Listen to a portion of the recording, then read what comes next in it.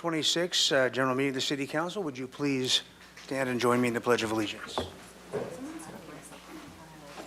I pledge allegiance to the flag of the United States of America and to the republic for which it stands, one nation, under God, indivisible, with liberty and justice for all.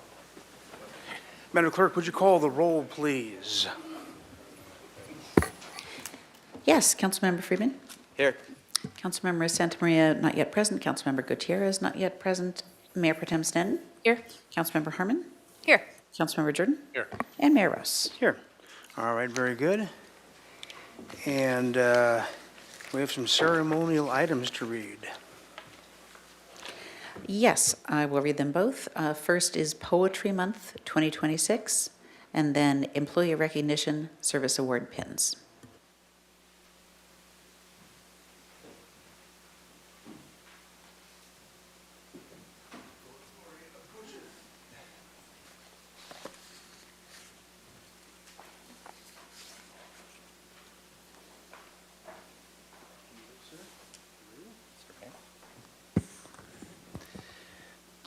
This is National Poetry Month, April 2026. Whereas Santa Barbara thrives as a community where creativity and expression are not only valued, but essential to how we understand one another and envision our future. And whereas 2026 marks the 30th anniversary of National Poetry Month, observed nationwide each April to highlight the extraordinary achievements, contributions, and legacy of American poets. And whereas in 2005, the City of Santa Barbara established the position of Poet Laureate to foster civic dialogue, honor diverse perspectives, and bring poetry into the heart of public life. And whereas George Atchison, Santa Barbara's, did I get it right that time? It's really a hard name to say, thank you. Got it.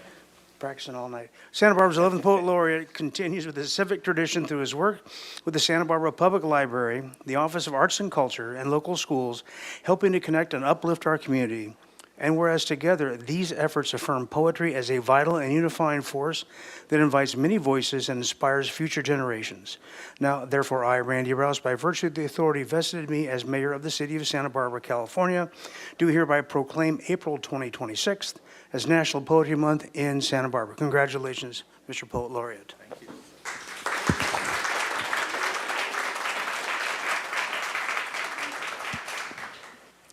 Thank you, Mayor. Thank you, Council. It's an honor to be able to stand in for all of the poets and writers. And as evidence of the first year, this just came out. It's an anthology, A Feast for Santa Barbara, Poets Celebrating Food and Drink. They edited 117 local poets from 6th graders to 95-year-olds, all celebrating our county. So you'll be able to buy that soon, now that the ad's over, my poem. It was hard not to think a little more about our nation and our world, given what's going on right now. So this isn't just about Santa Barbara, even though the title of the poem is Making the Most of My Santa Barbara Soapbox. And it has an epigraph from the great Nobel laureate Seamus Heaney. I can't think of a case where poems change the world, but what they do is they change people's understanding of what's going on in the world. The poet's job is to protect and serve. As the word, formerly powerful, has of late lost its luster, needs someone's care in this unimaginable time when those who rule suggest we don't know what the term war means. Even in our saint of a city, it's impossible now only to praise. So I offer every apology to our yet majestic, still spring green mountains, our mesmerizing dance of sea. You sustain, thanks. If only others didn't merely see money in the crude oil beneath your waves. How could they pretend to ignore that decades ago, a spill right here helped launch a movement, a need to celebrate Earth Day, another April celebration, as if every day shouldn't be glory and hosannas, both for this globe and our ability to sing its magnificence in paint and metaphor. And that leads to the serve part, which sometimes is as simple as insisting Unalikes are quite alike. A taco is a lover's embrace. Wine is a vineyard's happiest tears. A No King's March is a conga line to the music of a democratic band where the joy is playing together, if not always with virtuosic flair. Please, please tell me at best we all care, for I have seen it myself. One morning, my leg badly cramping, and all I could do was slowly settle to the curb, street side in pain. A stranger in his pickup pulled back from the corner, probably off to his next gardening job, and asked if I was okay. His asking made me better, especially since it would have been brutally easy for an agency to profile and stop and question him in this world, stupidly assuming any person, you, me, us, could be illegal. As a poet, a citizen of blessed Santa Barbara, I can only hope to serve exactly like that. Thank you.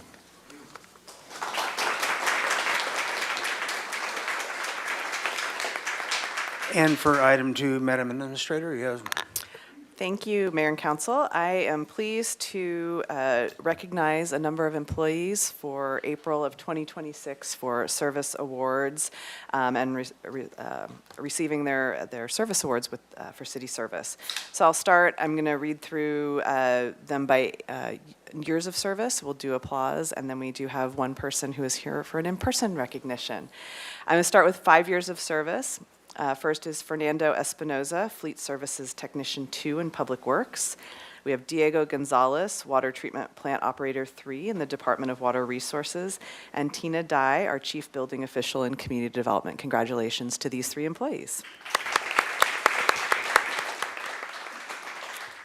For 10 years of service, we have John Mitchell Chua, Water Treatment Plant Operator 3 in the Department of Water Resources, Casey Cromer, Maintenance Worker 2 in the City Administrator's Office, Scott Macbeth, Police Officer, Adam Mick, Police Sergeant, Rudy Ramirez, Police Officer, Caitlin Mamulski, who has her title listed as Development Liaison in the City Administrator's Office, but that is a very recent appointment, but has spent 10 years in the city organization, so we're pleased to welcome her into that new role as Development Liaison. And Thomas Diefenthaler, Police Officer. I want to thank those employees. And I'm going to take a point of personal privilege because there is one employee celebrating 10 years of service, and normally we would not recognize these employees, but she happens to be here and sitting across from me, Sarah Gorman, our City Clerk Services Manager, so I want to give her her service pin.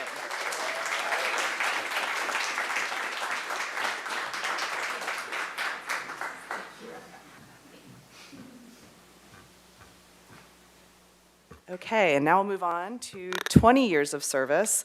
We have a lot of fire employees. I don't know if any of them are here, but if they are, we can also congratulate them. Tony Lamarca, firefighter. Moses Romo, fire captain. Aaron Vaughn, fire captain. Tom Churpek, firefighter. Tia Rose Rodriguez, fire engineer. Hillary Allen, Environmental Services Specialist 2 in Sustainability and Resilience, and Andrew Bermond, Airport Facilities Manager in the Airport Department. Congratulations.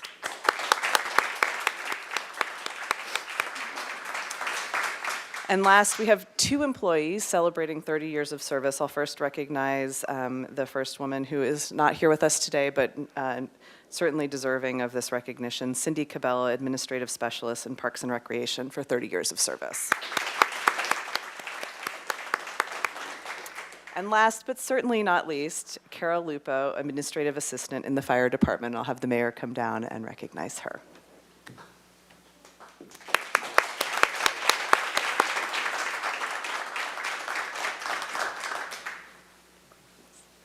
I'm already starting. Oh, thank you. Thank you.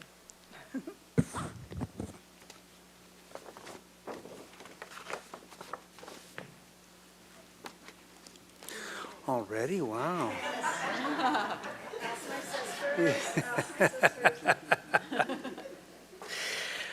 Carol Lupo, Administrative Assistant for 30 years of service as of April 2026. Carol Lupo began her career with the city of Santa Barbara at the encouragement of her father-in-law, Bill Lupo, who retired as a city water resources supervisor on April 2nd, 1996. She was hired as a receptionist for the fire department. Carol's administrative skills and productivity were quickly recognized, earning her a promotion in 1999 to administrative specialist in the fire department and fire prevention division, and in 2002 to executive assistant to the fire chief. In 2020, all executive assistants were reclassified as administrative assistants, which remains her current title today. In her 30 years with the city, Carol has served with 9 fire chiefs and 6 city administrators and has provided support through many local emergencies and notable natural disasters. As the fire department's administrative assistant, Carol is a steady and reliable presence who supports the fire chief and the entire department with a variety of administrative duties, office operations, personnel issues, department communications, and interactions with other city departments. Carol is often the first public contact for those who need assistance from the fire department, who appreciate her friendly demeanor. She is known for being dependable and hardworking, and her extensive historical knowledge and impressive command of the office have earned her the unofficial title at the fire department of Chief Carol. Carol has been happily married for 30 years to Bill Lupo, who, like his father, is also a retired city employee. When she is not at work, Carol enjoys attending film festivals, working on creative projects, crafts, and traveling. Carol Lupo, on behalf of the City Council, the Fire Department, your fellow city employees, and the residents of the City of Santa Barbara, I thank you for your impressive 30 years of service to the city and recognize your outstanding service to the Fire Department and our community. Congratulations, Carol.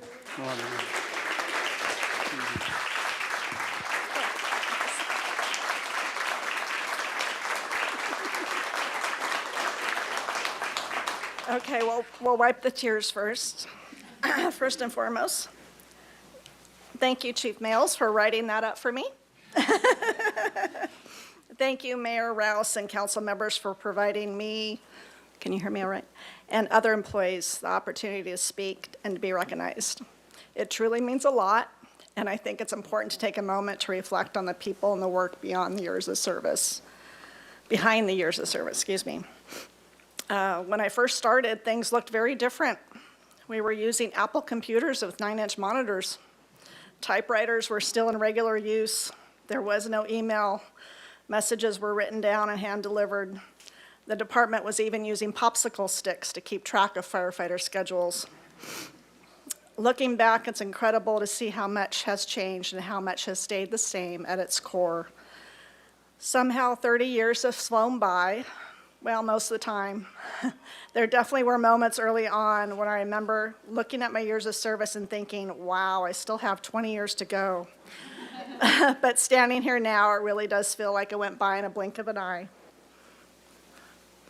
Besides my late father-in-law, who encouraged me to apply with the city, I've been incredibly fortunate to have the support of my family and friends.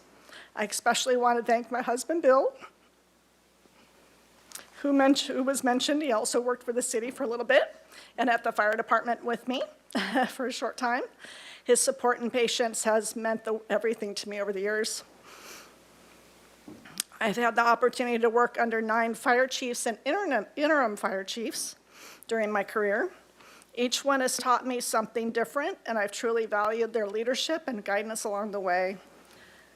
One of the most special parts of my career have been the people. The fire department really is a family, and for me, my closest family members have been the office staff. I'd like to acknowledge my first office family, my predecessor Gloria, who paved the way for me, along with Ruth and Debbie, and later Robin. At one point, the department had 6 to 7 admin staff, and today we have 3. And while technology has certainly changed how we do things, there's no less work. Just different work. Processes have been streamlined and automated, but new responsibilities have been added, and staff continues to adapt and step up every day. My current office family is invaluable. Carrie, Teresa, and I each have our roles, but we help each other out and have fun when we can. Liliana is also part of our close-knit group. Although she's not admin staff, she still wants to hang out with us. I'm so grateful for their friendship and for the many laughs and, yes, even tears we've shared over the years. I would like to take a moment to acknowledge those employees and former employees who left us too soon, but who leave a lasting impact. Steve, Ziggy, Dan, Mike, Brad, Ron, and Tony each hold a very special place in my heart.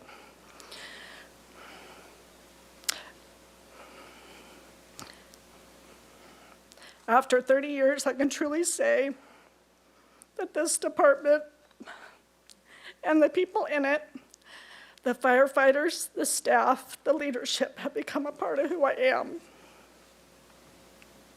I am proud of the work we've done, grateful for the relationships I've built, and thankful for the opportunity to serve the city. Okay, here's the fun part.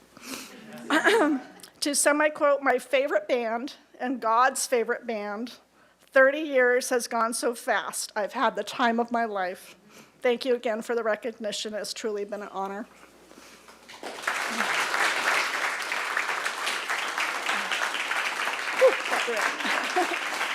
Thank you.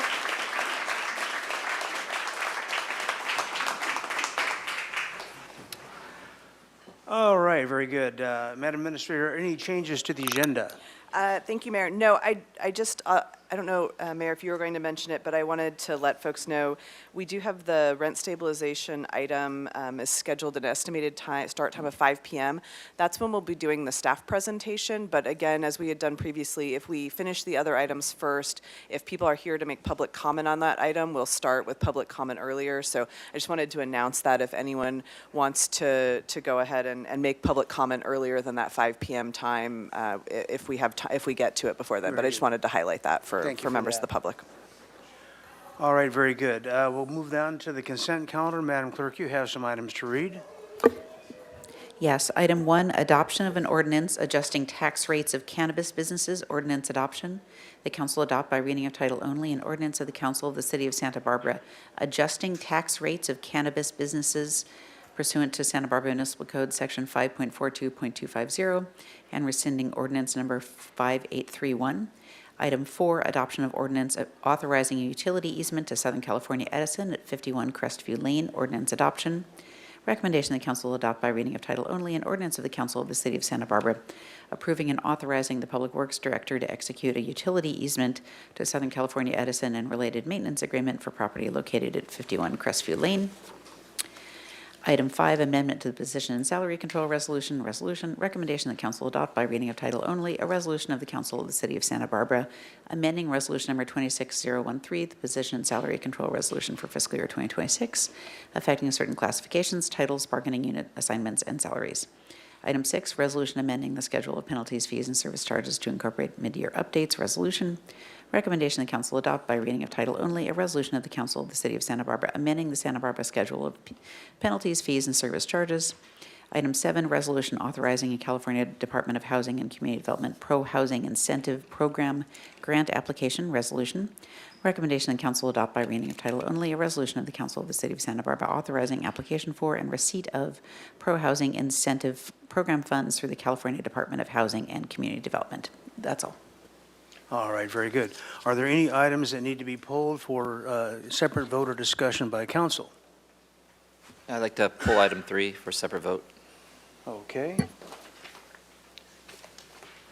And let me see, are these actual active speaker requests, or is this part of an old screen here? I've got Oscar, Kristen, Megan, and Wendy. Do we all have things to say? I didn't think so. So that's not, do you have any other requests to speak?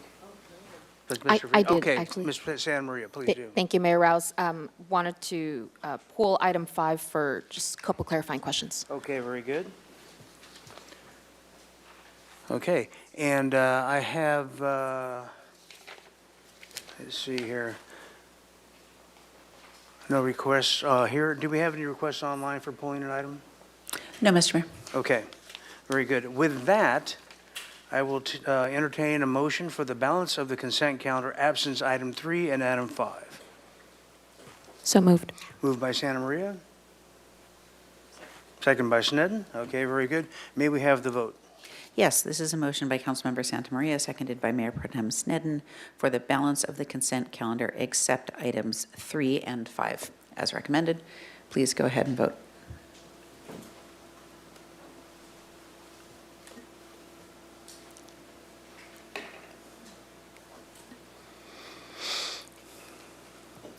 Pass unanimously. Thank you very much. Okay, we'll go, move on now to general public comment.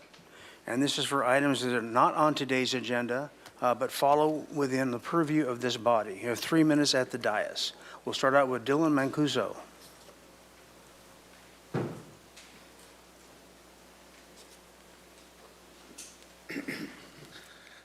Hi, everybody. My name is Dylan Mancuso. I'm a local business owner here in Santa Barbara. I own both Cuso's Creamery and Cuso's Bikes.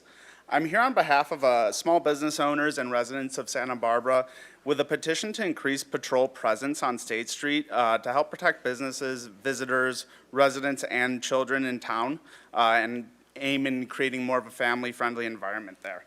State Street is the heart of Santa Barbara. It is where families gather, tourists visit, and small businesses depend on safe, welcoming streets to survive. Recently, business owners, employees, and residents have raised serious concerns about public safety along State Street, especially within the pedestrian-only promenade areas. Key concerns include aggressive or disruptive behavior, theft and vandalism, harassment of customers and staff, drug-related activity, and groups of minors riding high-speed electric bicycles recklessly through pedestrian areas. And I own a bike shop. Of particular concern is the growing number of children and teenagers riding electric bicycles at unsafe speeds through crowded sections of State Street. These bikes often exceed safe speeds, the speed regulations set by California. Many of them are being reclassified as e-motos and are causing more collisions, more incidents, more controversies at our farmers market in particular. We constantly see interactions outside of our stores around this.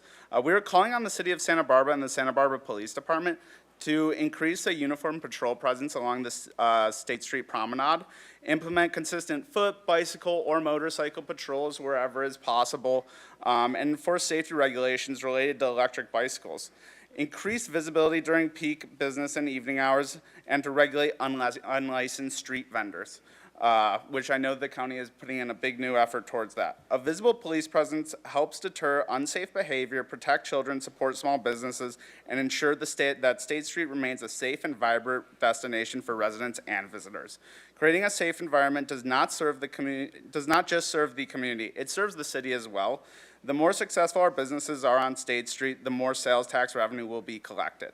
This could provide some relief as our city looks to raise certain taxes even further, though it is already some of the highest in the nation.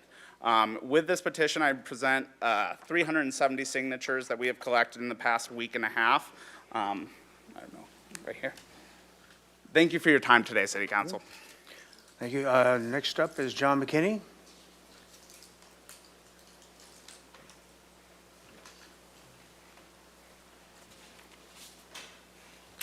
Mayor and council members, I appreciate you listening to my concerns about the needlessly high costs imposed on my family by the city as we struggle to complete construction of an ADU. Over the past few weeks, with your input, we've identified the core problem.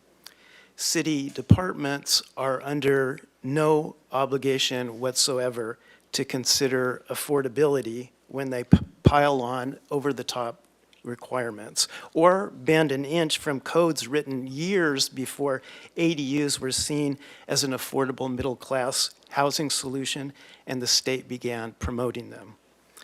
A personal note. During my long writing career, including an 18-year stint with the Los Angeles Times, I've often had the experience of telling stories of by-the-book government officials adhering to policies and codified rules that make sense to government itself, but make no sense to the public and harm individuals and the community at large. For the sake of my family and my fellow citizens, I'm compelled to challenge a half dozen city decisions that cost us very dearly, including the $20,000 water heater installation from hell, and the city's insistence we spend $25,000 we don't have to repair a sewer lateral that is working perfectly, plus another $50,000 of purposeless requirements that I'll detail, document, and give receipts for at another time. My experience also compels me to warn anyone considering building an ADU about the high costs facing them and the city's absolute refusal to consider affordability in the planning and building process. Mayor, City Council, I'm sure, like me, you've had your own experiences and frustrations with municipal regulations and recognize the need for change for ADU policy and direction. No homeowner should have to endure the kind of needlessly adversarial relationship that we've been through, nor suffer the exorbitant added cost the city adds to constructing an ADU. Thank you for your consideration. Thank you. Amanda Green?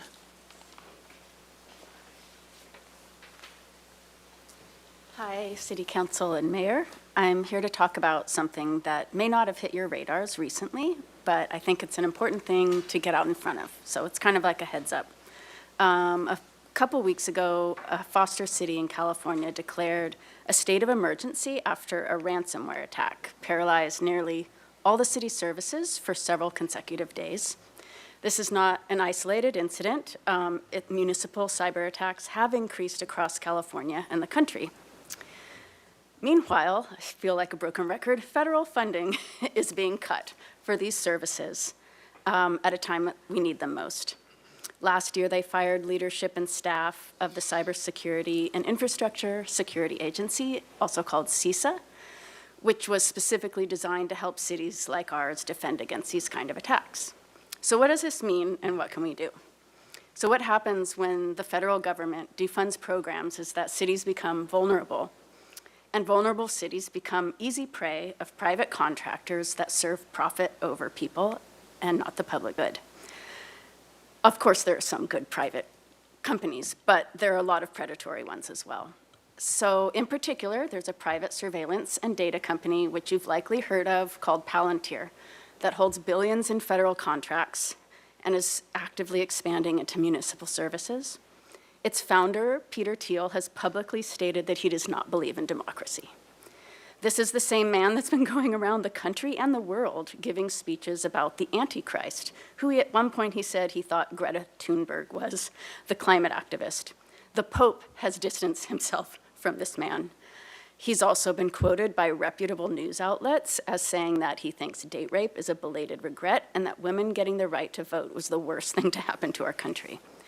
I don't have time to go into the specifics of what the implications of contracts with this company owned by this man mean, but suffice it to say, if our city's ever approached by Palantir or affiliated companies or anything related to Peter Thiel to provide cybersecurity or any municipal service, I'm asking that you reject that contract or at the very least do incredible due diligence.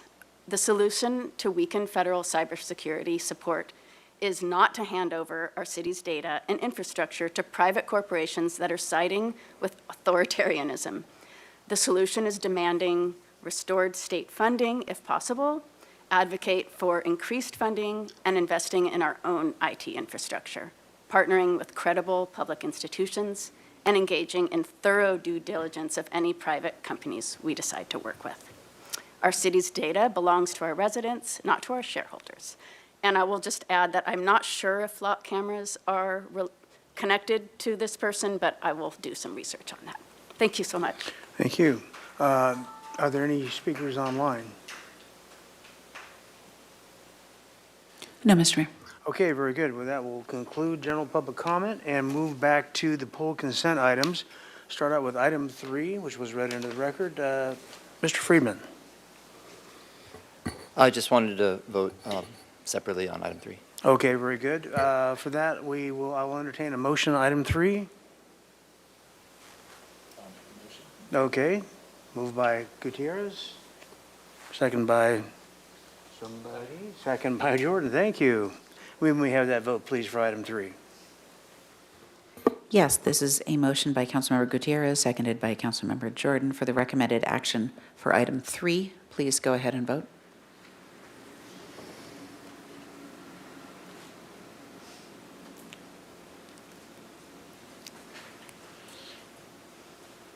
Item passes 5-2 with Freeman and Santa Maria dissenting. Very good, thank you. Next item is item 5, Ms. Santa Maria. Thank you, Mayor Rouse. Wanted to ask a question for our city administrator.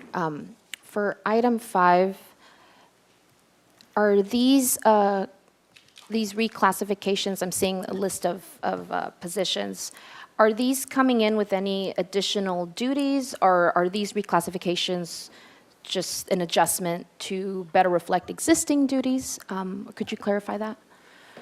So for all of the items, so typically the way the reclassification process works is generally an employee will request a reclassification based on what they believe are expanded duties or different responsibilities that they have assumed. Our Human Resources Department, the employee will fill out a position description questionnaire that outlines the duties, and then our Human Resources Department will look at our classification structure and see if there is an alternate classification that reflects the duties that are, what is the closest reflection of the duties that that position has assumed. Or they may say these duties fall within the existing classification. And so that is generally how the reclassification process works. I will note that on item 3, which is the administrative assistant to the mayor and council, that is simply a title change and salary adjustment to reflect the recommendations of the classification and compensation study. And so that there was a reclassification request for that position.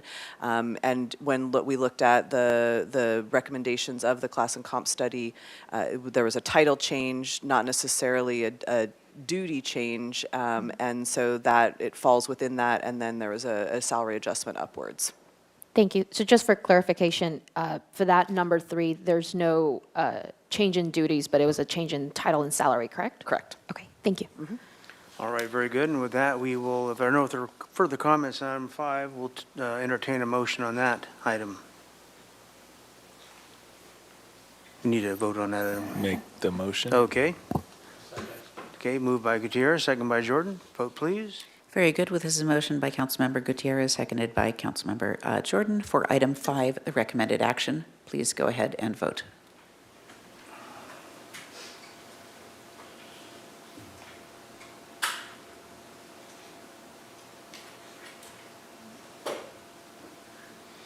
Passes unanimously. Thank you very much. And with that, we'll move on to item 11. If you'd read that into the agenda, please.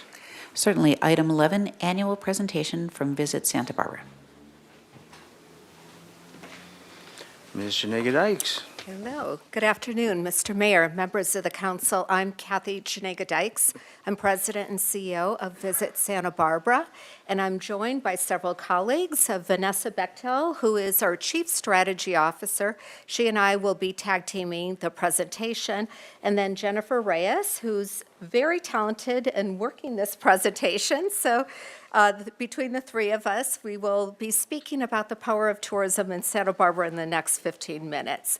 I want to begin by thanking you for the opportunity to be here today. I certainly appreciate your continued partnership, your engagement, not only with Visit Santa Barbara, but with the broader tourism economy. So today, we have a few things that we wanted to talk about. First, to talk about how tourism impacts our community, how it's performing. It's always the question that I get. And then our priorities, really to ensure it continues to deliver value for Santa Barbara. But I want to begin by showing you just a a sneak peek of a short video we're working on. It's still in development, but I love watching these videos because it makes me so proud to be able to represent this destination. It's called, this captures what we call the Santa Barbara effect, and that is that emotional feeling that one gets when they travel to this area. That's like the aha as soon as you enter these boundaries as well, too. And this is, why people choose to visit here, and it continues to differentiate Santa Barbara from much of the global competition. So let's take a look. They'll tell you Santa Barbara is beautiful. But beauty is just the beginning. Here, the ocean meets the mountains in minutes. The vineyard meets the surf break. Spanish walls hold centuries, while the streets pulse with what's next. You came for the view, but you'll leave with the flavor, the sound, the spirit. More than one dimension, more than one story. A moment of discovery, calm at the edge of the ocean. Another reason to stay a little longer.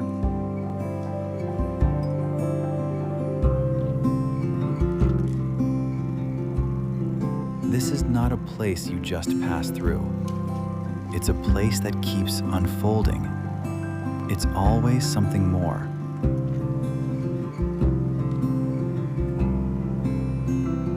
But always Santa Barbara.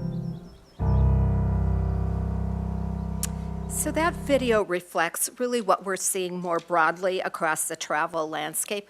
Demand is still strong. In fact, you'll see in a little while, DOT revenues are up, and we've had a very strong spring break season as well, too, thankfully, because of the good weather. But we know that our travelers are making more deliberate choices about where they go and why. They're looking to enjoy life. YOLO, you only live once, here to recharge, to immerse themselves in authentic experiences, and to spend more meaningful time with friends and family. And we all know that Santa Barbara is so well positioned to be able to meet those needs, but we're competing in a very crowded environment requiring a more targeted and strategic approach. And those travel decisions really have a direct impact here at the local level. We all know that the visitor economy, it's not a standalone industry, it's a foundational part of our Santa Barbara's broader economic ecosystem, and it's a system that really needs to continue to be nurtured in order to produce. The benefits extend beyond the hotels. Often we think tourism only supports hotels, but think about agriculture, arts and culture, retail, transportation, more. This is a connected, community-wide economy that contributes to the quality of life that we all are enjoying. And in Santa Barbara, certainly as you can see on the screen, that impact is significant. Visitor economy generates approximately $1.4 billion in annual local business sales within the city, supporting over 8,000 jobs, and it drives over $500 million in wages and salaries. And these are not abstract figures. They represent real businesses, real jobs, and real contributions to the services and the infrastructure that support our community. So with that context, on why the visitor economy matters, I'm going to walk you through how it's performing and certainly how we are responding. And looking at the performance to date, the market remains stable, and these figures are about a month out because we haven't received the latest. But occupancy is at a stable 70%, slightly ahead of last year. Average daily rate is just slightly down, and RevPAR is essentially flat. Overall, room revenue is holding steady. And at the same time, as you can see, transient occupancy tax collections are outperforming both last year and budget projections. And taken together, this reflects a market that's stable, it's resilient, even as it navigates broader economic uncertainty and evolving travel behavior. We've all been reading about all of the headwinds that our industry is facing, but yet our tourism economy continues to perform.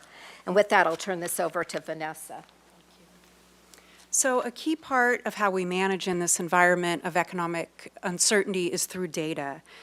We track hotel performance, forward-looking booking trends, as well as visitor patterns so that we could better understand demand and then change our strategies if necessary.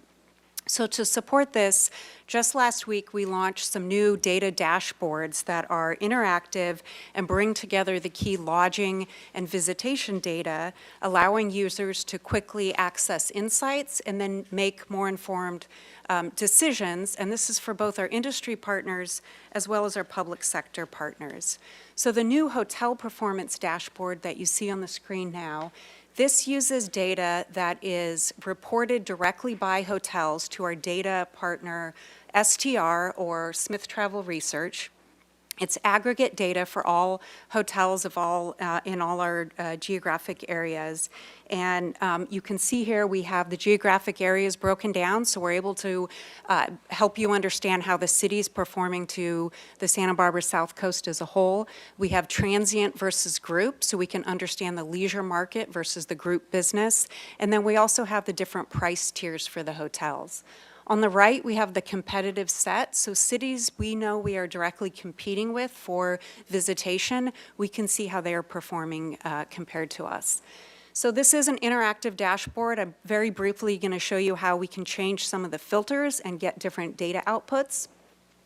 So the first one is the KPI on the top left. We have occupancy, average daily rate, and revenue per available room. We're going to select daily rate.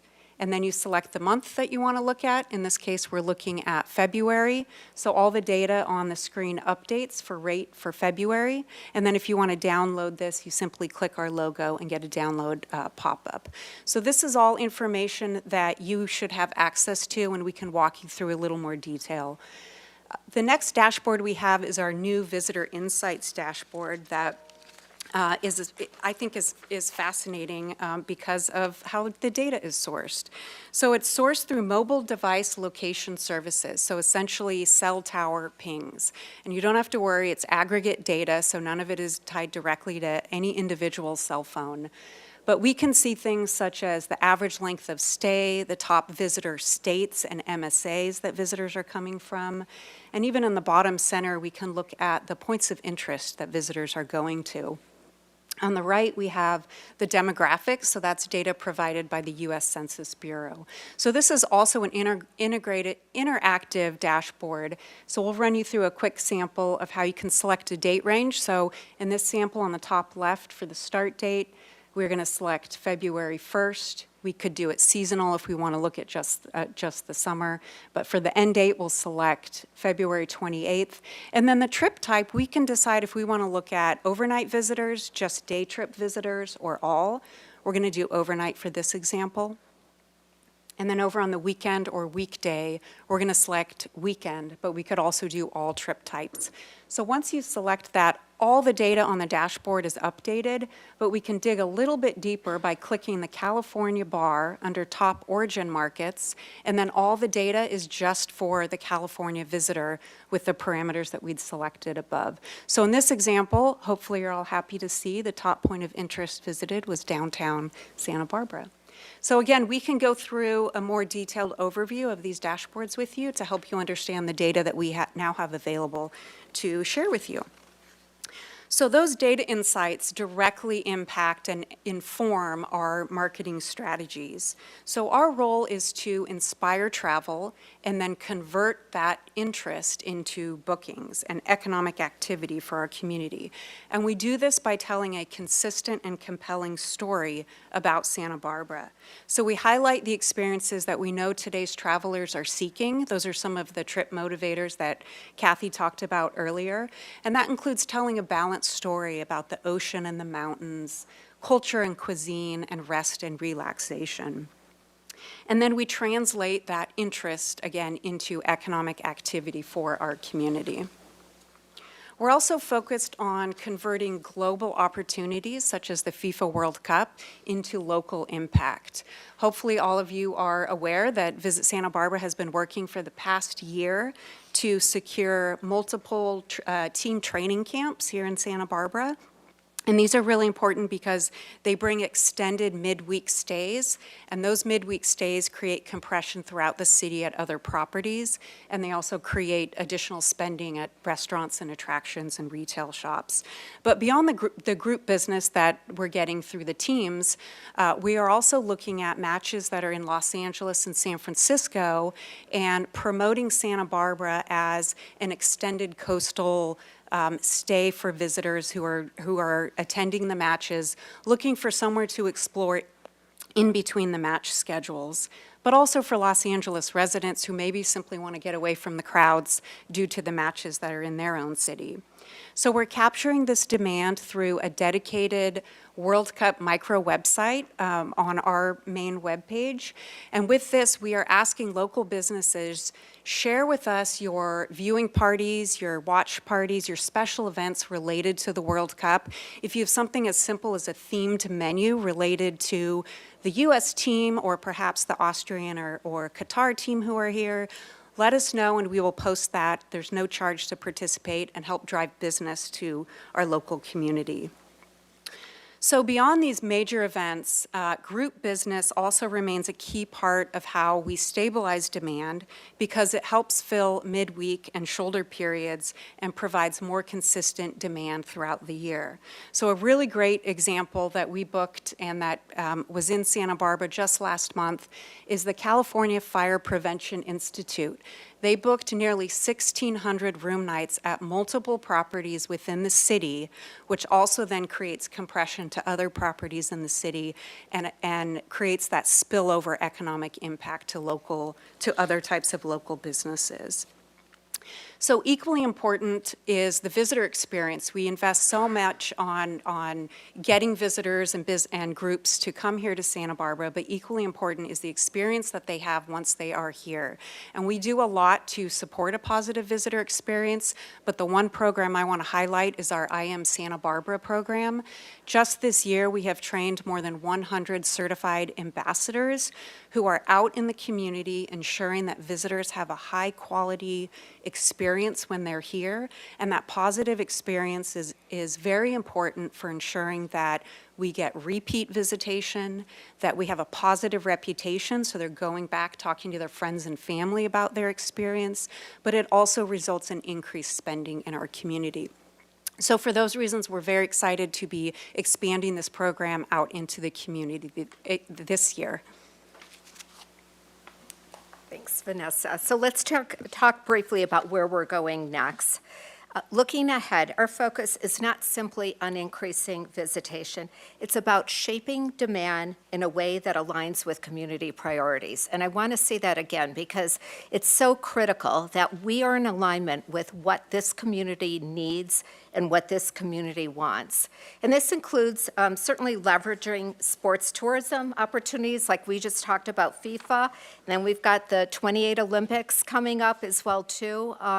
We recently launched a sports and festivals task force. It's more of an elevated task force. And the whole strategy behind this is how to leverage some of the positive publicity that we are receiving from recent sporting events and upcoming sporting events, but also bringing in more high-profile festivals that will contribute to our economy. And then finally, we are in the process of redesigning our website to improve conversion, trip planning, and referrals. We're also investing in visitor services through tools that enhance trip planning as well as the in-destination experience. Everyone's talking about AI, and of course, we are adopting AI as well too.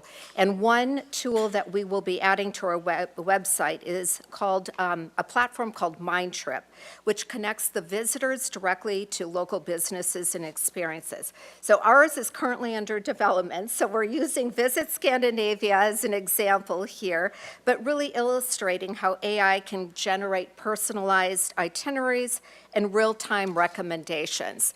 And a perfect example would be as if a guest was staying at Hotel Santa Barbara on the 500 block of State Street.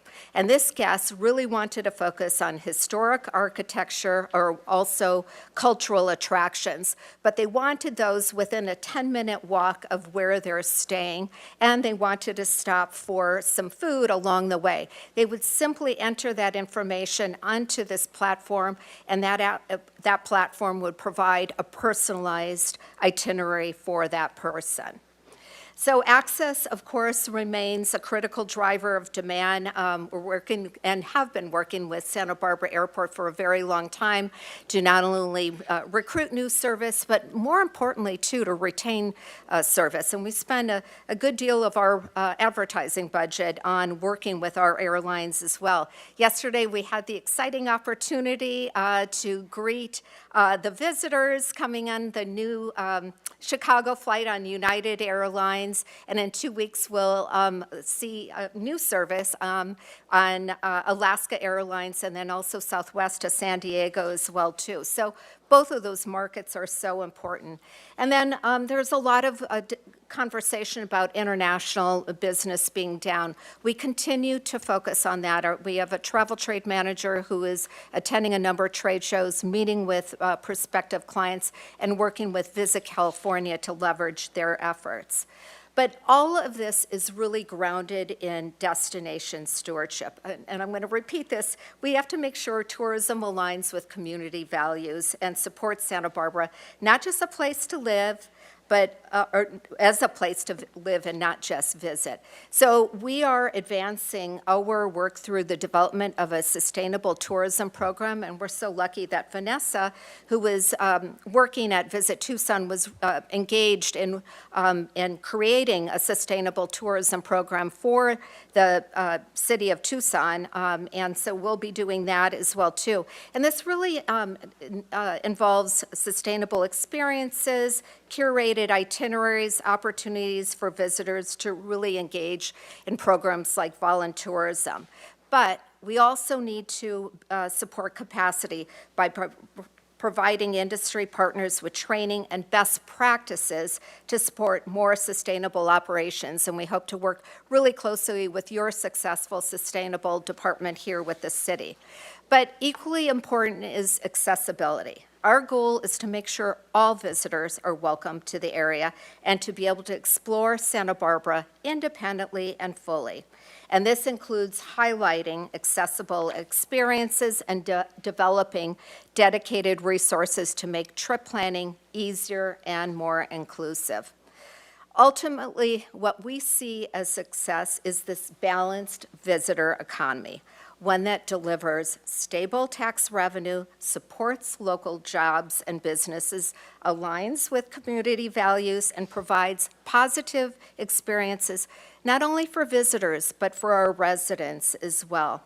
And we know that thoughtfully managed tourism supports a larger system that shapes Santa Barbara as a place to visit, live, work, and invest. And I want to end the presentation with a quote that you've heard me read before, but I think is so important and such a critical philosophy that we all need to support. If you build a place where people want to visit, you'll build a place where people want to live.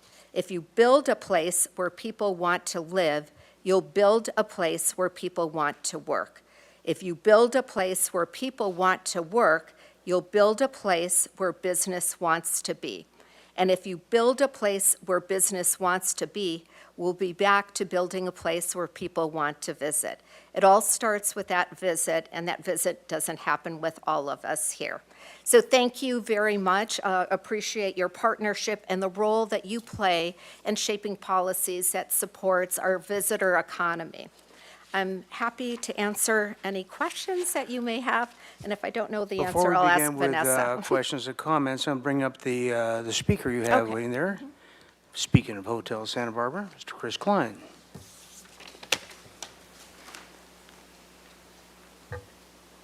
Thank you, Mayor Rouse, members of the council. Nice to see you all again. I'm here to provide my sincere feedback about the continued excellent results that VSB provides this destination. As the GM of Hotel Santa Barbara and the board chair of Visit Santa Barbara, Hi, I'm biased. I understand this, but I'm also well-informed. The leadership and staff of Visit Santa Barbara consistently places its emphasis and efforts to improve the health of the lodging and visitor economy. These efforts have resulted in the lodging and visitor services sector being the city's largest contributor to tax revenues. But let me talk about our humble hotel, Hotel Santa Barbara. It's been the beneficiary of these results. I'm pleased to report we're sold out tonight. I'm pleased to report we've been sold out all month. I'm pleased to report we're going to be sold out the rest of the week. This is due to a lot of these efforts. Our success puts more people to work. We have doubled the number of employees since 2022. I want to say thank you to the VSB, its staff, all of you for your attention. We appreciate the council's continuing support of funding VSB and its marketing programs. Thanks for your time. Thank you, and I'll say that I've been in that hotel many times over the years, and it really is looking good. And you had a great little bar down there, by the way, that I've never been there myself, but I've heard about it. On council, are there any questions or comments? And we can use those together because it's a non-action item. Ms. Sneddon. Thank you, Mayor Rouse. I had a couple questions. I always appreciate these presentations. So one is about local jobs and business vitality. And I'm wondering if you could give us some insight into where the jobs are or what the next jobs are, or how is that all looking? Yeah, thank you, Councilmember Sneddon, as well, too. We're very fortunate, as Board Chair Chris Klein just mentioned, right now we have a very healthy economy, which means that more people are working in the industry.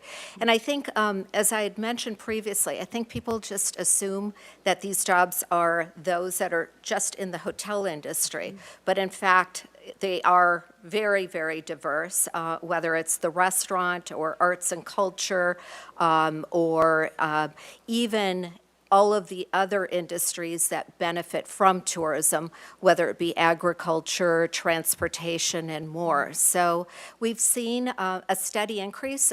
We actually contract the Chamber of Commerce to do hospitality industry recruitment as well, too. So it really helps all of our industry. It's not only for what we need right now, but it's also building the industry for the future, educating our younger generation about career opportunities. Thank you, and I've always appreciated the outreach you've done on employment for young people in particular. But for AI, is this one of the industries where AI is expected to make less of an impact or more? Councilmember Sneddon, I think, and we are adopting AI in a number of different ways. For us within the office, we use AI, for just efficiency of systems and things like that. As we saw during the presentation, we have a brand new tool that we will be loading onto our website that, that provides travel planning ideas. We still need our website, which is why we are investing in a new website, because AI gathers that information from all of the information that we are putting out. So it's a little bit like what you put out is what you're going to get in. So right now, the AI tool will be using much of the content that our website contains as well to be able to provide customized itineraries. But there are so many more opportunities with AI, and it is changing the travel industry, but I think it's making it efficient and, frankly, being able to customize experiences for our visitors. So is there an opportunity there that people might visit places they wouldn't have otherwise found? Absolutely, and I think that's another way to use AI is basically looking at ways to kind of help us market the destination too. And then is the hospitality industry somewhat one of those industries where people won't be replaced by AI? I don't think our industry can be replaced by AI because our hospitality is all about people. We may improve efficiencies and systems, but you still want to talk to a real person. Yes. Yes. I'll second that. Yeah. Yes, you still want to talk to and see real people. I really appreciated aligning the values with sustainable tourism and with our local values. I really appreciate that you mentioned accessibility and inclusion, especially right now. I think that's really powerful.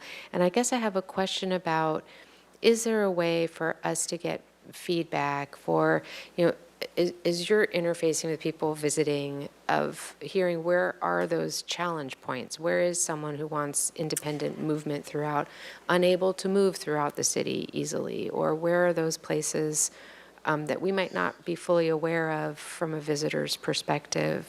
I think that's a good question. I'm just going to check with Vanessa to see if that. We've asked that. We haven't asked that yet, too. But that is, so we are completing a three-year strategic plan, and one of the objectives of that plan is the sustainability program. And as I had mentioned, Vanessa has experience in creating one in Tucson. She also has experience in creating that accessibility guide as well, too. We have a page on our website that does provide some information, but we'll be building that out. But I really like your idea of really understanding and learning about those pinch points. Where are opportunities to actually remove barriers so that people can become more independently accessible around the community. Thank you so much. You're welcome. Mr. Friedman. Thank you, Mr. Mayor. Thank you, Mr. Jangadikes and your team for the presentation. Always great to hear every year and how well we're doing compared to other areas and just in general promoting Santa Barbara. So just a couple questions and then a wrap-up comment. Could you speak to the marketing of businesses and conferences versus recreational travel? Are we more heavily favored towards recreational travel or businesses, and do we have opportunities for growth in each of those two separate? I think we have opportunities, Councilmember Friedman, we definitely have opportunities for growth in both. When you take a look at the structure of our budget, the largest portion is probably dedicated toward what we consider leisure travel, and that is in proportion to the makeup of the hotels or lodging facilities we have here in the city of Santa Barbara. We have some very large meeting facilities, which are so important for midweek, off-season business. But we also need to make sure that we're representing not only the larger facilities, but the smaller ends. But with that said, I think we have to understand who our clients are. So when we are marketing to the leisure visitor, often it's the person who's the chair of a board of directors who is thinking about bringing his conference to this area, or it could be another decision maker that could be doing that too. Our group sales department is quite robust, and in fact, so not only are we focused on bringing meetings and conferences, we also have somebody working the international market, now the sports market as well too, but meetings and conferences is critical for this area. And I think what is important to understand, it's not just that single hotel that benefits from that meeting, but the compression that happens. So for example, if the Hilton is filled, and I think we used an example, the California, an association that just met at the Hilton last month, they filled up not only their hotel, but also some nearby hotels. And then some of the motels then benefited because all of those hotels were filled and they were available for leisure visitors. Thank you. Just my last question is, it relates to the airport. I know we have a great partnership with you in the airport. And there has been new routes, San Diego, Chicago, and at the Airport Commission meeting, one of the things that, it's not apparent, but it's not just those routes that we're going to. It was like, how profitable could a San Diego route be? I think you know where I'm going with this, but how are you coordinating with the city and the airport, and how do the access to new destinations such as San Diego and the market that opens up, or Chicago, and how are you part of our team to really take that opportunity to expand our reach? Yeah, Thank you, Councilmember Friedman. I know exactly where you're going. So when we talked about the new service to Chicago, it's not just the point-to-point service. It's about opening new routes, new connections. And the same thing will be with San Diego. Alaska Airlines is actually poised to use San Diego as one of their hubs for better connections, not only internationally, but also domestically as well, too. So we work closely with certainly Chris and his team, and they're the airport consultant, to understand where some of those other routes may be and being able to market to visitors in those potential areas. Thank you for all the answers, and I think it's great that we're looking ahead to the new opportunities that are coming with the San Diego route and the Chicago route in particular. Just in general, I just want to say thank you to Visit Santa Barbara, your whole team, Mr. Klein. What you offer us, being able to get our story out there and to bring people here to Santa Barbara to experience all that we have to offer, whether it's on the business side or the recreational leisure side. And I say this every year, but it's something that's always stuck with me back when we had just a few months after the debris flow. And we really didn't know where we were going as a community then. And Ms. Jenga-Dykes, you showed tremendous leadership, and you worked with Visit California at that time. And they had just done a pivot Sonoma had gone through a fire as well. And they put a lot of resources into Santa Barbara and for us to come back during that time. And you hosted a forum here in Santa Barbara where Visit California came down, and really, at a time when we weren't sure as a community whether we were ready to reopen. And you made the case that it's important to start that process, probably a little earlier than most of us would have been comfortable with. But the reality is it got us back to being Santa Barbara again. And it really paid off because it got people back to work. It got the message out that Santa Barbara is a resilient community, and it meant a lot during that time. And to bring statewide resources into our community when we needed them, it just shows the value and the strength of the partnership that we have with you. And it was an important lesson that I learned early on during my council career. So just wanted to thank you for that. And then, again, as the numbers show, we are doing a lot better than many of our comparable regions, and that doesn't happen by accident. It happens through thoughtful and strategic work that we have with all of you. So thank you for all that you do for us. Thank you. Sorry, are there further questions or comments for this item? Thank you very much. Appreciate that. Move on to item 12. Item 12, Public Participation Plan for the Parks and Recreation Master Plan.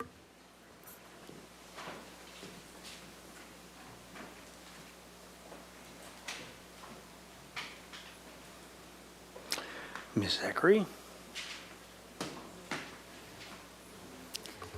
Mayor Rouse, members of the City Council, Jill Zachary, Parks and Recreation Director. I'm here with Bronwyn Bradbury, who is the project manager for this project, and she will be doing the presentation to you.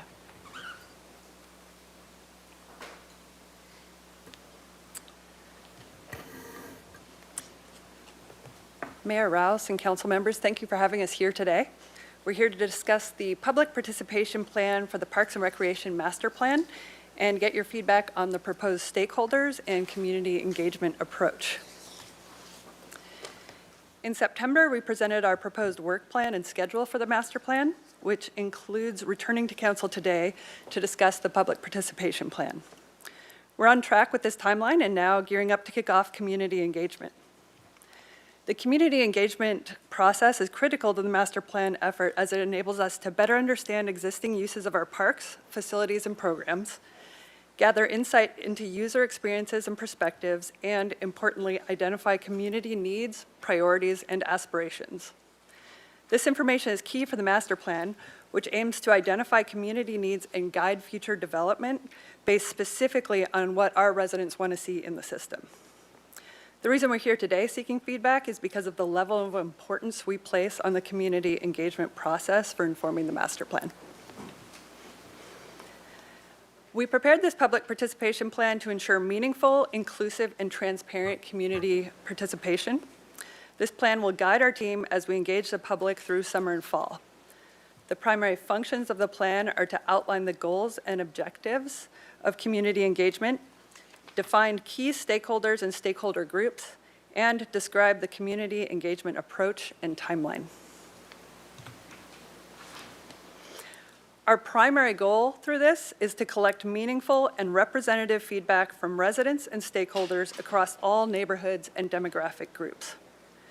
The rest of our goals and objectives aim to support this primary goal, and they include increasing public awareness of the goals, process, and timeline for the master plan, fostering a shared sense of ownership in the city's parks and recreation system, educating the community about existing assets and constraints, communicating how community input will shape the master plan, removing barriers to participation, and prioritizing outreach to historically underrepresented communities.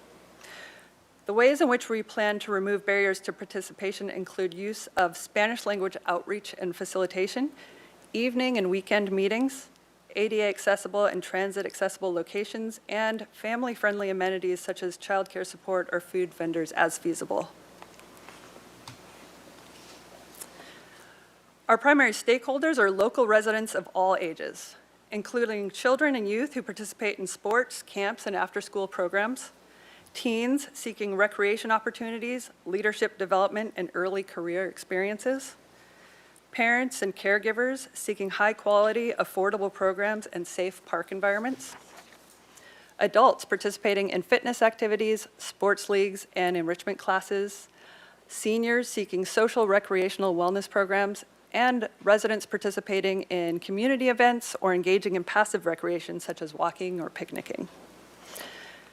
To ensure inclusivity, the city will prioritize engagement with residents who may face barriers to participation or are unrepresented in traditional engagement processes. This includes Spanish-speaking community members, people with accessibility needs, lower-income households, residents in park-deficient neighborhoods, and individuals who do not currently use parks or recreation programs. As part of this process, the city will engage community partners and organize stakeholder groups. We discussed these stakeholder groups when we presented the work plan in September, and the types of groups we plan to engage have remained the same since that time. This slide is unchanged from our September presentation and lists the types of stakeholder groups who plan to engage, including department partners, which are organizations we work with to help provide recreation and community services, user groups, which are various groups making use of the park system, special interest groups with common concerns and interests, nonprofit organizations supporting various causes, business groups that support Santa Barbara businesses, and government agencies that may be affected or interested in the master plan process. We'll work closely with these stakeholder groups to broaden the reach of our engagement efforts and to understand community needs and address concerns as we develop the master plan. This slide highlights two types of stakeholder groups that are key to our outreach efforts: those supporting Spanish-speaking households and those supporting community members with accessibility needs. At the end of this presentation, we invite your suggestions for any additional stakeholder organizations in these categories. The community engagement approach includes 4 phases shown here, and we'll walk through each phase in the following slides. The first phase involves preparing for community engagement.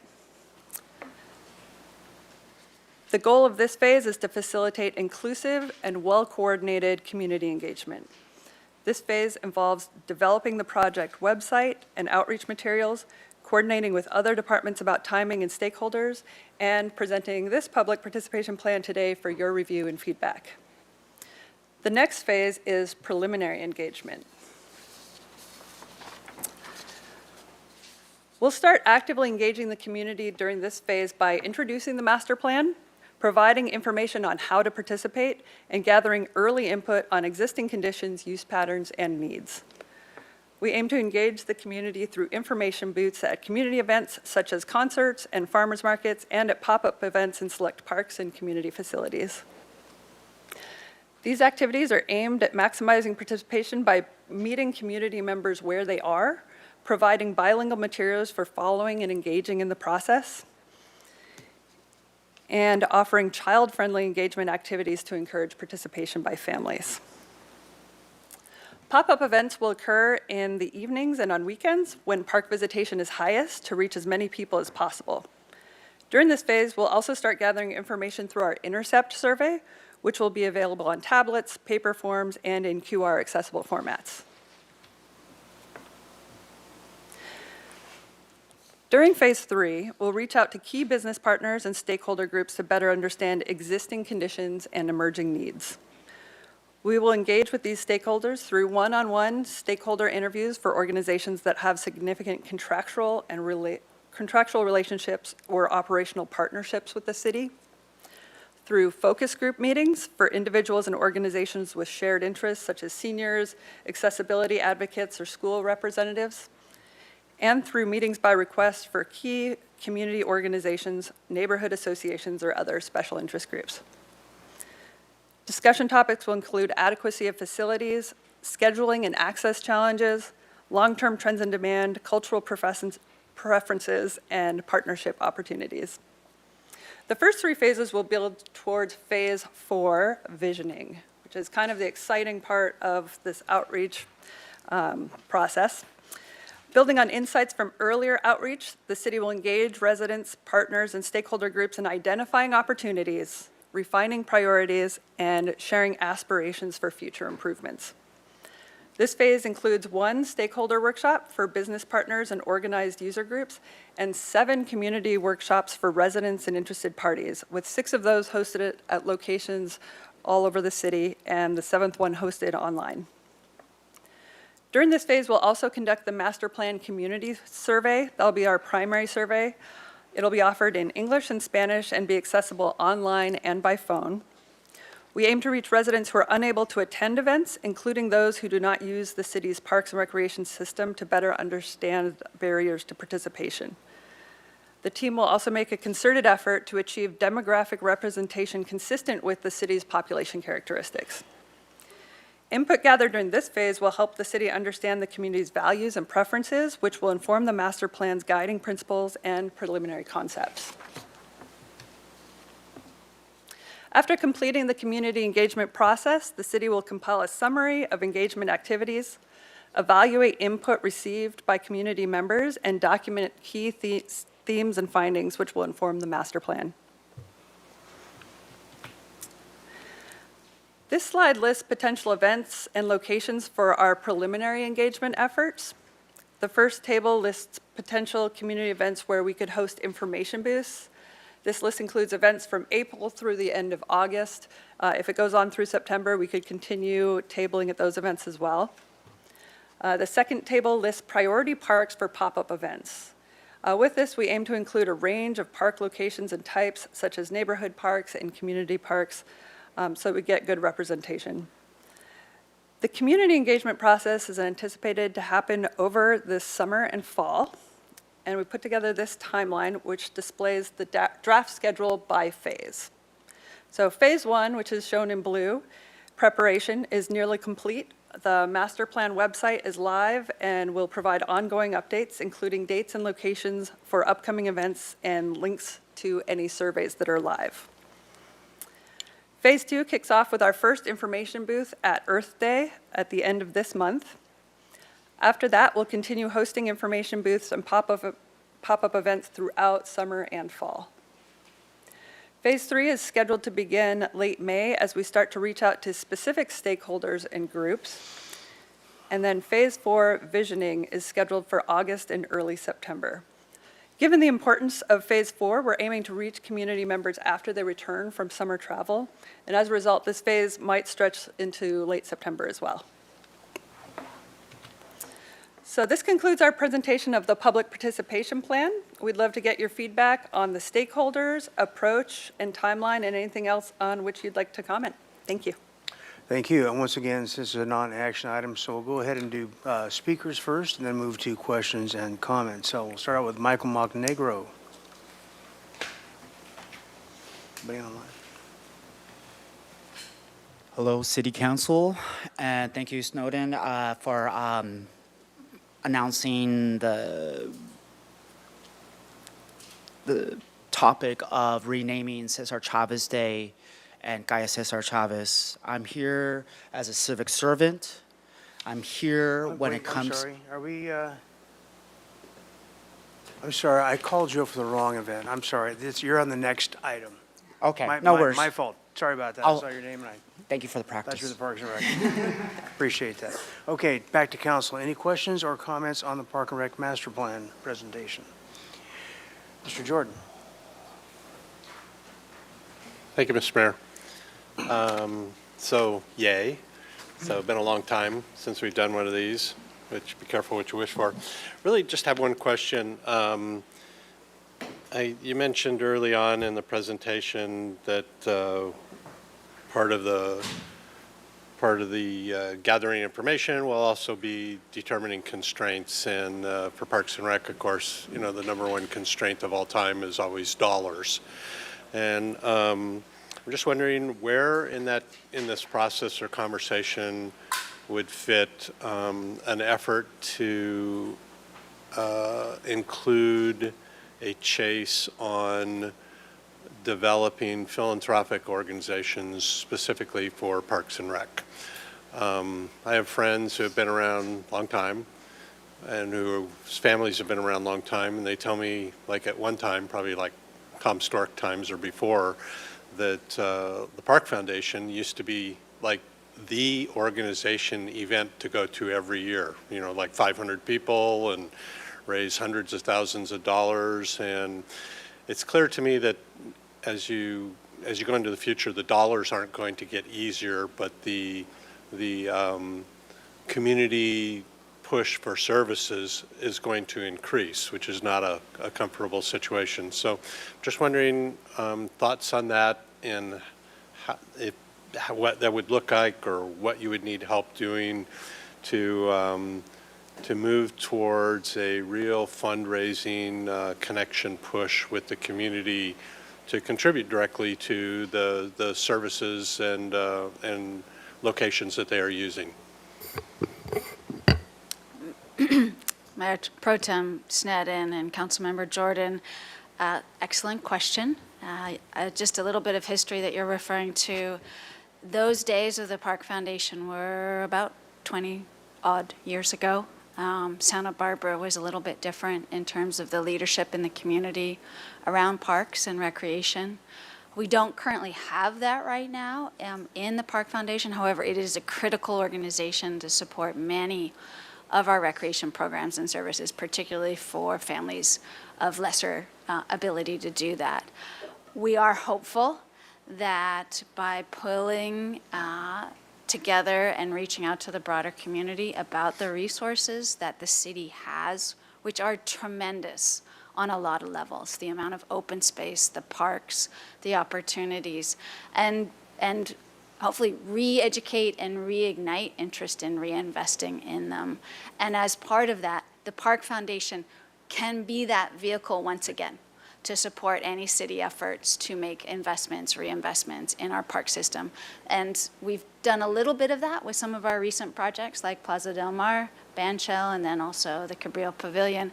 We have a lot further to go, and hopefully through this we will elevate the community's understanding and knowledge of how historically philanthropy has been critical to the creation of our park system and how philanthropy can play a large role going forward. Yep.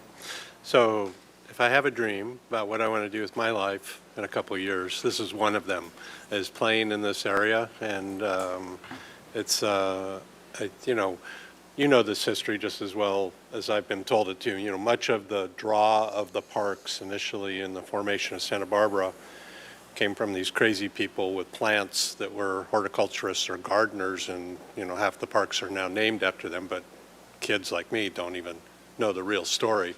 And that was part of the allure of Santa Barbara at one time, was its very diverse plantings and landscaping, and the parks played a really central role in that. And so there has to be a way there has to be a way to improve that message to something even a little more granular, that if you're driving from San Roque to go walk your dog at the only real off-leash experience in Santa Barbara on the Mesa, that there's a real benefit for you to make sure that location is protected and enhanced and improved in the future. Or if you're just an older person who's walking across the street on Shoreline Park with a little dog on a leash, that's just as important to you too. And finding a way to channel those experiences into helping a department that's, 60 some park locations in the city that's like, again, one of those blessings that bats way above its batting average compared to other places, but just runs up against the constraints of trying to keep up with the expense of managing them and not frequently being able to improve them, just trying to hang on to managing them.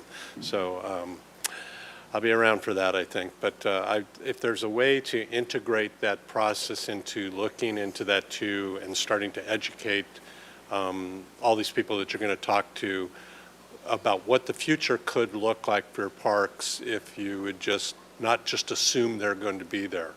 Down on the granular level for me, twice a day, is I'm going to look up in 50 years and there's going to be no trees at the Douglas Family Preserve, which is the direction we're going unless we do something different. We lose trees every year. And everybody else has got a park in a situation or a story like that about what it won't be, or will there always be that much grass at shoreline, or et cetera, et cetera. So I'd love to see you think a little bit about that and start to plant that seed with the community through this project. Thank you, Mr. Mayor. Mr. Friedman. Thank you, Mr. Mayor. Thank you for the presentation on this. This is a great project that we're going under. I think it was the last time you were here, it was 1985 was the last master plan. Is that right? I see your heads nodding, so it's long overdue. A lot has changed since 1985. So a couple questions. Do you have the PTAs of the schools as part of the stakeholder groups to do outreach? We've listed school representatives, but we haven't obtained a list yet. So they're on our list to reach out to. Okay, perfect. I think PTAs would be a great opportunity. They have monthly meetings. You have multiple schools. You have every school in every district and pretty much every neighborhood, or most of them. So you're going to get a wide diversity, and you're going to have parents and kids, and you're going to see the wide variety of needs and desires that are coming out of the PTAs. And they have a strong membership that they can get the word out to as well. So that's just one that is there ripe for the outreach, specifically with the PTAs of all our local schools. And then it's also important with the school districts going forward through this to have a good partnership with the school districts. I know we do, but we've had opportunities in the past. Councilmember Gutierrez and I and Parks Department had worked with the school district on the Family Summer Nights program for a couple of weeks. I think you remember, Ms. Zachary, over a couple summers. And it was really a successful program, but it's the sustainability of it over time. So that's one thing as we go through this and we're looking at new facilities, new programmings.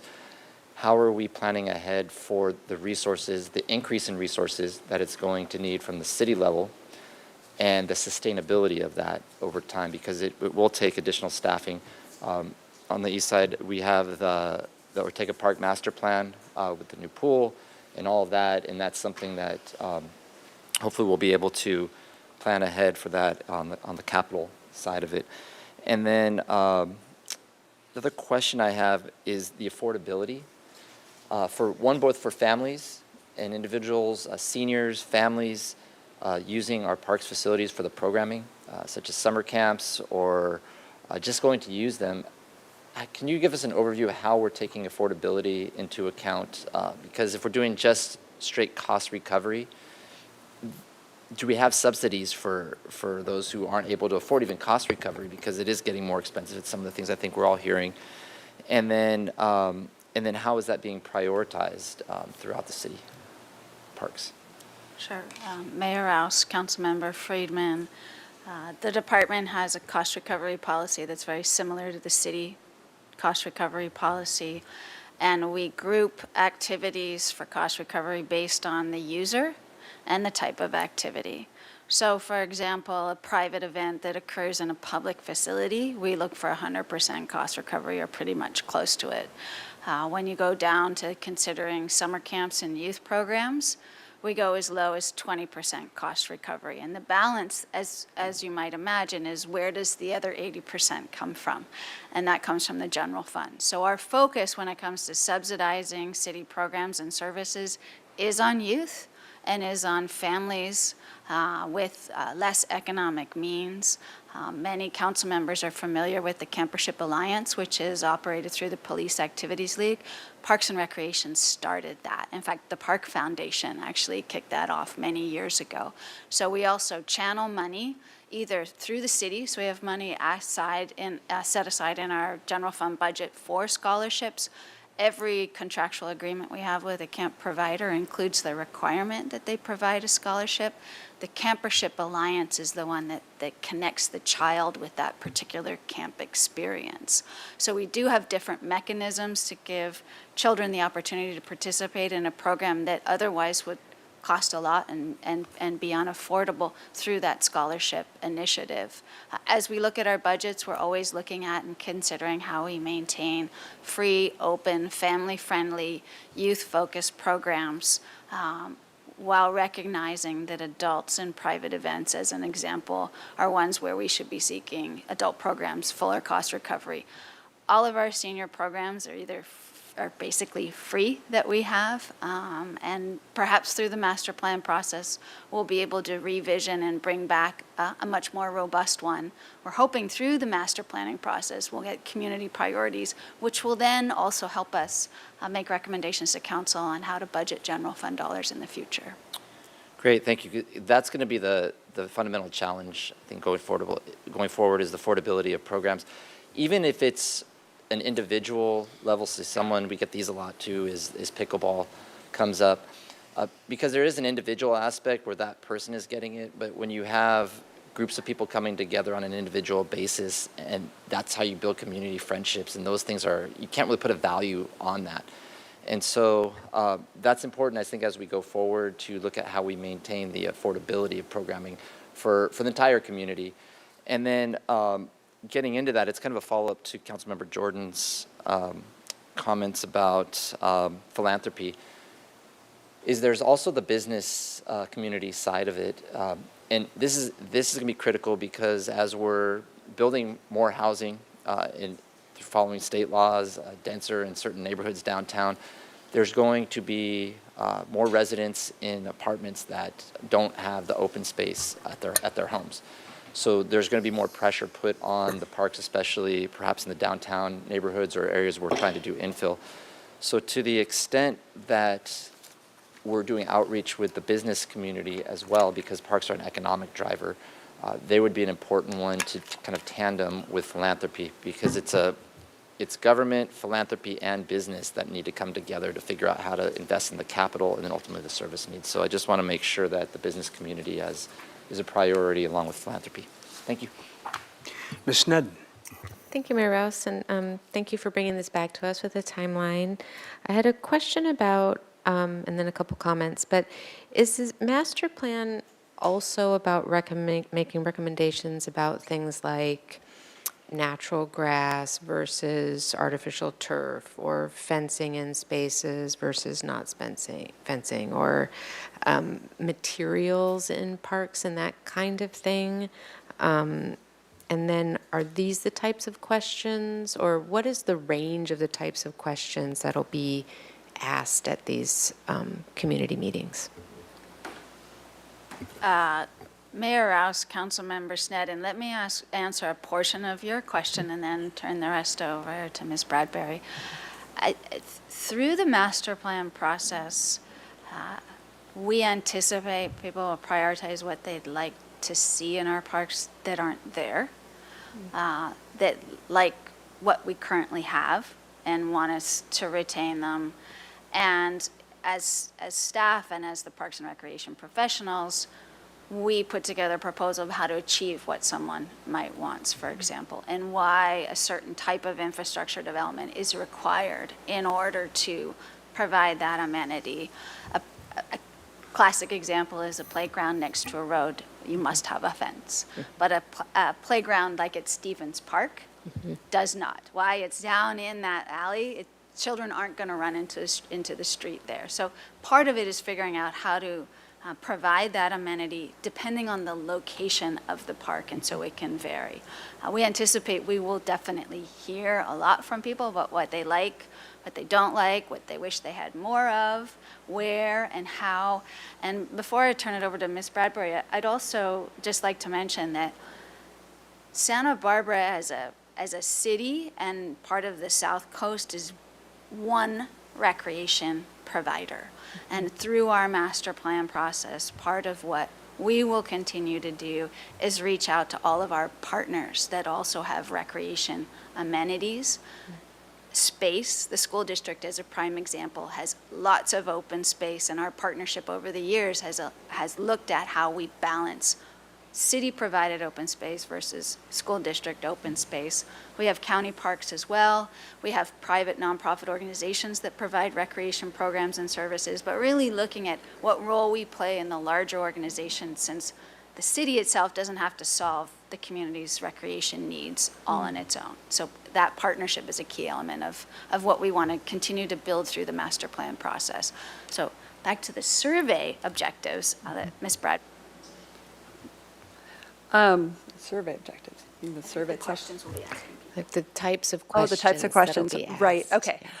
For the survey, we're doing 2 surveys. The first one is the intercept survey, and the types of questions we'll be asking are things to understand how people use the parks today, what they like about our parks, what they don't like about our parks, what things they want to see in the system, to get kind of a better sense of, start to wrap our heads around what the bigger questions are, so that when we get to the main survey, the Community Master Plan Survey, we'll have really dialed in the questions and really start to ask those questions of what do you want the future to look like? So that's when those questions will come into play. Thank you. And then on the timeline, the main survey, those questions come, when are those coming? That is, let me jump back to the timeline here. Most likely late summer, early fall. And so Of this coming? the concept behind the intercept survey is we want to make it as easy for anyone to participate. I think Councilmember Jordan mentioned at our last meeting, going up to parents that are picking or dropping off their kids at summer camp. Well, we'll probably hand them a card with a QR code on it and say, please take the survey online, because we're not really sure intercepting a parent in a car is a great idea. When we're in our pop-ups, in the pop-ups at our parks, and we actually are hiring 3 interns to support this effort this summer. They start next week. They are UCSB students, so they'll be with us for the summertime. We'll be able to use that opportunity to reach people in all sorts of situations. In person, we mentioned there'll be a iPad someone can do. We'll have paper for people that don't want to use a computer, and then also directing people to go to the city's website and take a survey online. Great, thank you. I guess I'll make some comments. Just our parks are so incredible. They're so, people come from all over and admire our parks, and they're just spectacular. And the work, Parma Park, all that was done through there, wow, Franceschi Park, and the type of community engagement you've done in the neighborhood there to try and address those needs and adapt to that. Gwendolyn's Playground, work with Ambassador Park and community outreach there. So, you definitely have already such a track record of beautiful parks and things to build on. I will add, let's get that park foundation going, Councilmember Jordan, because that is, I think there's a lot of potential there to revitalize that and really use that as a way to communicate and hear back feedback. I'm just going to put in a few stakeholders that I think might be important to talk to. I want to particularly name artists and historians, particularly with the muralist traditions, and particularly name any volunteer groups that are volunteering their time toward community cultural benefits. And so, I'll just name some. There's the Ortega Park users, there's SP Resiste, 805 Undocu Fund, different groups doing trainings or different things to just hear from them how that process might work better, just for particular input, I think will be important to hear early on, maybe rather than later, particularly any volunteer services for underserved neighborhoods in particular. I think it's really important that we reach out specifically to teens. I think they use our parks more than we realize, and they're not necessarily signing up for programs, but they are actually really healthy users of the parks, and I think important to reach out to them. And then seniors, particularly ones who are living in senior housing, senior homes, may not have as many resources all around town or mobility issues too, to just really hear if the parks are still feeling welcoming to them. Do they have enough places to sit? Is there enough, mobility throughout the parks? Goes without saying, and I'm sure you're going to do it, but particularly reaching out to Indigenous Chumash, particularly because so many of the parks are on very significant land, and I think having those conversations and welcoming, inviting that input earlier would be really beneficial. And there may be some partnerships of some spaces that are underutilized or maybe creatively used in ways that could benefit both. So just putting that out now. I think meeting specifically with neighborhood associations, you already do this with Revere Association, but each neighborhood association is so prideful of the park that is in a neighborhood and represented. So I think it's really important, not just broad stakeholder, but particular park stakeholders, and including the Neighborhood Advisory Committee, because that sort of represents areas that might not have their own neighborhood association. And I think that could be helpful as like their own targeted outreach. And then I think we've been hearing a lot of different groups, I'll just put this out here, who would love to use the parks more, but fees or different things. So like the Plaza Del Mar band shell, I think there are a lot of youth bands who want to be able to use the shell. And I think as we're doing this, to be thinking about, is that, well, I'll say that I think it is a larger benefit to the larger community to have free concerts, to have those things. So maybe as part of this in our fee structure, we want to be thinking about that, encouraging more use instead of just cost recovery. And I realize it's very complicated, that particular issue, but I just wanted to put that there now, is what are ways that we could lower the barriers to encourage even more use, even if it does cause wear and tear, even if it does cause maintenance, that we should maybe be looking at that. And another one is opening more restrooms, having that be looked at, or the restrooms that we have being open. And I know these are complicated things that cost the city money and maintenance to do. But I think as we're looking at this as a master plan, people love our parks. We all love our parks. And I think looking at how people could use them more and be more accessible. But really, really appreciate that this is happening, this master plan. All right, any further comments and or questions for Sam? Ms. Zachary? Mr. Mayor, if I could just jump in and put in a plug for the Park Foundation. The Park Foundation actually sponsored free concerts and performances at the band shell last year. We had 4 that park solicited, and then they also supported ones that City Recreation did, so they were free and open to the public. We are hoping to do 8 this year, including 2 different shows that would include youth bands, as well as having youth performances at the Carrillo Recreation Center. So some successful fundraising has been done by the Park Foundation to support paying these artists who are performing for free. That's the #1 goal whenever we do something, is to ensure there's some amount of stipend. It's not a lot, just like there's not a lot that we do the free concerts in the park series at Chase Pond Park, and that is 100% underwritten by the general fund. So we are looking at ways to expand those.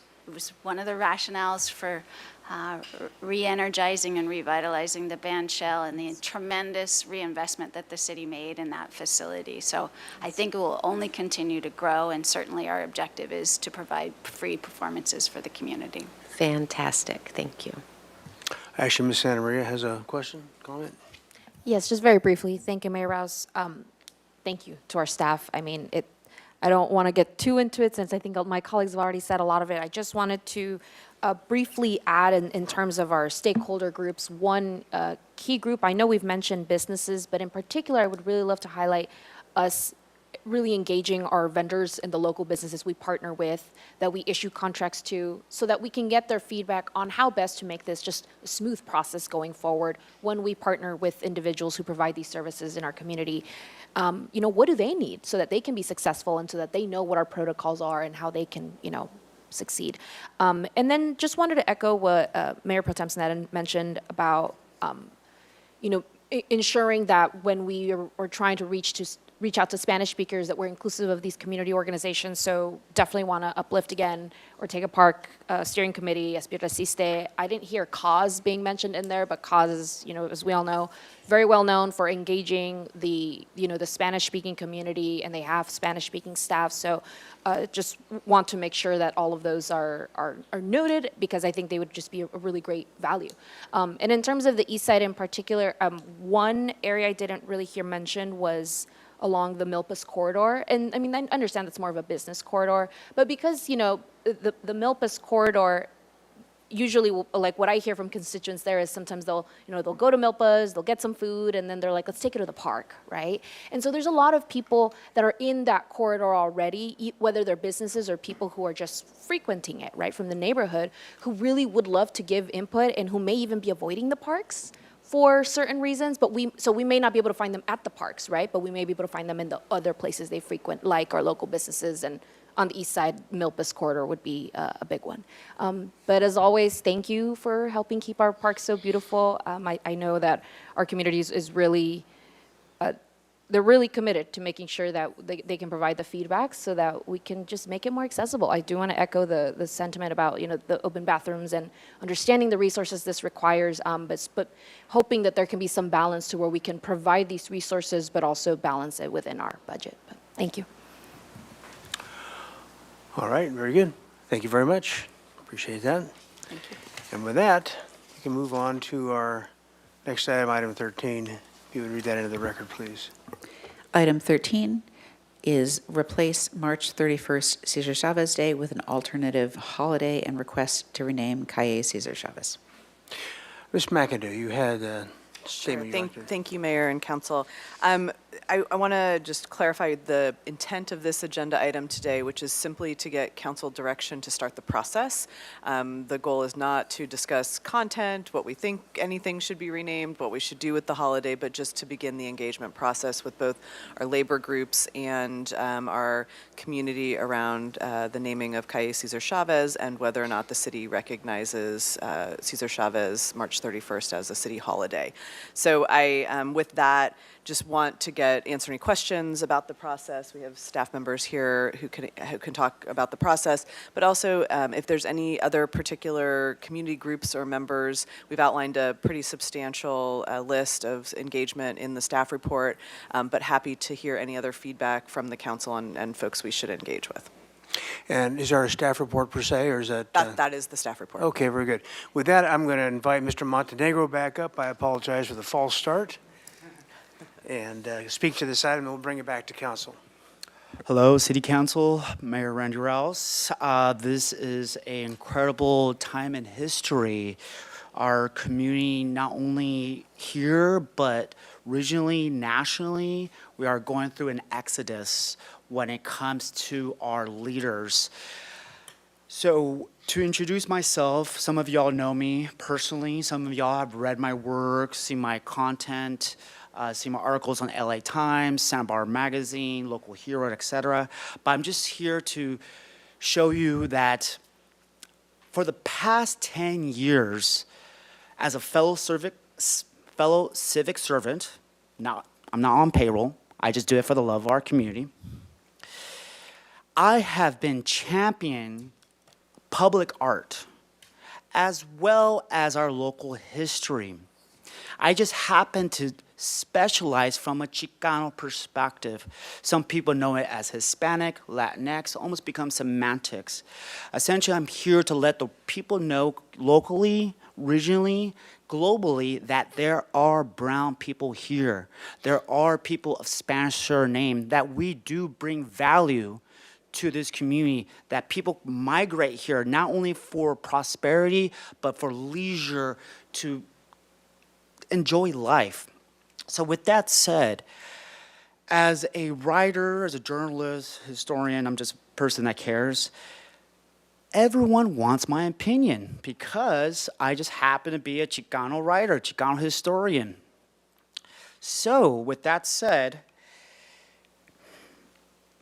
I would like to offer my services, my high caliber services when it comes to being a historian, when it comes to evaluating Cesar Chavez, when it comes to evaluating Cesar Chavez Day, because our society, our species, we are going forward, we are making progress, and I would love an opportunity to give y'all a presentation, a brief overview of how did Cesar Chavez even start, the importance of Dolores Huerta, but also as well honoring local heroes.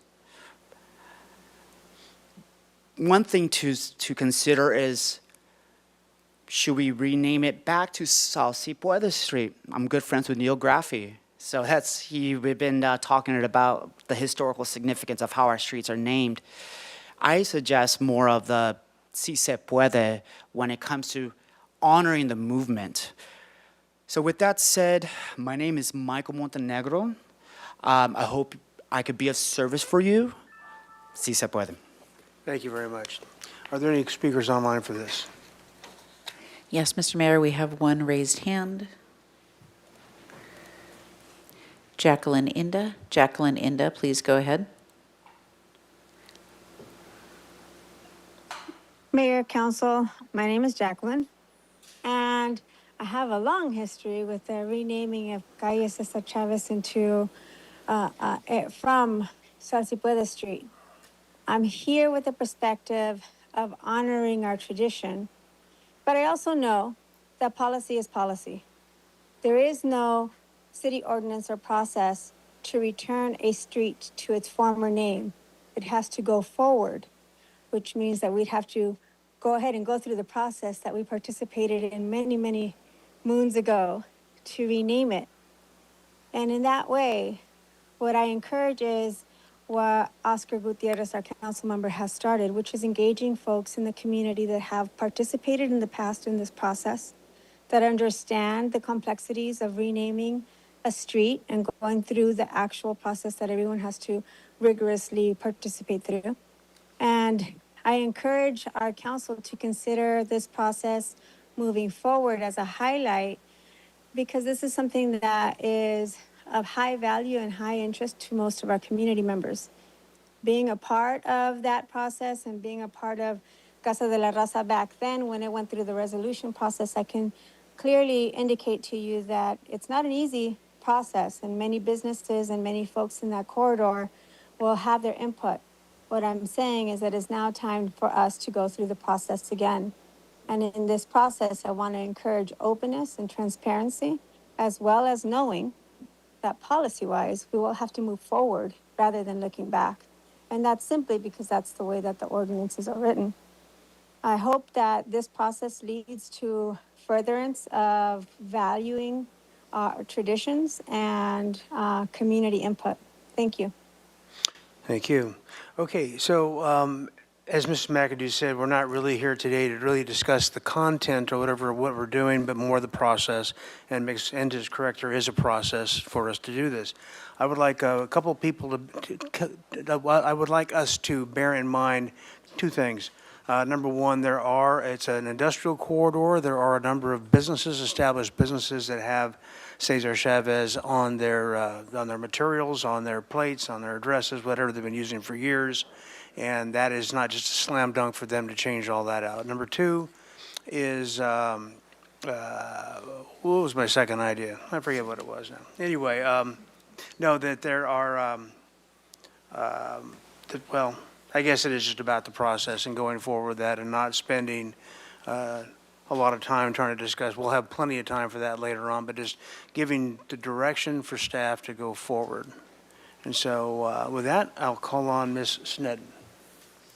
Thank you, Mayor Rouse, and I'll clarify that this idea first came from Councilmember Gutierrez, was very, same day, was immediately discussing this, and I'm grateful for that leadership. I have two questions. One, is it true that we can't revert the name back because of how the ordinance is written, or is that, I don't mean to say is that true, is that accurate? I think the concern is there is a lot of notification that has to happen in terms of the post office, local property owners, businesses. So there is, in fact, a formal process that we should probably go through just to make sure we capture all the steps in terms of notification. Absolutely, but I'm not, I've definitely processed, but I'm not sure if I understand, but can we still use the name Salsupuedes I if that believe was? if that's what the decision is, we would Okay. just have, we could, and then we just have to go back through the same notification process, Okay. even if it was to go back to the prior name. Okay, thank you. Yeah, I thought I misunderstood that we couldn't. No, just to add, the process must be followed, but there's no limitation on what name Thank you. you could choose. Thank you. I had misunderstood that. And then a question about the day, the holiday, since the state has renamed it Farm Workers' Day, does that impact at all how in our negotiations? Is it that we still keep the day, but we need approval, MOU, to change the name? So a couple things on that. I think I've heard some feedback that there's concern about continuing to honor farm workers on that day from stakeholders. And so I think we want to have that conversation, is that still the day that we would like to locally honor farm workers? So I think there's a community conversation around that, and whether the city continues to have that be the official sort of recognition of Farm Workers' Day in Santa Barbara. And then second, yes, we would have to do some amendment to the MOUs to change either the name of the holiday or the date of the holiday. You know, those are conversations we'll have to have. Thank you. And then can you just remind me the process? So you would do, get community input, and then there would be some names to suggest, and then that would come back Correct. to council? Correct. Okay. And or options. So like, you know, we would gather that community input and then bring those recommendations back to council to weigh in. Okay. And is one of those options no change? Is that something that? That could be an option. I think we can present that. I think, you know, there's been a couple which is, you know, floating around that we don't recognize the holiday anymore, but we provide our city employees with a floating holiday in exchange. So I think we just want to be sensitive to the fact that there are some people who feel strongly about not continuing to honor farm workers on that same day, regardless of what the state action has been. Okay. Great. Thank you. Is this where we would mention people we want you to Yes. be sure to talk to? I think, well, Michael Montenegro, Neil Graffey, Jacqueline Inda, especially because they made public comment, and then particularly people along that corridor. And I think it would be really good to have a meeting at Casa de la Raza with people involved with Casa de la Raza and open to people in the neighborhood to get particular input there. Mr. Gutierrez. Thank you, Mr. Mayor. I want to thank you for acting so quickly on this issue. I totally want to have this be like a community discussion, but I also just kind of want to get it done as quickly as possible. I would revert to just calling it back to Salsipuada Street and just getting it over with. I'm a big believer of pulling the Band-Aid as quick as possible. But I'm not opposed to going through the process of having it be a community issue. The other person I'd like to make sure you add to the discussion is Jacqueline Enda and Betsy Green. And that's all I got to say. Thanks. Thank you. Mr. Jordan. Thank you, Mr. Mayor. So thumbs up to move forward with it. Obviously, it's, I'll let you figure out what the advisory group looks like. I think you're going to get a ton of input up here, and you can run with that. And if you really think an established board needs to do it, then you can just involve the other names you've heard with that board at the same time, too. My personal feeling is any name carries risk. You never know. And so, you know, I was voting, I would say put it back to Salsapuedas. That seemed to have lasted the test of time so far. And then just run as you are planning to run, I think, with what to do at the 31st. Join with somebody's name, find another name, keep the date, move the date, pick another quasi-holiday that people would like off, but we don't give the offer that day off right now, and come back and let us know. So, thank you, Mr. Mayor. Ms. Santa Maria. Thank you, Mayor Rouse. So I want to echo some of what my colleagues mentioned. So definitely a yes, thumbs up for moving forward with the process. I too would love to see this change as quickly as possible, but I also am very sensitive to the fact that these businesses and everybody along that corridor, it's going to take some time, and I want to do this right. And thank you to Councilmember Gutierrez, who jumped on this issue so quickly. And you know, hearing from you, like right as I was hearing from community members, I'm really grateful that people were willing to engage right away on this, because it's something that I don't want just us to make that decision. That being said, some of the feedback that I've heard from community is folks are hoping that we focus on honoring farm workers rather than one specific individual, and I'm sure you'll hear that a lot once you talk to more of the stakeholders. But you know, one of the ideas that was floated to me was like Calle de los Campesinos, or something that has to do with the farm worker, right? And really keeping it centered on that. So I think it'd be great for us as a city, you know, speak to these groups, these, I think some folks that I don't think have been mentioned before, but the farm worker community. I'm happy to share some contacts with you. I can't remember emails off the top of my head, but I'll send those to you, because I do think, I mean, there have been folks here locally from the farm worker community who have been pushing for a farm worker day for a really long time, who have been pushing for that recognition, and I think this could be a really great opportunity to do that, and along with the naming. So I trust you and you know, following the process, and really looking forward to that update and see what the community stakeholders say. I would be happy to be as involved as I can be, given that this is my district, but also want to respect the process. So wherever you feel I can be an asset, I'm more than willing. Thank you. Mr. Friedman.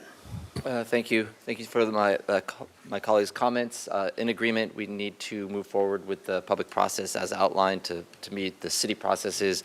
Thank you, Councilmember Gutierrez, for leading the way on this.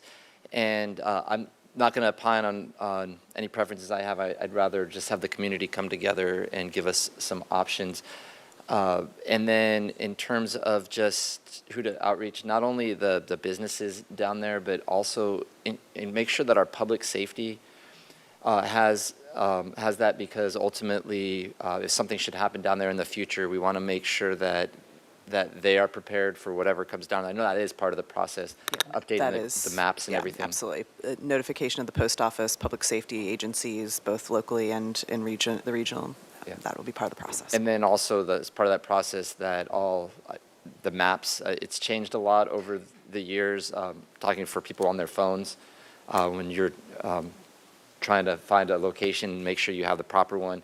Because again, that gets into public safety as well. So people, so those are updated. I don't know what that process is to contact Google Maps or whatever that is, but you can figure that out.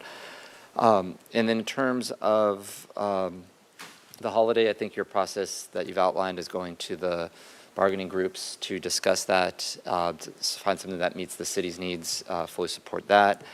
And I think that was all that we had to opine on right now. But again, the quicker we could do this. The one caveat I do agree that has come up is having it named after a person. could be problematic because you could run into something in the future again. So to the extent, there were some suggestions out here, but again, it's really the community, but to the extent that we could have something that is not person-specific, could avoid future unknowns. So that's what I got. Thanks. Mr. Gutierrez? Yeah, thank you, Mr. Mayor.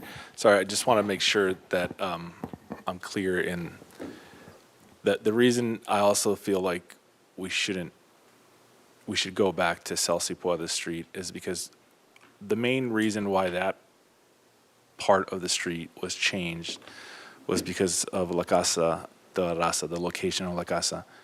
As we all know, the future of La Casa is not set, so that could change. So for us to change the name to respect that, it might be a lost cause in itself if La Casa is gonna be no more or gonna change locations in itself. When I think about farm workers or farming, I don't think about that part of town, to be honest, because it hasn't been. So if we're gonna rename the street, it should go back to what it was, because that name does reflect the history of that part of town, and we can get the community input on changing the name of the holiday. But I'm just trying to be as efficient and quick as possible about changing the name of the street. Everything else, we can have public discussions and get community input. But I also want to make sure that we add the Chamber of Commerce to the group, because obviously a lot of the businesses in that area are going to be affected. Thank you. Yeah, and as you spoke, I remember my second point was about the holiday and making sure because our bargaining units still expect a holiday. I think the most inventive thing is, in fact, a floating idea that we could offer the bargaining units. I'm sure they'd appreciate it. Plus, we wouldn't be putting it on anybody's birthday, which was how it was set there in the first place.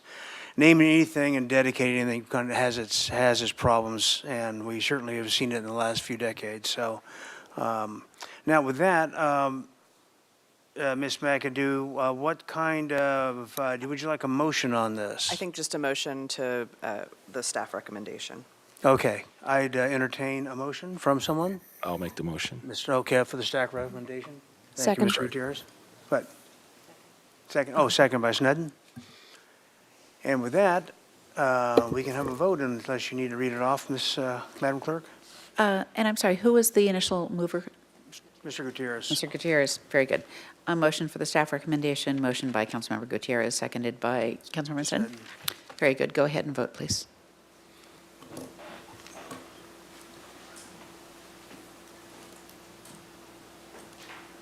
Motion passed unanimously. Thank you very much. So, Ms. McAdoo. I do have 2 speaker cards for item 14. I don't know if anyone else has submitted a speaker card that you have, Mayor, and if we want to go ahead and hear some of those speakers prior to the staff presentation at 5. I know they've requested to see if they could speak now instead of waiting till 5 o'clock. We can canvass the speakers since they're here, if they would prefer to go ahead and speak now or wait until we have the presentation. If I could speak. You come on and speak. Mr. Johnson. And is anybody online waiting with a hand up? There's one. Okay. Mr. Johnson, go ahead. Thank you. Good afternoon, Mayor and City Council members. Today's discussion is an important step in what is clearly a deeply impactful decision for our community. As outlined in the staff update on rent control, this is a policy that will shape Santa Barbara's housing market for years, if not decades to come. Today's discussion is an important step in what is clearly excuse me, I'm repeating myself. The Santa Barbara Association of Realtors has been a part of these discussions for the last 10 years, and we understand this is a policy that is very important and very impactful. Because of that, we'd like to offer a simple perspective. This is exactly the type of decision that should be placed before the voters.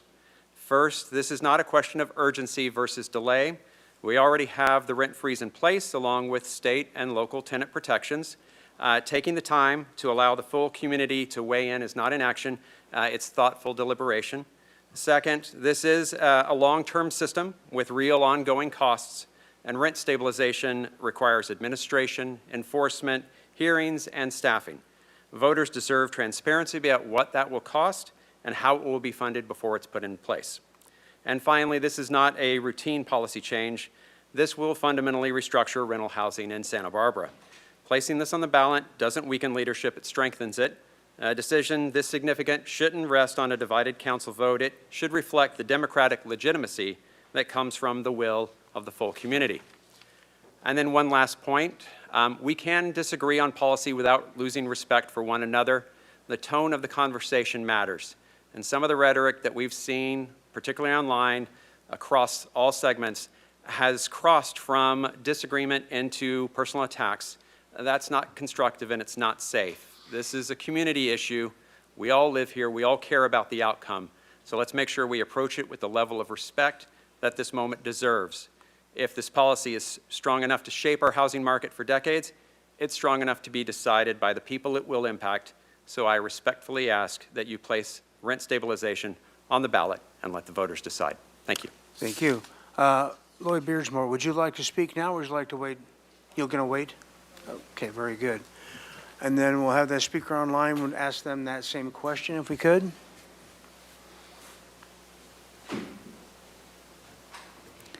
And our speaker online is Jacqueline Inda.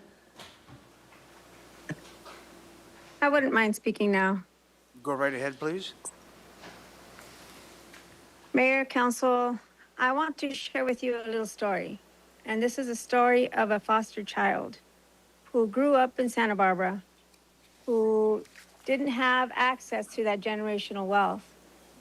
That foster child had 2 children as a teen. During that time, that foster child lived in horrible conditions and didn't have a shower to offer her children. Most of the time, didn't have food to eat. At one point, when she was diagnosed with cancer, she was actually given the opportunity to go into housing. Now, a successful business owner, a community activist, I come to you with my story to tell you that rent stabilization, that creating policies takes courage. And I encourage you to look past the rhetoric, the civil actions, whatever is in front of you, to keep moving forward for people like me who didn't have a voice, for people like me that continue to have a strength in this community, and for the people who need it the most so that we could create balance. I encourage you to continue to have that courage because your courage has changed the platform of our community. Keep moving forward. Don't stop, don't freeze, don't let action stop your place. Thank you. All right, very good. That was it for our speakers. We will go ahead then and recess and reconvene at 5 to begin the item. We'll have the presentation and the normal pattern of questions and then speakers at that time. So we'll see you at 5.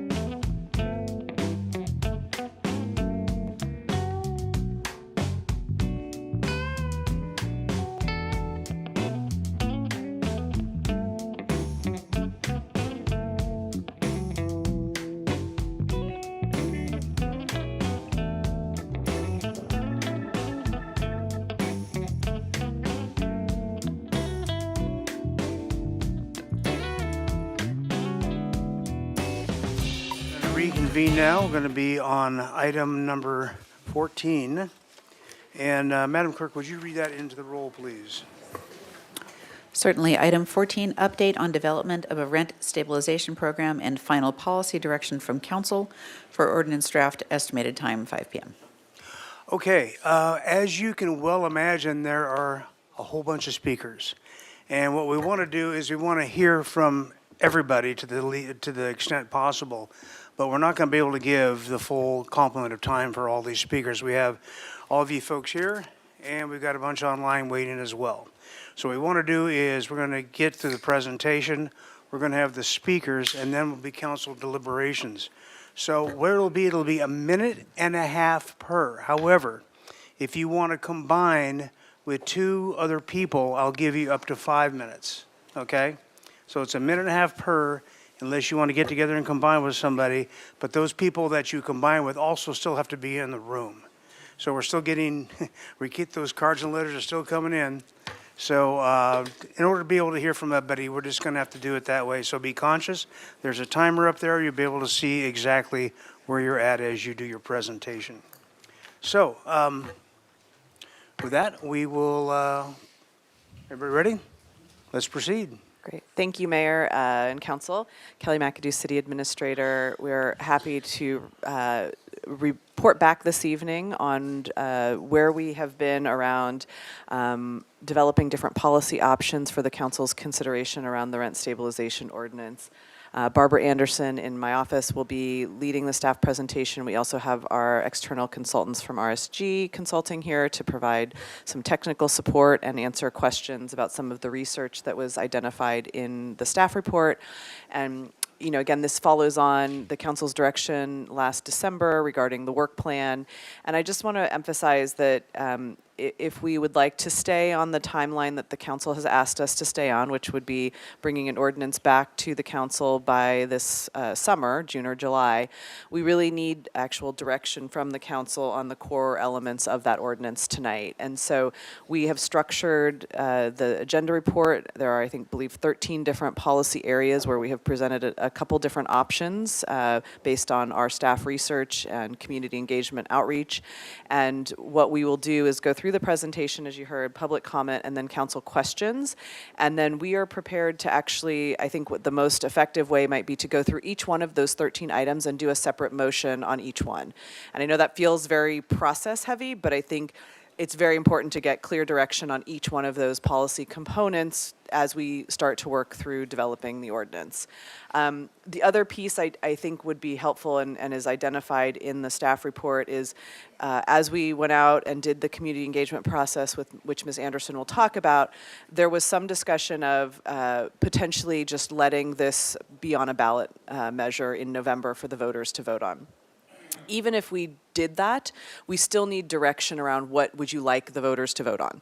And so I think, that could be maybe a sort of first discussion is ballot measure, no ballot measure, and then from there go through the 13 policy options. So, or we could just not talk, I think there's a couple different ways we can structure that. So those are just some framing comments as we get ready to go through this process. And with that, I will turn it over to Ms. Anderson for the presentation. Thank you.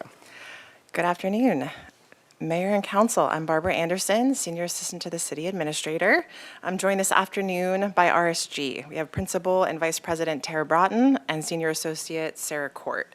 We also have additional members of the City Rent Stabilization Team that are here and will be available to answer questions, including our Assistant City Attorney, Dan Henschke. Ms. Anderson, let me interrupt 1 minute. I'm going to announce also that turning in more speaker slips or raising your hand online must be accomplished by 5:15. That'll be the cutoff time. Thank you.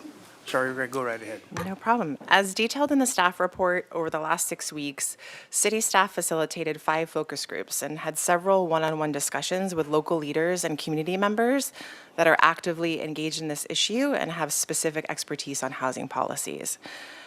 I just want to take a moment to share from a personal perspective that everyone has come to the table with openness, kindness, and mutual respect. Everyone here cares deeply about our community, and all stakeholders want more stability in our rental housing market.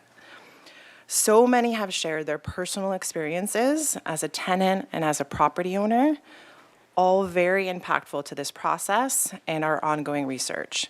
I want to express my gratitude for their time and willingness to work with us collaboratively. Having said that, as City Administrator McAdoo mentioned, we have a lot of work to do this evening. So I will turn it over to the RSG team who worked with city staff to be able to present each of these components, both with their experience in implementing these programs across cities across the nation, peer research-based programs, as well as community feedback, and offering options around efficiency and effectiveness in program implementation. All right, Sarah, take it away. Thank you so much. Good evening, Mayor and members of the City Council. My name is Sarah Court. I'm a senior associate with RSG. RSG is a municipal advisory firm. We work with cities across California on housing policy, including rent stabilization, design, and program administration. We were engaged by the city to support research and policy analysis and to help inform potential rent stabilization options. So tonight we'll walk through key policy considerations. Our goal is to receive some initial direction from the council to help guide the development of a draft ordinance. Before we get into the policy discussion, I just wanted to start by grounding the conversation in the broader framework of rent stabilization in the state of California. So under state law, Costa-Hawkins is a state law that states that local rent stabilization can only apply to a subset of housing. Primarily, this is older multifamily units, while most single-family units and homes and newer construction properties are exempt. So tonight, we're focusing on that subset of properties that can be regulated locally by rent stabilization and options that the city has within that framework. This effort builds on several council actions over the past year or so. Council has provided direction through prior meetings and in January adopted a temporary rent increase moratorium while this work is underway. So we are now in that research and engagement phase and policy development to inform a potential rent stabilization ordinance. As Barbara mentioned, a key part of the city's efforts over the past few months has been around community engagement. The city has conducted a series of focus groups, targeted stakeholder meetings to gather community input.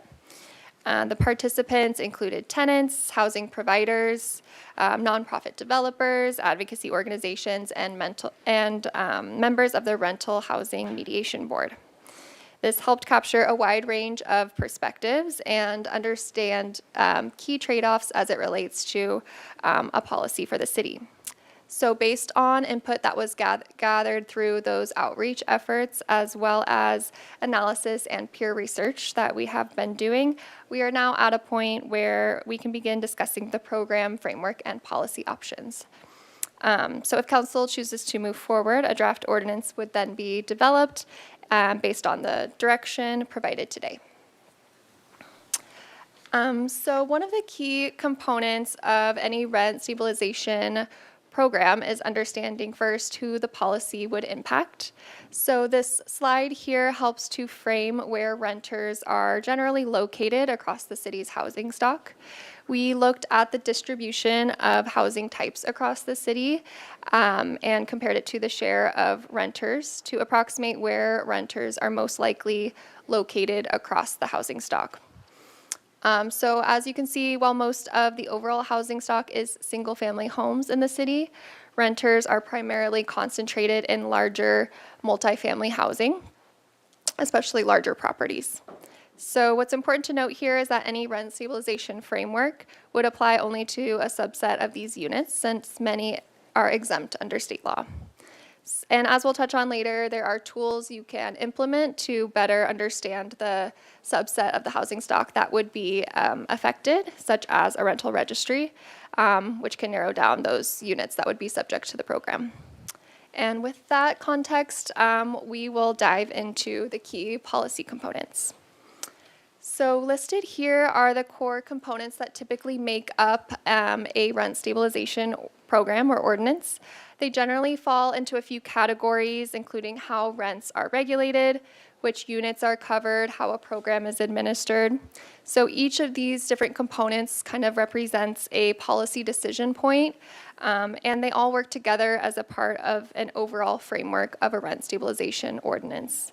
So we'll walk through each of these in more detail in the following slides. We'll focus on the key decisions and trade-offs for council to consider. As jurisdictions design a program, it's also important to think about how the policy will be implemented in practice. Administrative needs we typically find are driven by a few key factors, which include the number of units that are covered in the city, the administrative complexity of the ordinance, and the level of service provided. When we say level of service, we're talking about whether the program is designed to be very proactive or a more complaint-based approach in how it's administered. So we'll touch on that later in the presentation as well, and see how some peer jurisdictions are structured at the end of our presentation. And from the community engagement perspective, there was a strong emphasis of having clear processes, adequate staffing, and accessible outreach to ensure that the program works as it is intended. All right, so we looked at a couple of things when putting together the different policy options and components that you'll see here shortly. So we did a peer review of 5 jurisdictions with rent stabilization ordinances to identify best practices, and we also took into account the community input that was gathered during the robust engagement efforts that were done by the city. So you'll see different options. We'll go through them one by one. We have bolded the option that represents what we found most commonly in the peer jurisdictions that we researched, just for efficiency and ease of review. So with that, we'll dive into the first policy component here, which is rent limits. So rent limits are typically the core of any rent stabilization policy. At a high level, the decision here would be how a rent increase limit is structured, whether it would be tied to an inflation factor like CPI, whether it would be set at a flat rate, or a combination of both, where it could be tied to CPI with a maximum or a cap. From our peer research, most jurisdictions use a CPI-based formula with a fixed percentage cap. In terms of community feedback, it did vary. Tenants generally supported lower caps to promote stability, while housing providers preferred an approach more aligned with state law. The key trade-off for council to consider here is between predictability for tenants and flexibility for housing providers. Another consideration is that generally, if you have a very low rent cap, it could cause for more petitions for fair returns from housing providers. Next, we will discuss rent banking. Rent banking addresses whether unused rent increases in any year would be able to be carried forward by a housing provider. So the decision here would be to decide whether rent banking is allowed, and if so, how much and under what limits.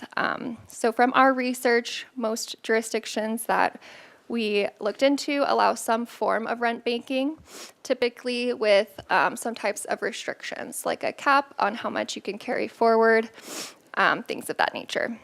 There wasn't strong direct feedback from the community on this topic, but stakeholders emphasized the importance of clear and predictable rules. And just one more thing on banking, sorry. A policy trade-off here is, considering that allowing rent banking can reduce potentially the pressure for a housing provider to increase rent every single year, but it can also lead to larger increases later on for tenants. Next, we will discuss exemptions. So exemptions define which units are included or excluded from a rent stabilization ordinance. Options include limiting exemptions to what is defined by state law, or expanding exemptions based on priorities of the city for specific unit types. This could be the size of the property, the regulatory status, or a third option here is aligning with the city's just cause eviction ordinance, which is already existing. From our research, we find that jurisdictions vary. Many jurisdictions implement specific exemptions that are kind of tailored to the priorities and the needs of their community. So there's not really, a one-size-fits-all approach. In terms of community feedback, tenants generally preferred limiting exemptions, aligning more with state law, while property owners reflected a preference for exemptions for small property owners. A key trade-off here is that adding additional exemptions can better reflect local needs and the local priorities of the council, but can also add complexity and potential confusion in administering the ordinance. So here, the slide reflects a concept that was previously raised by council around linking exemptions to affordability. The idea here would be to exempt units from rent stabilization if their rents are already considered to be affordable based on area median income thresholds. In practice, this would involve setting certain affordability benchmarks, comparing current rents to those thresholds on an annual basis, and updating those benchmarks over time as AMI changes. From our research, this approach is not commonly used in peer jurisdictions. Some considerations we wanted to point out is that while it does help to, more precisely target the policy, it would require ongoing maintenance and annual applications to monitor and verify that properties fall under this exemption. So that can add an administrative complexity and maybe more difficult to implement and track over time. Next, we'll be talking through petitions. Petitions are the process used to request adjustments or resolve disputes under the ordinance. And the decision here is whether the city would like to establish a more comprehensive set of petitions or have more of a limited framework for petitions. From our research, all jurisdictions include a fair return petition process, which are the only constitutionally required type of petition to ensure that property owners have a right to a fair return. But most also include some other types of petitions, including a capital improvement petition, tenant petitions for violations of the ordinance to resolve some tenant-related issues. So the key trade-off decision point here would be more flexibility for allowing due process for a wider range of issues that might come up. But with that and implementing additional petition types can increase the administrative complexity and the workload of staff, particularly in early stages of implementation. So this slide is another concept that was raised in earlier council discussions around tenant hardship. The idea here, as we understand, would be to allow tenants experiencing a financial hardship to seek relief from a rent increase under the ordinance, and having this be potentially through a petition process. So from our research on this, this type of approach is typically addressed outside of a rent stabilization framework, often through a separate rental assistance program or some kind of subsidy program with a dedicated funding source. And as I just mentioned, because property owners have that right to a fair return, limiting increases in this way might, without having kind of an offsetting mechanism, could raise legal considerations on their ability to earn a fair return. Okay, so next we'll be reviewing policy components related to the petition process. So typically in a rent stabilization program, the process for filing a petition includes that a petition is submitted by the petitioner, a landlord or a tenant. There are certain required documentation and burden of proof associated with submitting that petition.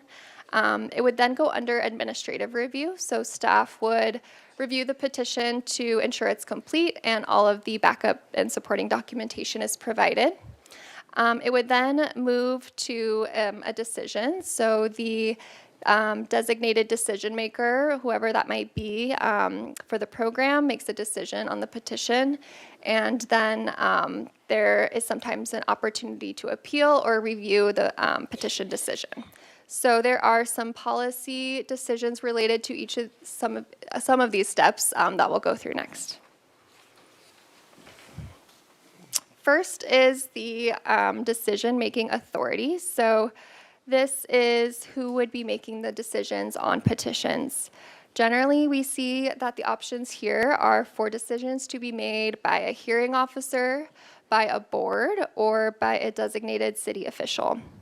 What we see in practice is that jurisdictions tend to rely on hearing officers, which are typically attorneys experienced in the field because of the complexity of the cases that can come up in the petition process.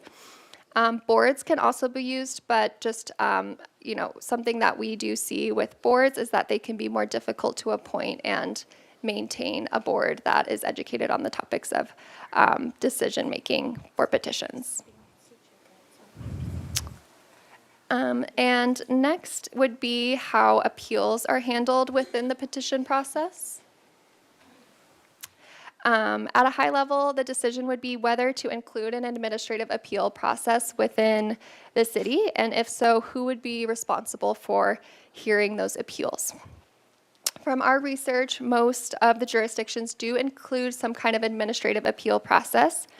Typically, it's structured so that a different decision maker will hear the appeal than the one who made that initial decision. So for example, if a hearing officer made the initial decision on a petition, the board or other party would make the decision on an appeal, or vice versa.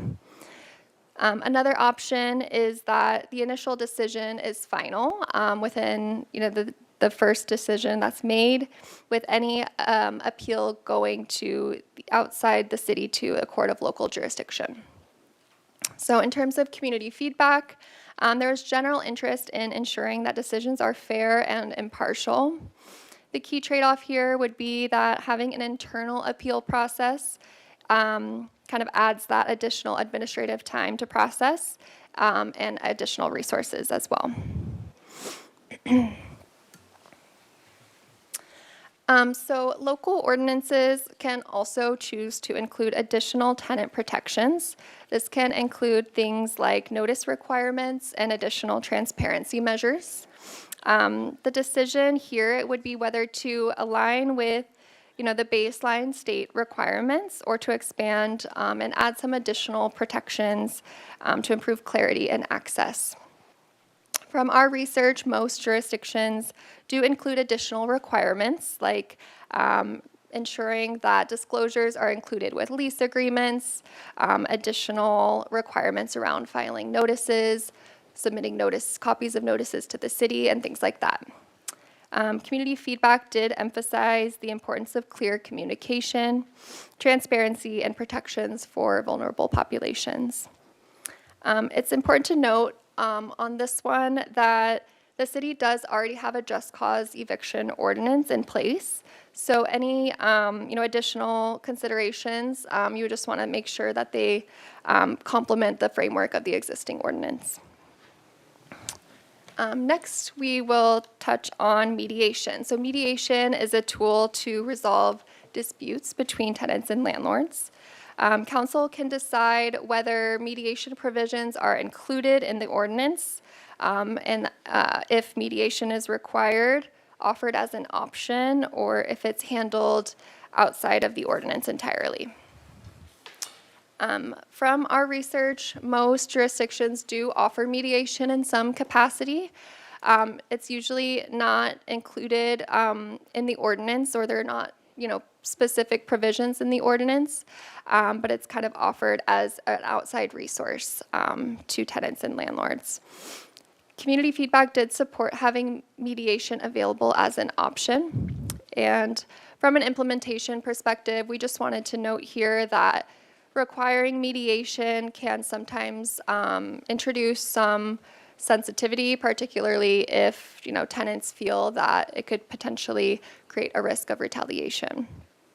So the key trade-off here would be, mediation can encourage early resolution of disputes and potentially kind of intercept the petition process and offer a way to resolve issues before it gets to a hearing, but also considering, making sure parties feel comfortable accessing the process.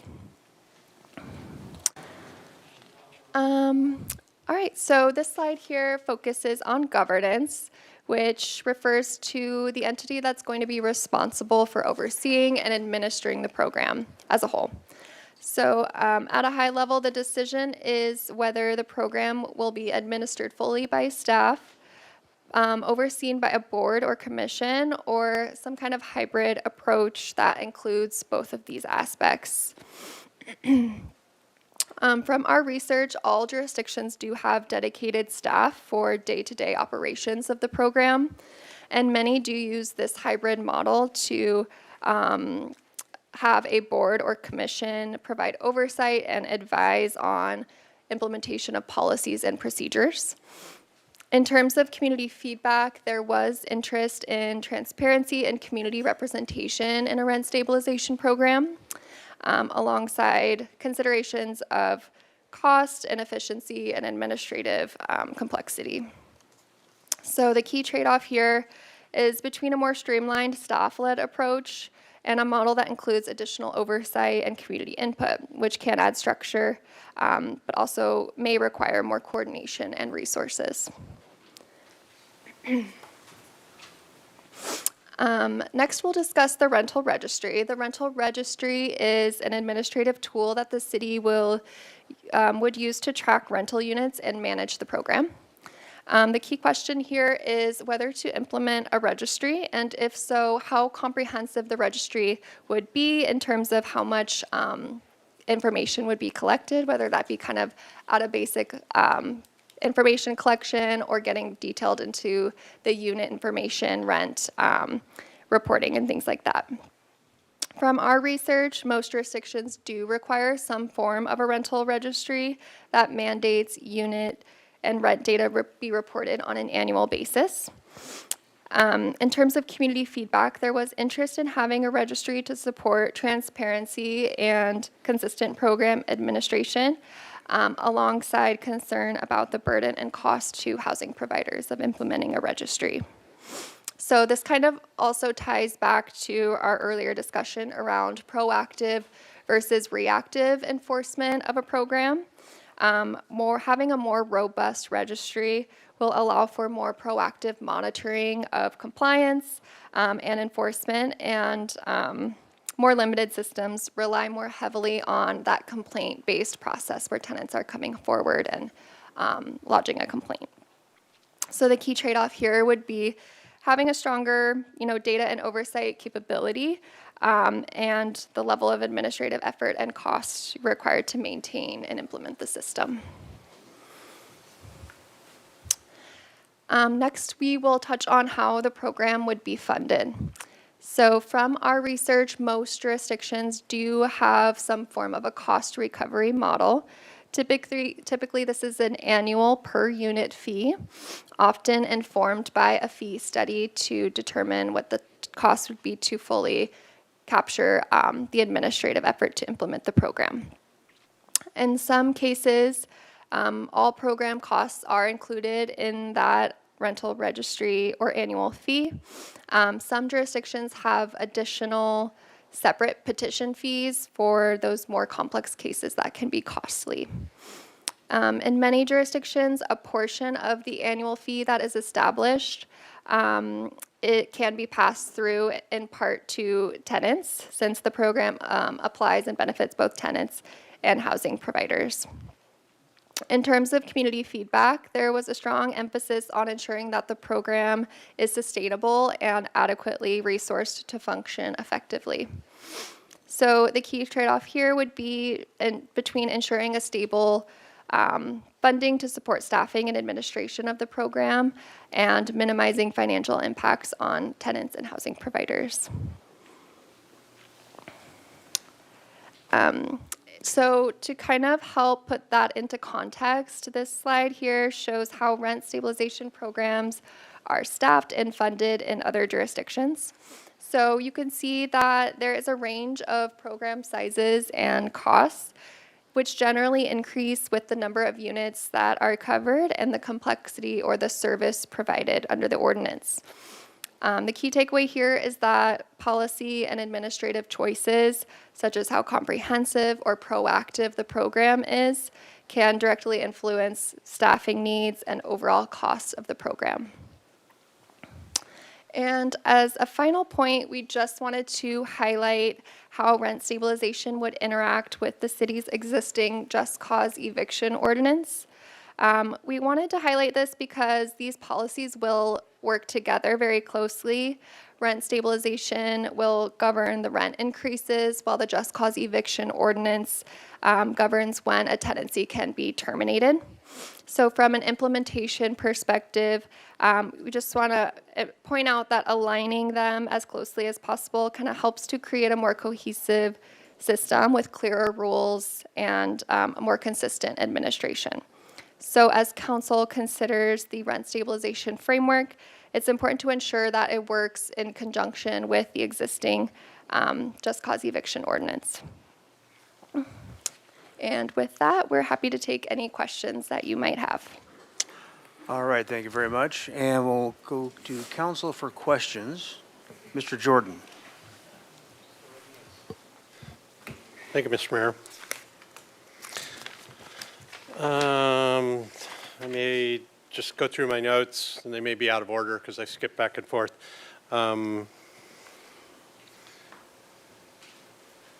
Do any of the things you've talked about or reviewed in other munis require tenants to provide proof of income?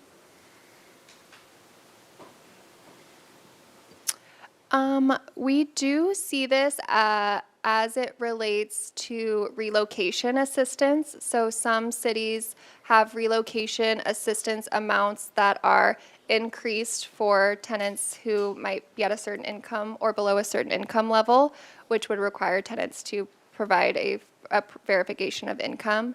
But say an apartment's turning over, you could get somebody who truly needs the assistance in a new market set rate, but that would benefit going forward, or you could get a millionaire. Either of those would be possible, right? Correct. Okay, thanks.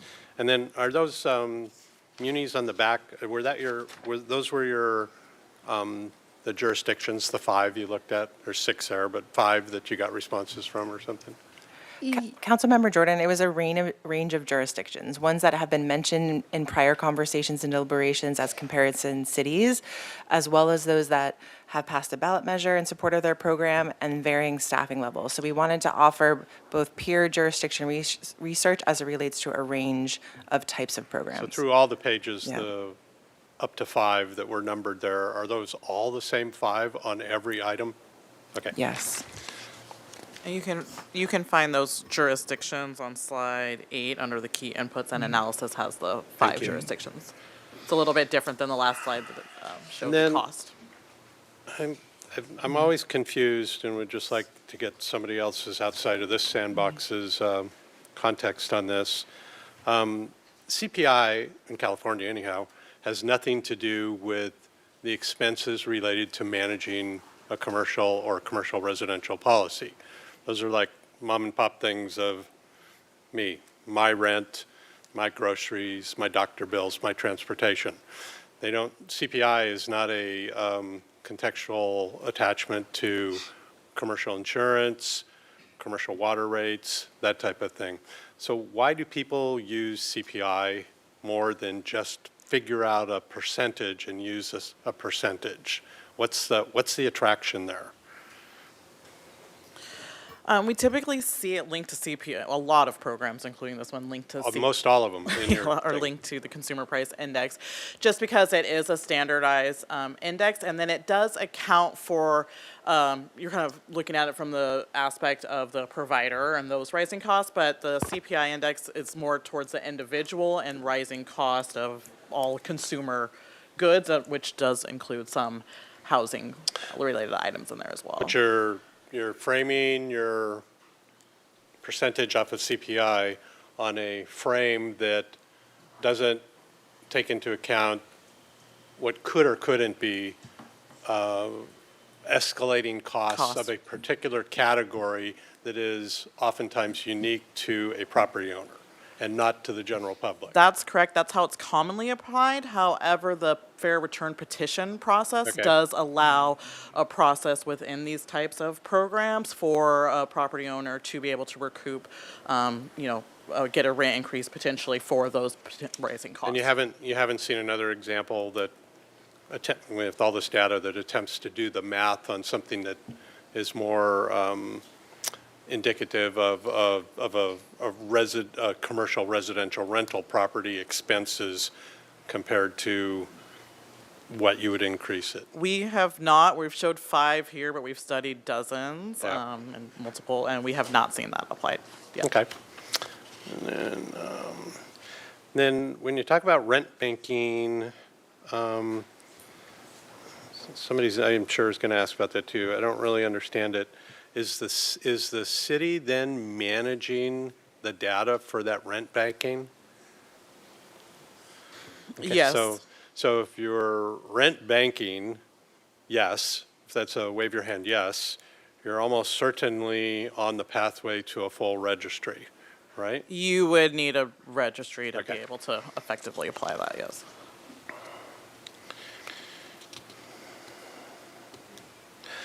And then have a couple of, like West Hollywood, I know somebody that's from West Hollywood. He sits in this seat on another day on the Planning Commission.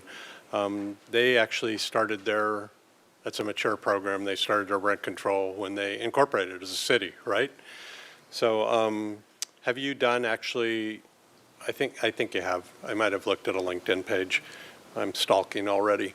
But you guys have done a brand-new inception of a healthy city with an existing rental stock, right? Yes, we have. And then, so if you have a petition or an appeal or a hardship case, how do you manage incepting and then not every doggone unit petitions? All 17,000 units petition right off the bat. How do you avoid that, or how do you manage that if it happens?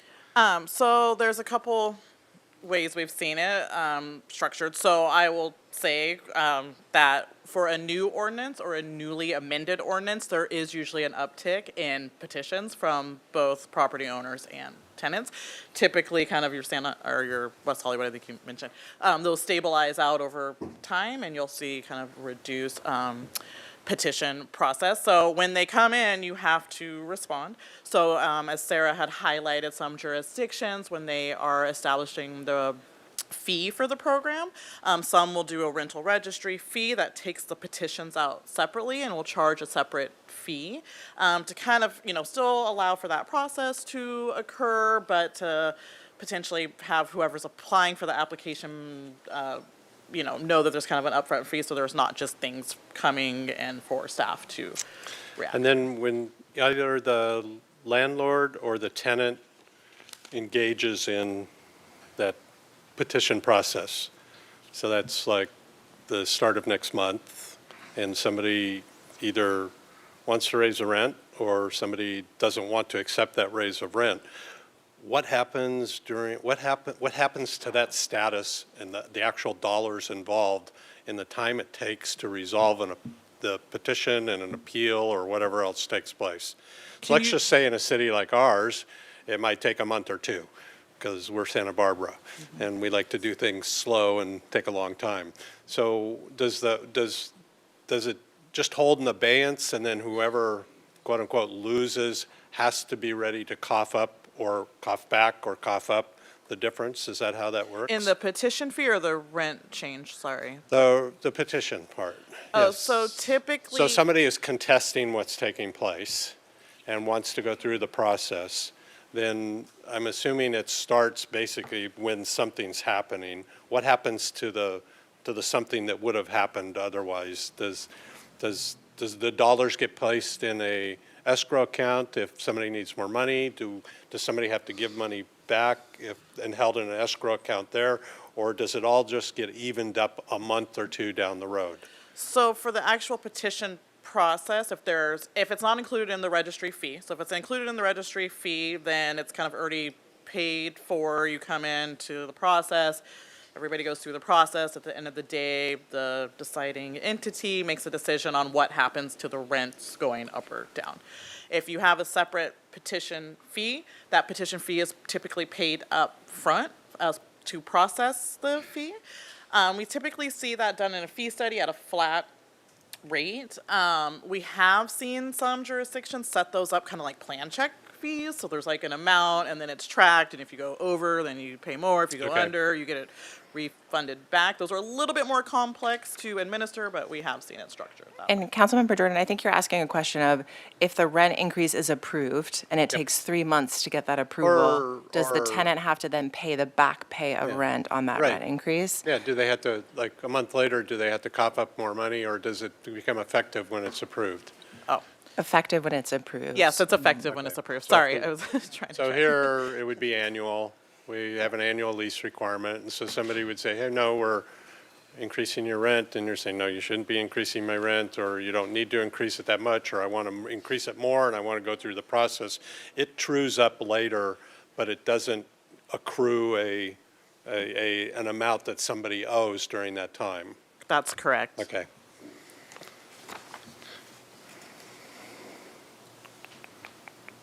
And, you know, on your rental registry, it's kind of pretty overwhelming. 4 out of 5 do it. And do you literally, could you take that and end up with, you know, whatever that is, 80 out of 100 do it because it's just hard to do without a rental registry? I mean, The majority of them do have some sort of a rental registry. It is challenging to administer a program without. We Right. do see some that don't really have great registries, but it's really hard to enforce and oversee and monitor. And Councilmember Jordan, I want to add, we're already experiencing that because we're querying properties who are impacted or not impacted around the rent increase moratorium. So we're individually querying properties rather than having a rent registry that we can access that already has impacted units in that registry. okay. Last question. You're welcome.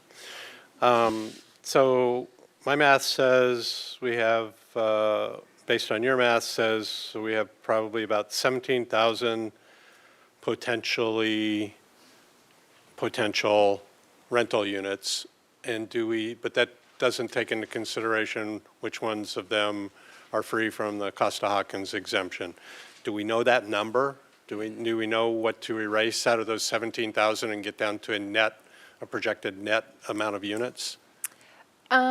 We are doing an analysis of the tax roll to kind of better estimate and parse out which ones may be exempt due to Costa-Hawkins, cross-referencing owner-occupied units on the tax roll.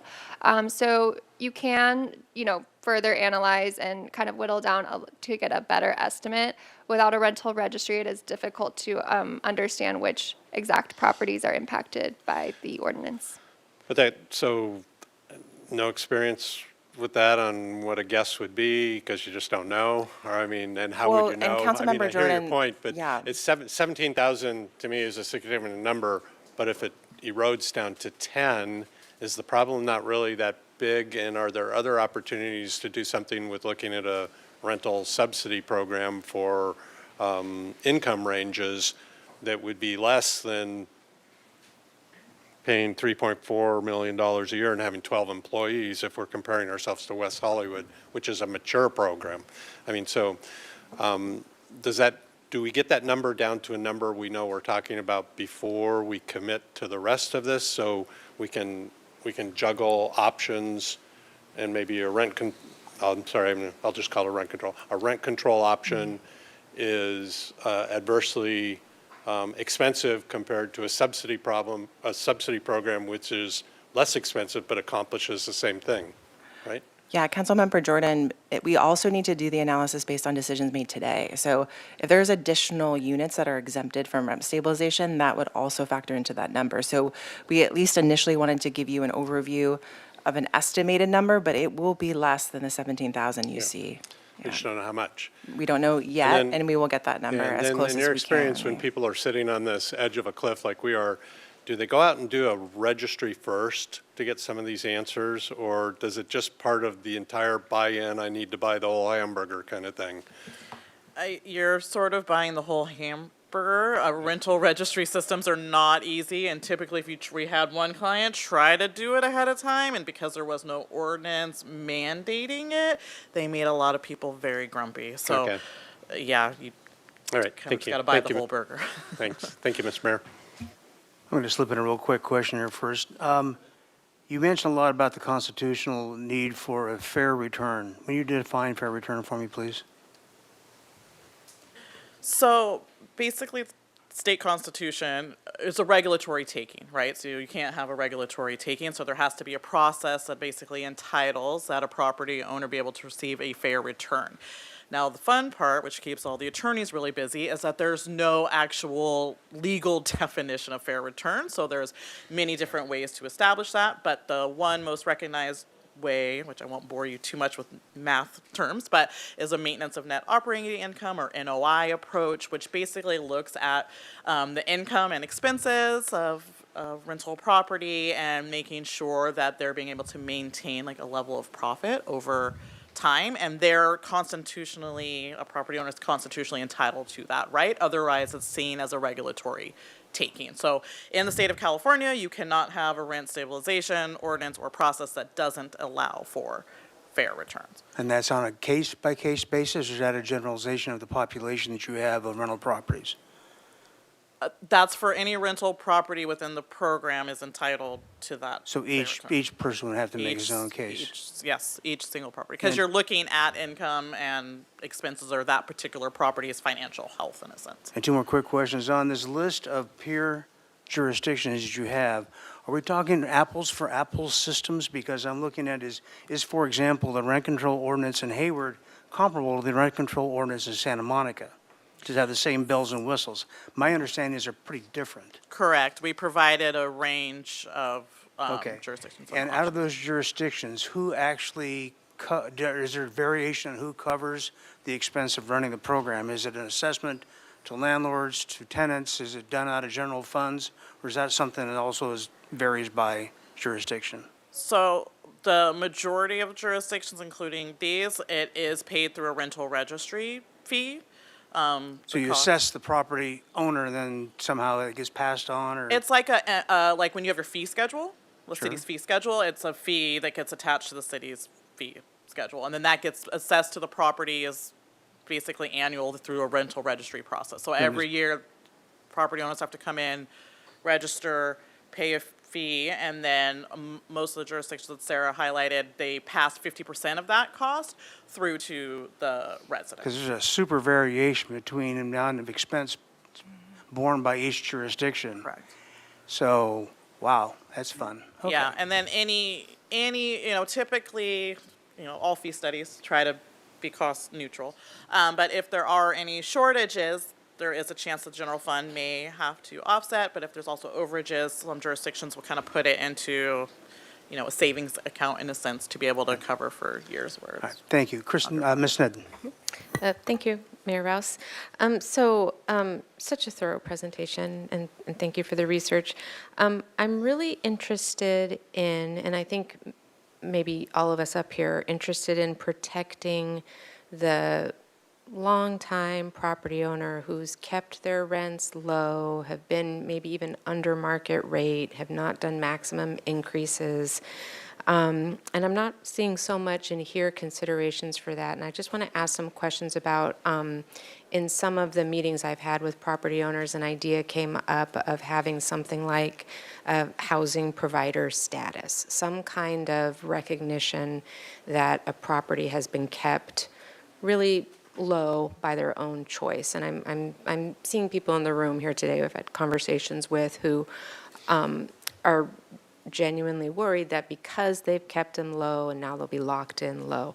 So my question is, have you seen a city that's done something like that, some kind of recognition, voluntary recognition, and if there are some incentives that might be considered for those longtime property owners who have a record of keeping their rents reasonably low, and I'm not even sure how we would define that, and that would take something too, but I'm looking for some guidance in terms of other cities who may have done this kind of thing, or what you would recommend that might be possible for our city. So to answer your first question, we don't typically see that in other ordinances. We have heard the similar sentiment in jurisdictions. It's definitely something to balance. Again, the reason we don't typically see that, which is similar to the concept of for like tenant hardships or even the AMI levels that were discussed, is that you have to come up with that framework, and then it's a lot to implement, and you have to continuously keep monitoring and checking that information and have a process that's fair there. But some of the things that were highlighted in the presentation, land banking, or not land banking, sorry, I got my other city developer hat on, rent banking.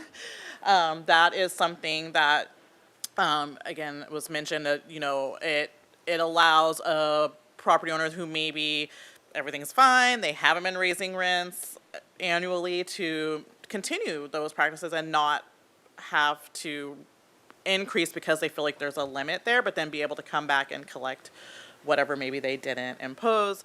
There is the fair return process, which is constitutionally required, and then also having a separate capital improvement petition process. So that capital improvement petition process allows basically for a property owner to come in and petition to be basically refunded for improvements that they're making to a property. It's not normal maintenance, but there are some carve-outs for like major rehab or major projects. You can put those in your ordinances, which start to kind of help the property owner a little bit more so that they don't feel as restricted by the policy. Okay. And would you need that kind of direction today in detail, or could that direction today be continue to look at incentives that might ameliorate?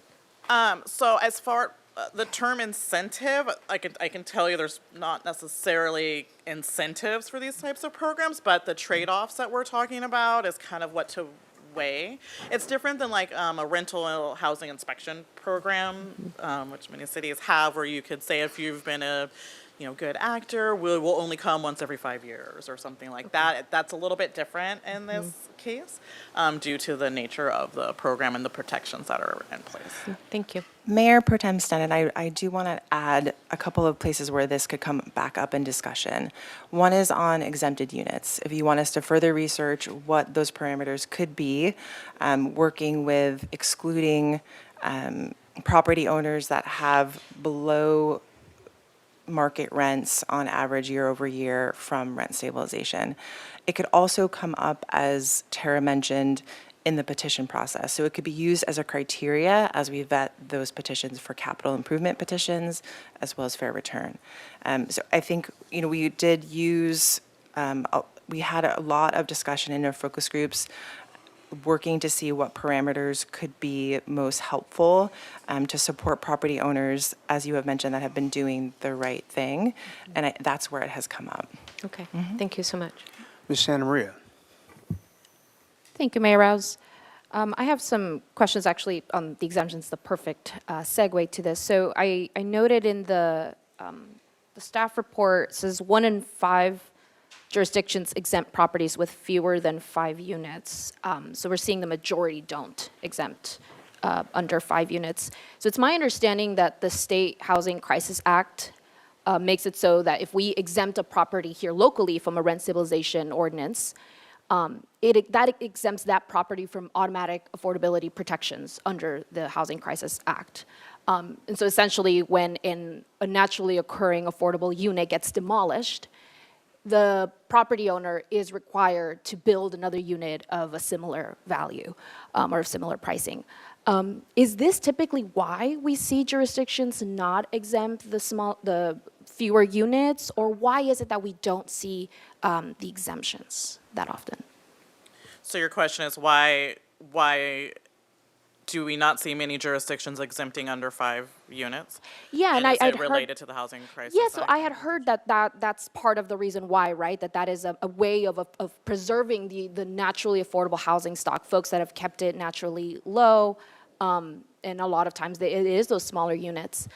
Is that usually the reason why? It's to protect housing stock, or are there other reasons you've observed? There's definitely other reasons, because the Housing Crisis Act and some of those measures are kind of newer pieces of legislation, and a lot of these are older ordinances. So while they do interplay, I wouldn't say that is the main reason. I mean, for a lot of the conversations that we've had when we've interviewed these various jurisdictions is some of the discussions that came up, and there's the term of kind of the property owners that have less units, of trying to kind of exempt and protect those, if those would kind of get referred to as, people say mom and pop landlords, and those are like policy decisions that were made at that time.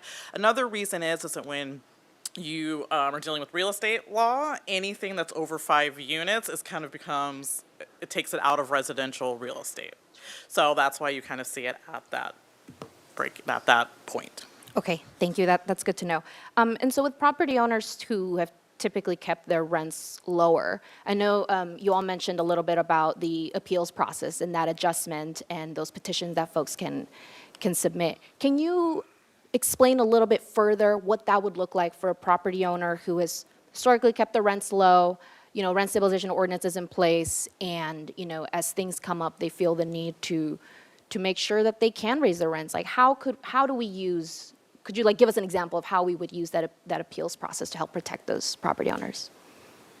Sure. So, and just to clarify, so there's the petition process, which is kind of like the initial phase. So there's like a petition hearing, and then if people don't like the result of that, then you may or may not have an appeals process. And then for property owners, there's 2 types that we primarily see, which again, the fair return. So that is kind of like what we always in the field kind of say, like your base rent, right? So if that goes up or down. So if they feel that the rent limit has suppressed rents below where they're able to make a fair return on their investment, they can come in for that process.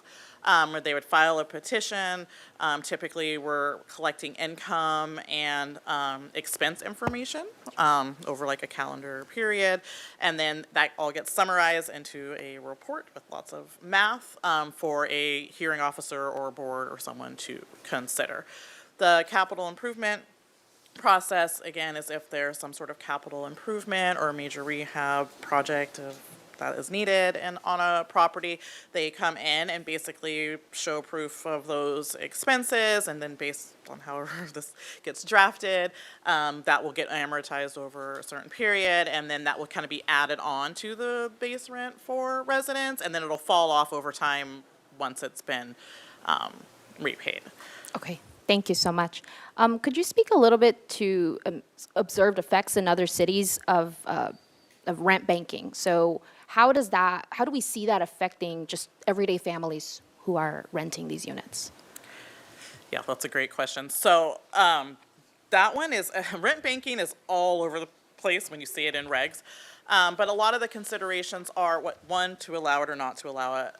The second is how long to allow the banking. So, how long do you let it build up for? Can you bank for 10 years, 5 years, whatever? So there's like a limit there. And then a lot of them place a cap on it that you can bank, but when you apply it, you can't raise it more than 10% above where it's at. So that is to kind of mitigate the potential impact to the residents. So we'll just make up numbers here, but you currently pay $500 and there's a rent bank amount of $500, yeah, you can't just apply all of that once to increase it to $1,000. So you can create a policy that does put some limitations there to allow the banking over time if needed for the recouping if they didn't take it in the year that they could have taken the rent increase, while also ensuring that we're not just hitting the residents with like a really steep increase. Okay. And what have we seen happens in those other jurisdictions when residents are hit with those rent-banked steep increases? Most of the jurisdictions that have them have limitations that don't allow for really steep ones. Okay, good, thank you. How have you seen other cities handle situations where property owners don't want to comply and, register their properties within the rental registry? Are there, what does that look like? Yeah, so an option in terms of trying to ensure compliance with rental registration is to incorporate provisions into the ordinance that limit your ability to raise rent or terminate a tenancy if you're not in compliance with the registration component. Cities can also incorporate policy decisions around enforcement in terms of fees that are imposed for noncompliance. You can implement those in a schedule for, that increase as noncompliance continues. So those are some different considerations when trying to ensure compliance with rental registration. Thank you. And from our city staff, is that something that you would want direction on today? Councilmember Santa Maria, we don't have enforcement policies included in the policy components for this afternoon. That will come, though. Okay. And we see on the extreme end of things that rental stabilization programs have in-house investigators and in-house general counsels, and so that enforcement piece is a very lengthy and detailed discussion that we will have forthcoming. Sure. Thank you. I have just two more questions.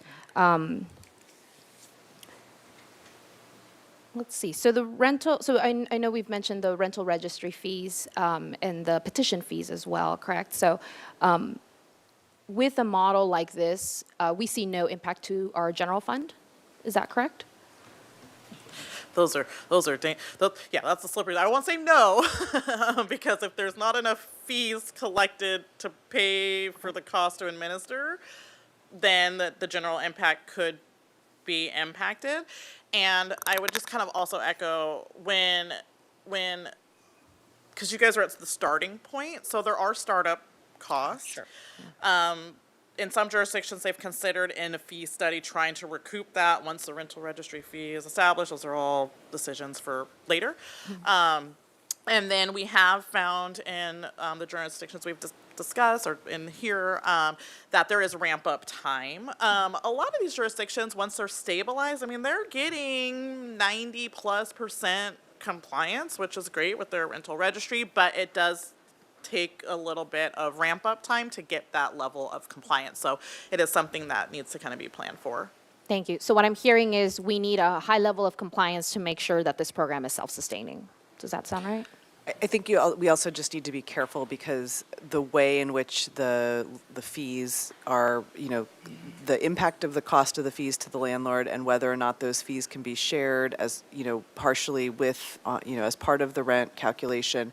So I think there's more to be done on that once we know kind of the scope of what the council wants to explore in terms of regulations. So that'll help us really sort of start to figure out what kind of enforcement we need, what kind of fees we might need, depending on the scope of the regulations that come out of this discussion today. Okay. Yeah, because usually what we would do is we would do the fee study to figure out how much we would need to cover the program, divide that by the amount of units, and sort of calculate the fee, correct? But I think there may be a sensitivity analysis that the council might want to consider, depending on the cost and how high that fee might be. And we just don't know what that is yet. But yes, absolutely, we would do a fee study to look, once the council has decided on the sort of program of regulations and what that looks like, then we would do the fee study. But, it's similar to how we smooth out like our water rates, for example. Sometimes we don't apply the entire increase in 1 year. It spreads out over time, just to be sure that we're not negatively impacting consumers.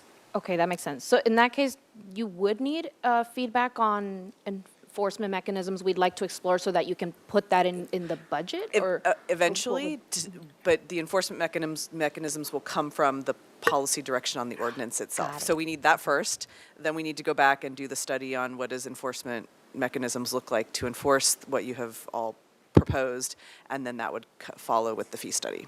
Thank you so much. Final question. In other jurisdictions, do we see these programs paid majority from these fees or majority from, existing city funds? So in what we kind of call the rollout and setup fees, that is, again, largely the general fund that's covering that because a rental registry fee study has to be, everything has to get put in place, right?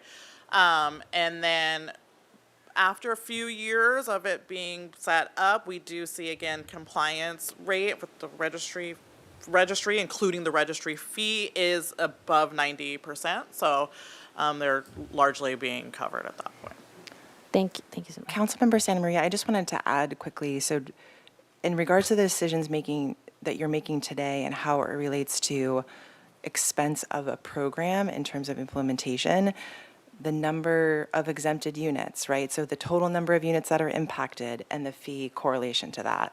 We're also looking at the petition process and the rent cap formula. The rent formula will equate to how many fair return petitions there are, right? And what we would need to charge for that process in order to recoup some of those costs.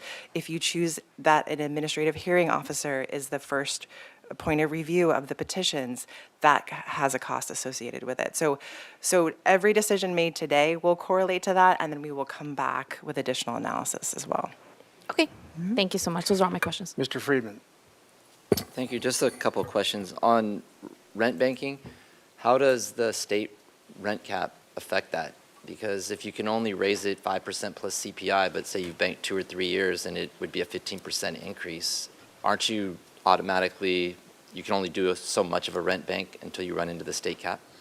Yes, so you always have to follow state law, and then you can do something more restrictive, but you can't bypass it and increase above that. So in reality, a rent bank might be every other year, because after 3 years, you'd probably run into the state rent cap.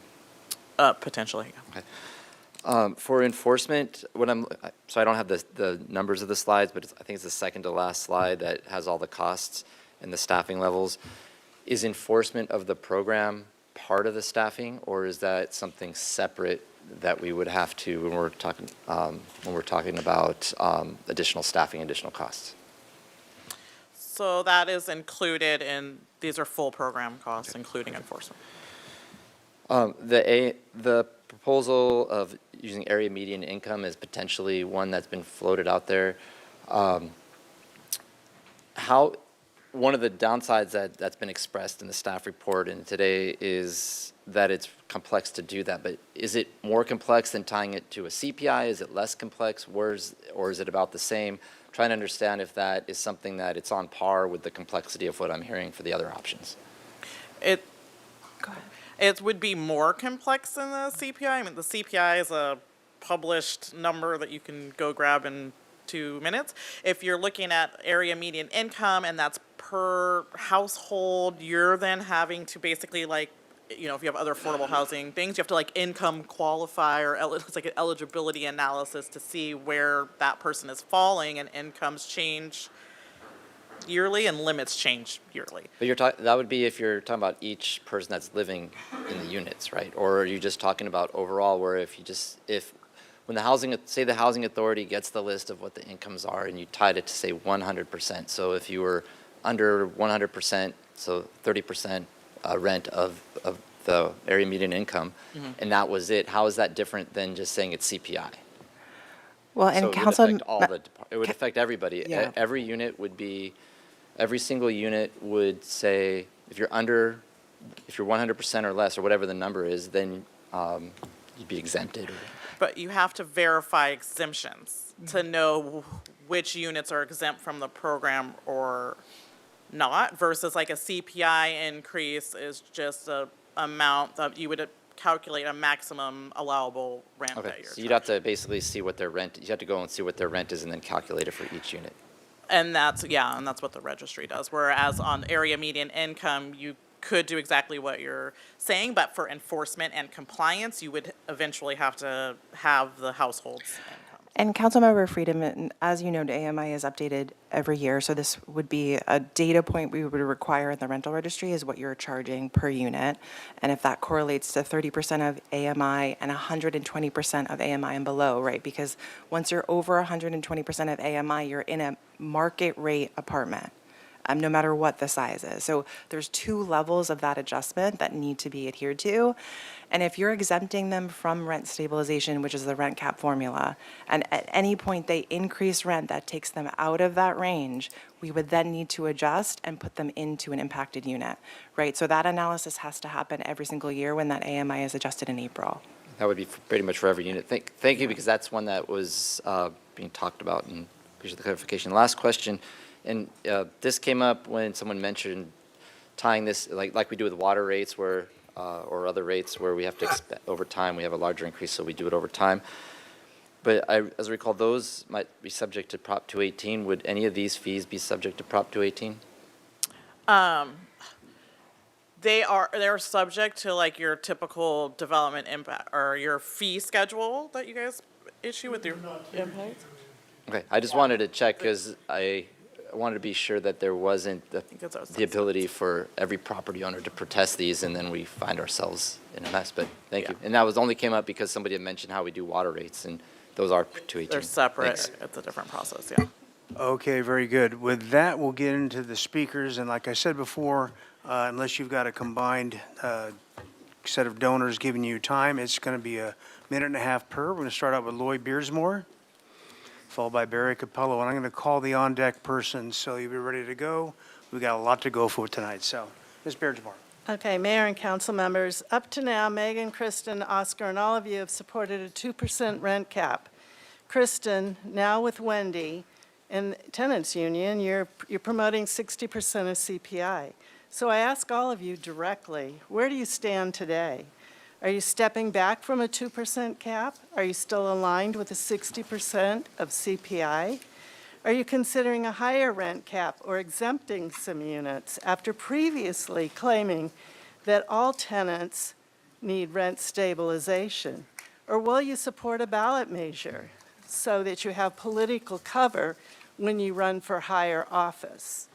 Consider what's happening in Oxnard, where a 4% cap was passed. Since then, the city's been inundated with over 1,000 property owners petitioning for relief. A clear example how even a modest cap can create unintended consequences for housing providers.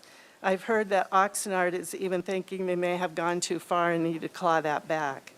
Rents are falling in many cities across the U.S., even LA and San Diego, with and without rent control.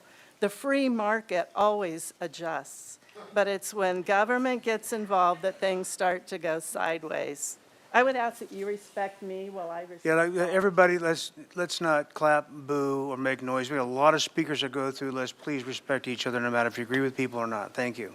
Go ahead. Thank you. You're all going to do what you're going to do. The question will be, who are you really serving in all of this, and what will be the consequences? The community deserves clarity and consistency from this council before considering this final RSO and all of the parts that go with it, or a ballot measure. We need clearly defined policy directions, not support for something that sounds good only in theory. And while many of you were at the No Kings protest, protesting No Kings and saving and believing in democracy, it seems that a ballot might be the answer there, unless you are all kings. Thank you. Okay, next up is Barry Capello, and I have some people donating time. Michael Bruce here, right there. Is Nick Gonzalez here, right back there.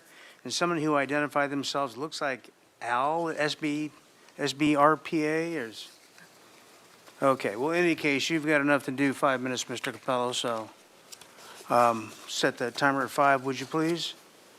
And it's all yours. Thank you, Mr. Mayor, members of the council. Just for those of you that don't know me, I was the city attorney in Santa Barbara from 1971 to 1977. I only mention that because my representation here today is on behalf of the Santa Barbara Rental Property Association, as well as 4 landowners, property owners that rent, that will fall within this rent stabilization ordinance. I could have had 50, but we have 4 because those 4 are perfect examples of why you should be very careful about what you do. You all perhaps have heard that we have filed a lawsuit against the city. My remarks are to help you and to offer you the assistance of my group and our association. The lawsuit that we brought in federal court was over the rent freeze ordinance. And all of you have got to understand, just by listening to the presentation today, and by the way, it was excellent. I'd like to be able to get a copy of it if one will be made available to the public. What you clearly have learned today is how much you have to do and how many various important decisions have to be made with regards to the tenants and the property owners, but more importantly, with regards to your general fund, with regards to how you're going to enforce this program, et cetera. Most important, a suggestion to you is that you do it right. You did the rent freeze wrong, and please read the lawsuit and you'll find out why. Now, without casting any aspersions, and I really don't intend to, in the lawsuit we point out that in October, when you brought this matter before you, you were told that this ordinance that you were discussing was prepared with the effort of pro bono attorneys that represented the tenants union. You have a city attorney. His name is John Doimus. Please use him, because when you read our lawsuit, you will see you have made some fatal errors here. And what and I'll tell you what they are. What I'm suggesting to you is this. If you have the time to read it, if you have the time to get your city attorney's opinion, and if you need, get independent counsel, you will see this rent freeze ordinance that you adopted is unconstitutional. I suggest that what you do after you do that, and after you learn about it, you set aside your rent freeze ordinance, you make the proper decisions involving all of these issues: mediation, rental registry, banking, how you're going to charge people you take the time to do that right. The only reason you're rushing through this is because you have this rent freeze ordinance, which is unconstitutional. Why is it unconstitutional? Let me tell you why. In the report that was given to you today by your administrator, she says in it, further, the staff recommends that the permanent rent stabilization program make clear that property owners will be entitled to request an adjustment to account for any fair return not received due to the moratorium via a first general rent increase. How that adjustment is proven and adjudicated on a case-by-case basis may take different forms based on the policy decisions that you're going to be making. What she's pointing out to you is that you didn't have an exception. You didn't have a petition program in your rent freeze ordinance. The rent freeze ordinance, we have noted on page 15 of our complaint, the rent freeze ordinance provides no mechanism for relief due to individual circumstances, and thus violates the takings clause of the Fifth Amendment.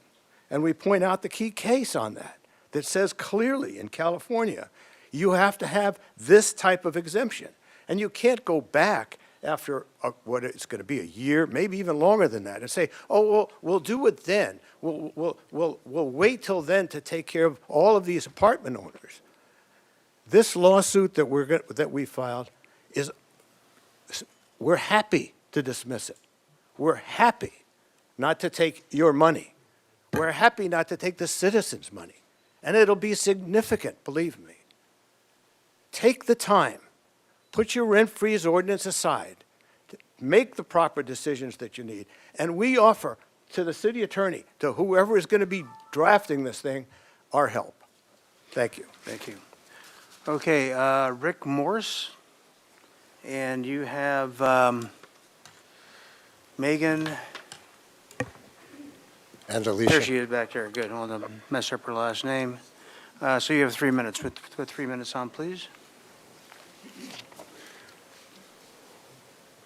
I can go ahead and start right now, can I? Mayor, members of the City Council, my name is Rick Morrison. I'm a member of the Santa Barbara Tenants Union. I met with Barbara Anderson on March 16th. She had provided me a copy of the tenant focus group questionnaire and asked me how the stabilization ordinance would fit into the Costa-Hawkins Act. My reading of Costa-Hawkins, it was enacted in 1995. It's encoded in California Civil Code, Section 1950 through 1954.5, and it provides local municipalities the authority to enact rent control ordinances with a few exceptions. Anything built after 95, single-family homes, condominiums, and government-assisted housing. But the real problem with Costa-Hawkins comes with the strict rent control provision. Now, what strict rent control means is that as long as I'm in my home year after year, the landlord's limited to the amount they can increase the rent to the AB 1482 standard. If they can somehow convince me to vacate that unit, then they can raise the rent to market rate, which means they can double, triple, or quadruple the rate, whatever they want. This creates an incredible incentives for the landlord to create short-term tenancies.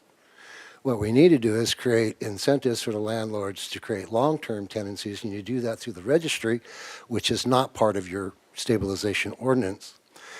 Now, the landlords are going to be required to submit a site plan, and based on that site plan, the city will issue a certificate of occupancy identifying all the habitable spaces. That means each bedroom is allowed 2 people and 1 person overall in the house, which means you get 9 people in a 4-bedroom house, not 17 like I had. Then once you establish the registry, you collect the data for the landlords on the occupancy. This person's been here a year, 3 years, 5 years, 10 years. Rent started at this, was raised to this. Then once you collect that data, you assign a longevity value to that data. With that longevity value, you can provide incentives to the landlords through tax relief or grants or pass-throughs or whatever the city has as far as resources to provide incentives to the landlords to create a long-term tenancy and not raise the rent or raise it at a nominal rate of maybe 2.5%. This is a win-win-win, okay? Disabled elderly adult, I can budget my rent year to year on a fixed income. I don't have to worry about my landlord harassing me out of the unit. The landlord would be compensated somewhat for their inability to raise to a market rent, and you guys become the big heroes because you take away the us versus them in the entire equation. And Ms. Anderson told me, she said, you make this sound easy. And I asked her, does it really have to be difficult? I'm asking you guys, does it really have to be difficult? Can we dust off the questionnaires and call back to focus groups and see what they think about this? Thank you guys for your time. I appreciate your consideration on my comment. Okay, Betty Jepison. And is Philip Riston here? Okay, you're donating your time? Okay, Ms. Jepison, you have 3 minutes, and she'll be followed by Monty Wilson. Thank you. Good afternoon, Mayor Rouse and members of the council. I'm Betty Jepison. I'm the president of the Santa Barbara Rental Property Association. I'm speaking today specifically against any form of rent registry. The 14th Amendment of the U.S. Constitution, under the due process protections, recognizes an individual's right of privacy to information pertaining to them. California Civil Code Section 1798.1 provides that the legislature declares that the right to privacy is a personal and fundamental right protected by Section 1 of Article 1 of the Constitution of California and by the United States Constitution, and that all individuals have a right of privacy in information pertaining to them. As of January 1st, 2026, California's DROP law, D-R-O-P, to process deletion requests went live, and as of August 1st of 2026, violations of privacy laws will go to $200 per day per consumer. The rent registry proposed by staff in their report at page 3, section 1, Housing Stability and Displacement Concerns, is described as, quote, a comprehensive public rental registry that includes data on both exempt and non-exempt units. So that clearly violates privacy rights. All of these regulations are eroding the fundamental rights of housing providers to privacy that is provided by Constitution. Thank you very much. Thank you, Monty Wilson, followed by Andrea McCormick.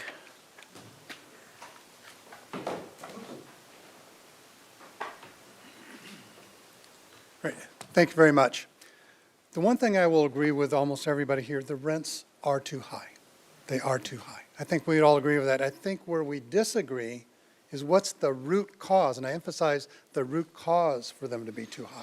And that's the part that I don't see anybody talking about. I just wish there were the same sense of urgency on addressing what's the root cause that we can address and take care of to get a more stable housing environment. The second point I wanted to make is the budget. We heard already that there's going to be budget impact, there's startup costs. We're already in the red, deep in the red. Where's that money going to come from? How are we going to pay for this? Maybe 5 years from now it'll be self-sufficient, maybe it'll get there, but the point I'm trying to make, there's some very major gaps in the decision you're trying to make tonight. And I would caution you that no matter which way you vote, if you vote for it or you vote against it, half this audience is going to be against you. No one's going to be happy. Because of that, and because of the times we're in and people calling out the lack of democracy, I would ask you to put this to ballot. Let the citizens decide and have their voice.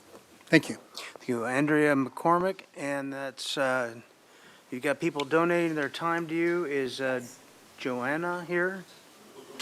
Joanna is back there. Okay. And I have Maureen as well. And Maureen is, there we go, okay. Put Thank 5 you. minutes on the thing, please. Excellent. Good evening, Mayor Rouse and members of the council. I am a housing consumer in the city of Santa Barbara. You know my story and my landlord's attempts to terminate my tenancy through misuse of the withdrawal clause, to sell vacant and deregulated, and to evade gross deferred maintenance that would deter any reasonable buyer from purchasing that property occupied.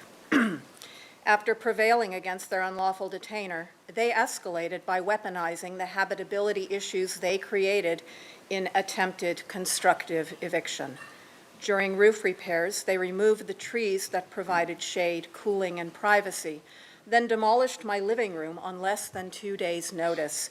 That work was discovered in progress to be unpermitted, and I have lived under displacement conditions for months. Over the past decade, I've paid over $180,000 in rent, only to live beneath a roof so decayed that mushrooms grew from my ceiling. Where did my money go?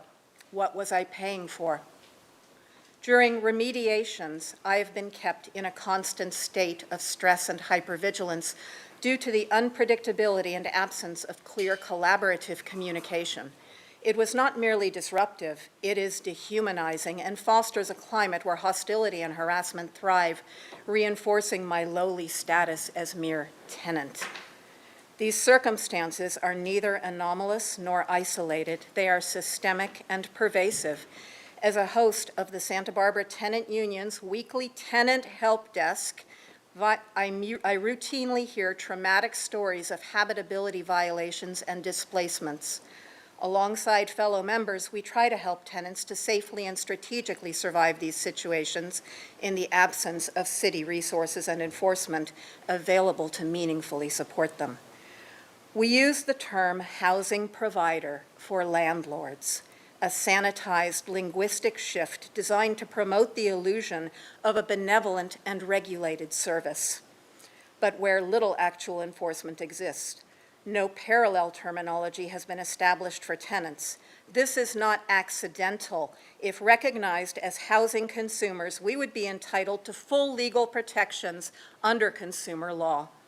A strong, empowered rent board could ensure compliance with local ordinances, including tenant habitability safety plans during demolition, remediation, and construction. Civil disputes could be diverted from the courts and into a sustainable system designed to reduce conflict and mitigate financial and human costs currently borne by housing consumers and providers alike. Thank you. Okay, Gig Albers, I think. Okay, we'll move on to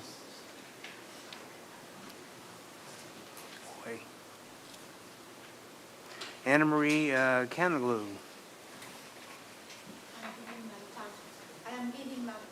To who? Well, no. You didn't list who you're giving your time to on your ticket, ma'am, so I don't know. You guys got to help me out here. There's a whole bunch of slips up here. Well, you can't just raise. I'm going to go through this, and when we figure out where you're at, you can come on up and talk. So I have, so you're Marie Christine Kendall, right? Okay, but you don't want to speak? No. Okay. Alexander Ian Keller? Okay, you have a minute and a half, unless you want to give him your time? Yes, I do. Okay. Okay, You've good. got I'll 3 try to keep it minutes. short. Knock yourself out. There we go. All right, thank you. Thank you very much. Thank you, everybody, for your presentations. It's great. I'm undergoing a renoviction as we speak, right? So it's a sort of stressful time. My daughter's trying to graduate high school, and we made a simple request to sort of wait for her to graduate, and we just got all sorts of gnarly eviction notices and harassment coming at us. And thank God that you have already established the mediation board, right? So I went in, I got my information, incredible. I actually plugged it into my Gemini law system. It started balancing out the equation. Thank God for the tenants union, because then I was able to triangulate that information with some good sources. And then the legal aid, and at this point, I'm now feeling like I have a pretty good sense of what I wasn't being told. I was being bullied around, like, they gave me 30 days and I had to get out. And then I realized, oh no, there's actually some incredible laws in place that protect my rights, right? I get 60 days and they have to do it correctly. It's not by email and text, and that there's a way for me to navigate this that has dignity in it. But I wouldn't have known any of that. So I want to thank you already for putting things in place that give my family and I a little bit of like time to just graduate and do normal family things. And what my request really is, at this point, I think there's some bad actors. Like, I'm an educator, and we have the zero tolerance for bullying, in our school system. But in our town, there are bullies, right? And there's a power imbalance between the people who own the properties and have all the money, and then the people who don't have that power. And then behind those people who have the power, there's a bunch of lawyers who are very aggressive, and they're overwhelming people, right? And I would say, like, I'm a smart guy. I had a way of using the tools and engaging in the resources, and I would say there's a balancing with the new tools at play around how the legal field is being conducted, and that may save us some money in the way we educate ourselves. And the last bit is that I don't have any teeth, really. Like, I can't, when I now see that the imbalance and they're not following the rules, they're still bombarding and harassing and overwhelming me, but I need the rental board. I need the thing that you guys, that final piece. You're giving me the education, you're giving me the tools, but I don't really have any capacity to keep the level field balanced. And I think that's the rental board, so I'm going to go with that. Thank you. All right, very good. Randy Gillespie, followed by Corrine Anderson. Randy Gillespie? Okay, and then Corrine Anderson's after that? I'm sorry? Are you Corrine Anderson? Okay, so you're donating to Mr. Gillespie. Okay, you have 3 minutes. Okay, thank you. Members of the City Council, thank you for this opportunity to speak today. Throughout these proceedings, I've heard a great deal about the undue burden that is placed on housing providers as a result of rent stabilization measures. And what I don't hear a lot about is the role of private equity and what its role that it plays in our community when it comes to this issue. It's estimated that about 20% of all housing in California now lies in the hands of investors and private equity, and the effect is always the same: buy up property and immediately turn around and raise the rent. This pushes the median rental price higher and higher, and the effect rolls downhill to homeowners and renters alike. Why then do housing providers consistently place the burden of appeasing the greed of faceless corporate entities at the feet of people who are least responsible for their financial woes?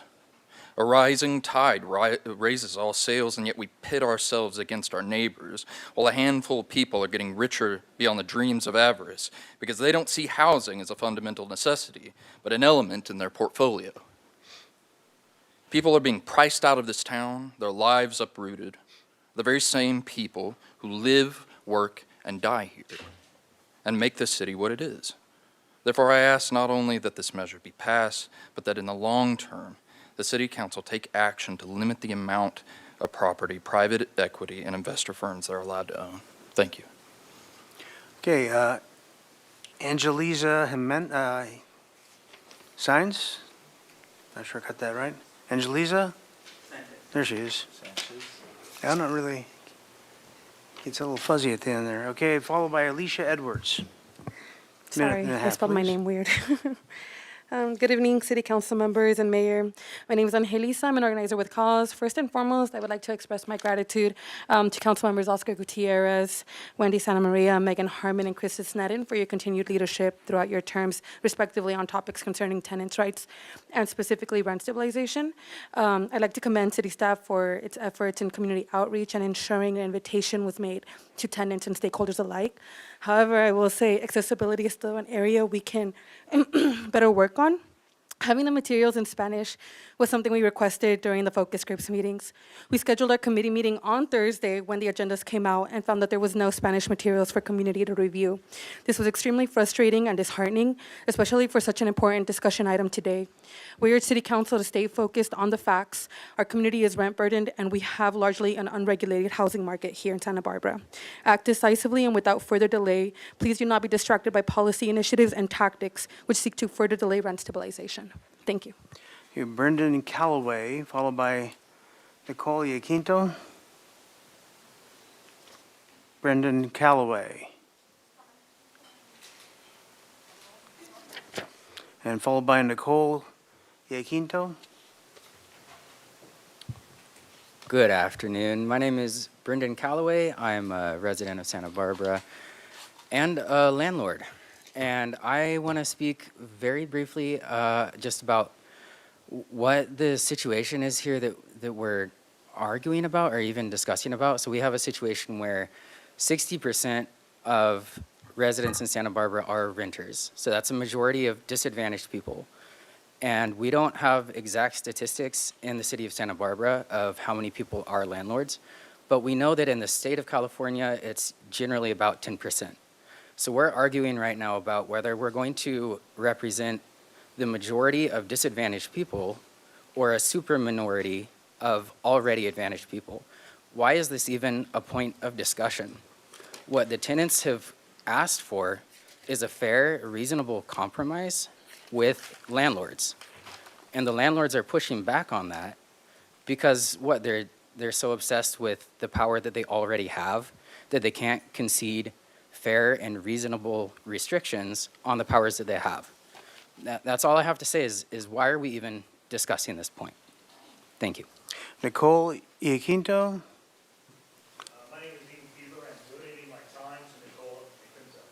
Okay, very good. So that will be 3 minutes. I'm sorry, your name is? And did you fill out a slip? Yeah, it should be visible. Okay. You can go ahead and put on 5 minutes. Thank you, sir. Good evening. My name is Reverend Nicole Quinto, and I serve as a local pastor here in Santa Barbara.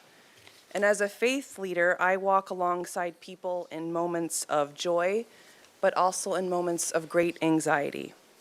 And I have sat with families and individuals in my congregation who budget carefully, who work hard, who contribute to this city, and yet they live with the constant fear that a rent increase could force them out of their homes.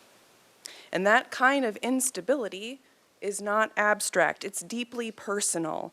It takes a toll not only on individuals, but on the fabric of our entire community, eroding trust, well-being, and a sense of belonging.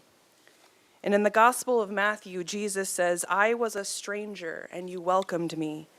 And Jesus makes it very clear that when we care for those who are vulnerable, we are participating in the work of God. And housing, shelter, and belonging, these are not secondary concerns. These are central to what it means to be a compassionate and just society. So to deny stability in housing is in many ways to deny people the ability to fully live, to rest, and to hope. And Holy Scripture across faith traditions teaches us to treat others as we would want to be treated. That question is before us tonight in a very real and practical way. What kind of stability would we want for ourselves, for our children, for our aging parents, for the people who work to keep our society going? What kind of community do we want to be a part of? So passing strong rent stabilization policy is one meaningful step towards answering that question with integrity. It creates a measure of safety that allows people to breathe, to plan, to stay rooted in their neighborhoods, and to continue contributing to the life of this city without the constant fear of displacement. As a Christian and as an American Baptist, I believe in the separation of church and state. But I also believe that all people of faith, not just Christians, are called to bring moral and ethical values into the public conversation. Our faith shapes how we show up in the world, how we treat our neighbors, and how we advocate for justice. So I would remind others who follow Christ to remember the gospel call to advocate for the dignity and justice of those who are living on the margins. If we go to church on Sunday, but ignore the cries of the poor on a Tuesday evening, we must ask ourselves, who are we really serving, God or money? And we cannot serve both.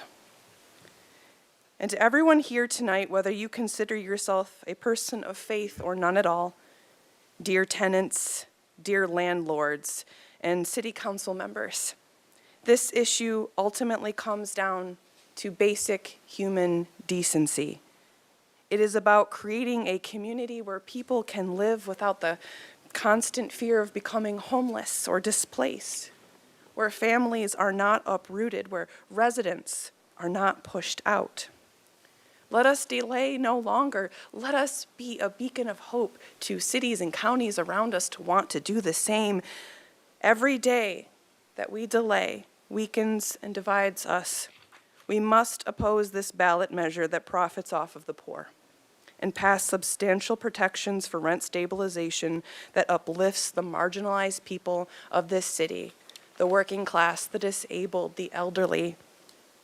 I urge you to act with compassion to protect our neighbors.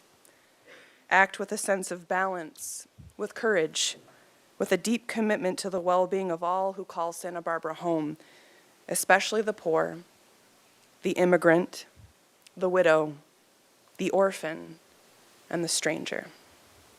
Thank you. Okay, Sarah Dahl, followed by Karina.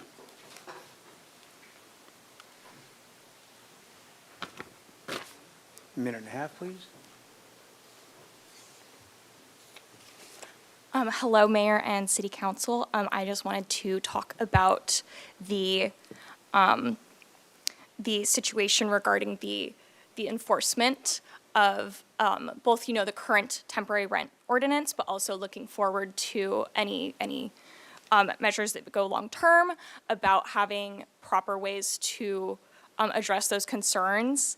There was a recent article in The Independent talking about various people who've had issues with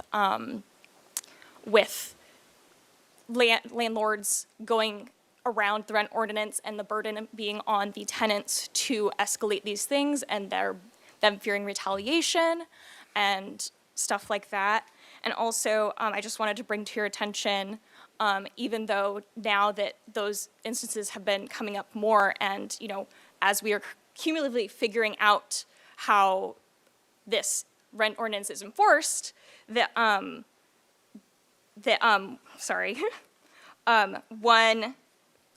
one thing I just wanted to point out is that even with the current rental freeze in place, that my current lease that's coming up, they are giving an increase, but then trying to credit back the difference in order to have kind of play around with this legal gray area where we're still figuring it out. So, thank you. Okay, Karina, and I have Sandy Hawtrey donating time to Karina. There's Sandy back here. Okay, you have. Okay, and your name is? Okay, very good. Guys aren't making this easy. Go ahead and put the 5 minutes on and go ahead, Karina, if you would. All right, well, I'm here today to give an uncomfortable update about 215 Bath, explain what really happens to protected tenants in this city, and advocate for a rent stabilization program that actually enforces the rights that tenants in Santa Barbara have on paper. Although I don't live at 215 Bath anymore, there are still 9 original tenants living there with over 50 SBCC students. I'm still very close to the original 9. Early last year, the city prosecutor agreed to stop prosecuting J.P. Knapp in criminal court and offered him a diversion agreement requiring that the landlord at 215 Bath follows all laws or return to face trial. We were told that this would ensure oversight and accountability for 2 years. However, it doesn't seem like there's much that he can do that results in anything more than a slap on the Rolex. So far during the diversion agreement, they've filed at least 4 unlawful detainers against the original tenants, all 4 settled out of court. You're looking at one of them. Code enforcement has found the updated electrical work substandard, and the tenants, our friends and neighbors, were without any electricity for 3 days in March. One of these tenants does not have enough electrical power capable of operating a refrigerator and a microwave simultaneously. When the owners finally came to fix it, the students and my English-speaking neighbors were notified about the electrical outages, but my Spanish-speaking neighbors were not. And then, you can imagine my outrage when last week they put a dumpster in one of my Spanish-speaking neighbor's parking spots and then towed his car when he parked somewhere else in the parking lot. He was not notified via a written notice in Spanish. He was not given a timeline on how long the dumpster would be in his parking spot. It cost him $750 to get his car back from the tow yard. In my opinion, this incident was unnecessary and could have been avoided with proper communication. Although there have been multiple emails sent to management, neither the landlord nor their attorney have responded to our questions. We still do not know how long the dumpster will be in his parking spot. All we are asking for is basic decency and for landlords to be held accountable. When landlords say that they have to kick everyone out in order to fix something, like the electricity in the case of 215 Bath, we expect the work to be completed in a timely order. Almost 3 years later, there should not be still a code enforcement case open about electrical issues in a fully occupied building where ownership said everything was fixed. We need a rent stabilization ordinance with some teeth. I don't think it's a radical idea to hold landlords responsible for how they maintain their property. I don't think it's a political Democrat versus Republican issue like the landlord lobby is making it out to be. I really think it's a power issue. I think it's a power issue between those who have money and access to lawyers and those who don't. And renters have little access to lawyers and resources to advocate for them. Landlords in Santa Barbara are using the court system to hold both tenants and the city hostage to their whims. The Rental Housing Mediation Board and the courts are not enough. It is essential to have a rent board where both landlords and tenants can petition for relief and seek recourse where the law is not followed. I've said it before and I'm going to say it again today. The Rental Mediation Board is a joke. They are just another tactic for landlords to use to bully tenants into submission. The Rental Housing Mediation Board focuses on how to get tenants out of their homes as quickly and quietly as possible for landlords. Over a year ago, we agreed to mediate with them, only if our landlords would sign the same confidentiality agreements that everyone signs in mediation. They refused and would only offer mediation through their property manager and J.P. Knapp. They reserve the right to speak about the issues at 215 Bath, and they have to many of you outside this chamber and over pancakes. They told you that there was a fire risk, and they told you how dangerous the electrical wiring was, and yet, 3 years later, the electricity is still an issue. We cannot solve safety problems by lobbying or in mediation. We need common sense safety plans like those described in SBTU's proposal. Landlords should disclose the work they are doing and how the tenant will be affected in writing, in English and Spanish. We need a rent stabilization board that hears and enforces compliance between both parties. There are no solutions available to renters and landlords right now besides going to court, which is a timely and costly route. This is why this issue is timely and why we can't have any more delays. Please do your job for once. Please, please, please, and advance the work plan now. Thank you. Elijah Wright, followed by Alex and Trankin.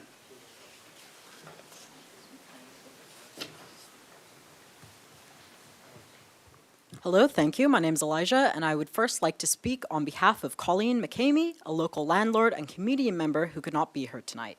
She says, I'm one of your constituents who's concerned about the potential rescission of the city's work plan to prepare a strong rent stabilization ordinance. As a local landlord and resident of Santa Barbara, I want to continue to contribute, live, and hopefully one day raise a family in a community that prioritizes all of its people rather than the profits of the already privileged minority.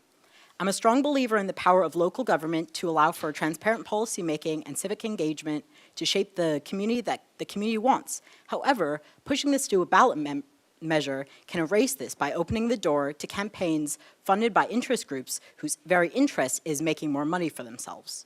I see my role in the community as being able to provide a nice, clean, and safe space for people to live while keeping rents fair and affordable. A rent stabilization ordinance can help ensure that other landlords can do the same. I hope that the council that our community elected will follow through with the city's work plan to move forward with the rent stabilization ordinance. Thank you. Now, moving on from the landlord perspective, I would like to briefly discuss the support of local businesses. I myself have personally spoken to many local business owners when asking to post pro-stabilization flyers, which over 50 businesses now have. One owner says, the rent outpaces the wages, and quote, without intervention, we are steadily losing the people who make Santa Barbara function and feel like a community. Thank you. Alex and Trankin, followed by Reina Angel. I'm donating my time to Liz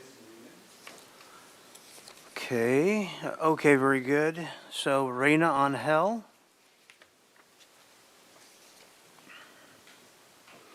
And she'll be followed by Ana Arce. Hi, my name is Reina Angel. I am asking that you do not extend exemptions beyond state law. Currently, 60% of rental units are already exempt. The RSO only applies to 40% of the rental units within the city of Santa Barbara. The Housing Crisis Act was passed to protect low-income and at-risk tenants from being displaced by not allowing demolition of such units. They are deed restricted. However, landlords lie in order to get permit approval. I know because my current landlord has lied on his permit papers, saying that no low-income tenant has lived in my unit within the last 5 years. That is a blatant lie, so that he can rush through demolition of my unit. This is exactly why we need enforcement of RSO with clear policies and procedures to protect displacement of tenants. Furthermore, putting this on a ballot is clearly another cock-blocker tactic by landlords. Support your community, not the rich. Thank you to Megan, Wendy, Oscar, and Kristen for all of your hard work on this effort. Okay, Ana Arce, followed by Liz Newman. Okay. So, Honorable Mayor Rouse and council members, we're here today because Santa Barbara housing crisis is pushing people out of their homes and out of this community. This crisis didn't happen overnight, and it won't be solved without strong, enforceable policies. And entertaining a ballot measure at this stage puts forward a proposal that hasn't been clearly thought through or vetted as an effective policy. It wasn't meaningfully introduced during earlier stages, and bringing it forward now undermines the public process and funding resources that this council, city staff, and community members have already invested. This risks replacing transparent, community-driven policymaking with expensive political campaigns backed by outside threats.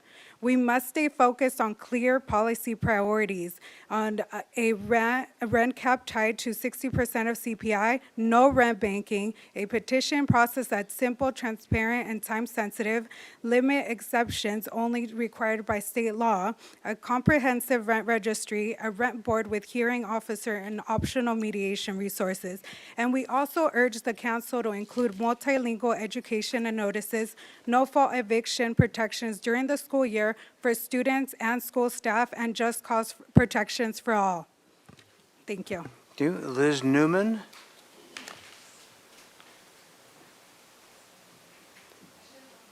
And you have Alex and Trankin giving you his time. So that's 3 minutes. Okay. Good evening, council members. I'm here in support of rent stabilization. In 2020, before I was wrongfully evicted from my 2-bedroom apartment, it was priced at $2,300. In the following month after my eviction, the landlord relisted that same apartment with no improvements for $2,700. The city's lack of oversight caused a $400 or 17% increase without consequence. This is just one of many properties that this rental agency oversees, with similar reports across Santa Barbara from other tenants that they are illegally attributing to creating a staggering and inequitable market rate. A registry for all units, no exceptions, is the only viable way for the city to manage the price gouging and illegal practices that landlords are engaging in. Without a registry, without city oversight, you are allowing the landlords of this city to determine CPI, not the market. Landlords throw around impermissible numbers that hold no factual value. There is a 3-bedroom, 2-bathroom property currently listed as of today for $990,000 on Redfin.com. The property estimates for P&I, taxes, and insurance were if you bought this house today with 20% down, you would be paying an estimate of $6,350 a month. A current Zillow listing of a rental property in the same neighborhood of the same size is listed at $7,250 a month. That's a net profit of $900 a month after your mortgage payment from a brand new, fully renovated home. Stop listening to lies that they aren't making a profit and start protecting tenants from exploitation. Thank you. Stanley Zankoff, followed by Dora Perez. That's a minute and a half. Predatory, unsustainable, traumatic, discriminatory, hostile. These were the words tenants in a city focus group used to describe the housing market. They described a gross power imbalance and a crisis not just of rules, but of silence. At the end of the day, many renters still feel like we're being left behind in a horrendously unchecked commodification of our homes. And the stakes couldn't be higher now. Even with the limited temporary rent freeze, rent spirals out of control. Workers are living on the brink of poverty and homelessness, and mass ICE agents are brutalizing and kidnapping people in our neighborhoods. And the so-called mixed status rule threatens hundreds of families with an impossible choice between eviction and deportation. In the midst of all this, neighbors are stepping up and to support one another in incredible ways. But the corporate landlord lobby has chosen a different response. They held a press conference to raise money for attorneys and have now filed a lawsuit against the city for protecting our tenants. They're forcing us to spend public resources to defend a plainly lawful pause on one possible rent increase. And now we're hearing of talk of delaying real action by kicking this to the ballot. Cities up and down California have shown what works, and we have it available to us. So again, I urge you, pass a strong rent cap based on keeping tenants housed, 60% of inflation, create a serious rent board with enforcement, and create a housing registry. Thank you. Okay, Dora Perez, followed by Mary Michael. Buenas noches a todos los concilios, a todos los miembros del concilio y al Mayor, alcalde de la ciudad, Randy Rose. Today, oh my goodness. Today I would like to share a testimonial from a tenant and community member. This is his testimony. Hello, my name is Javier. I lived in Goleta for 10 years in a house that was eventually sold after the owner passed away. In November. I moved into a 3-bedroom apartment here in Santa Barbara. To secure the apartment, I had to submit an application and wait for approval before I could sign a lease agreement. To move in, I was required to pay the first month rent, a security deposit, and the last month rent in advance. In total, I paid around $13,000, the majority of which came from my personal savings. Just 2 months after I had moved into the apartment, the landlord raised my rent by $500. I found this rent increase to be extremely excessive, especially given that I had only been living at the address for 2 months at the time. I'm sharing this testimony so that you, as community representatives, will advocate for rent stabilization. This issue affects me deeply as working man, a father, and head of the household. I imagine that, like me, there are many parents who have to work up the 3 jobs just to cover their rent, personal expenses, and their children's education. Please consider that we, as essential workers, deserve to live in Santa Barbara, to continue contributing to the local economy, and to ensure that our children can continue attending to school in the community where they live. Thank you. How You're sad over that you time. want to proceed under the constitutional law when it's convenient for others, but not for the hardworking families. We all need to live with respect and dignity in this city. I hope everyone not just listen, but pay attention to the lady who spoke about Jesus. Dora, you're past time. So, Okay. Thank you. Okay, thank you. Okay, Mary Michael, followed by Miles Hagan.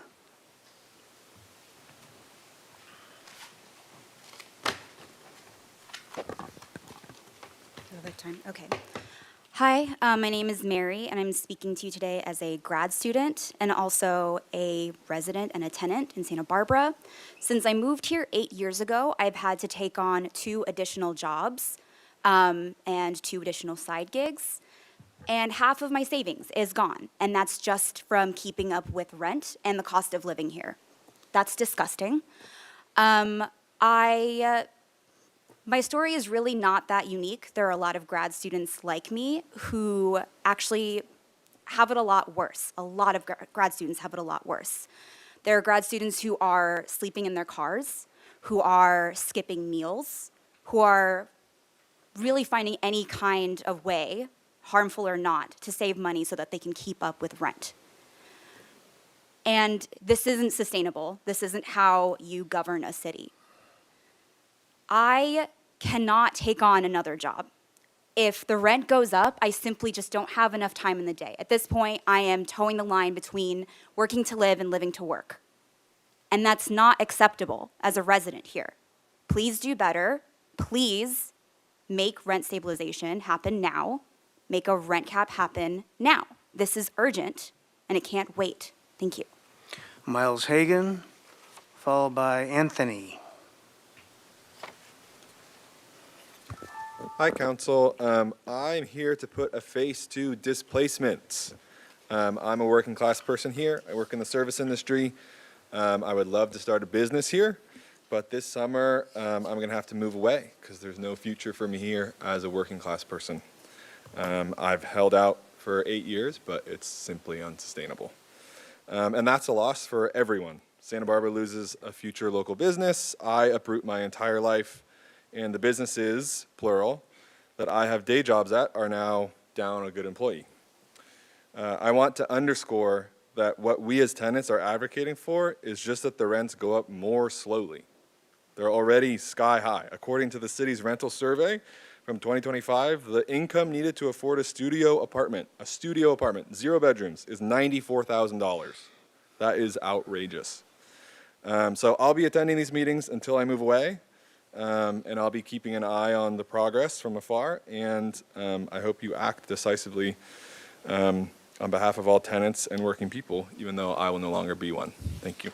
Okay, Anthony, and there is Sophia right there. Okay, so you have 3 minutes. Madam Clerk? Go right ahead. Okay. First, I want to acknowledge our original inhabitants and traditional stewards of this land, Chumash people. My name is Anthony Luis Costello. I belong to the historic Osuna family, also known as the owners of the Osuna Market, that traces back 130 years, which was the first Mexican grocery market of its kind in Santa Barbara, and later in Carpinteria. By Mexican, I mean indigenous, Yaqui and other mixed people of Northwest Mexico and beyond. And just like our Chumash relatives, we're still here. They can hear me. Yeah. Thank you. Okay, sorry. No problem. So we're still here. We're now established Santa Barbara citizens, and along with our Santa Barbara Tenants Union friends and cause friends, we're sticking up for and standing beside our social, economically vulnerable population, which includes us, including myself. RSO, rental stabilization ordinance, is not just housing protections for vulnerable population. RSO is more about housing justice for the most basic of human rights. Habitability is at the top of the list if you look at the California Department of Justice Office of Attorney General, Civil Code 1941.1. When we have our civil rights violated, we need to be able to hold landlords accountable. We need to have the city of Santa Barbara grow some teeth and pass this RSO because it's a fair and transparent, just, and democratic process. We need tenant protections and accountability for landlords. In my personal story, I ran from a private landlord, and as I worked through habitability issues, including that involved an upstairs sewage intrusion into my ceiling with mold and no ventilation in my bedroom, I discovered my landlord had a dark, manipulative reputation. In one case, there's one case against them that's set for trial next year. Meanwhile, I am now facing litigation for the same landlord as a defendant for petty and false accusations. Finally, acknowledging that council has a decision simply to vote in favor of basic human rights and a housing program that holds affordability and habitability as paramount, or vote against housing justice and say no to RSO. Please say yes to RSO. Okay, Gina Quiros.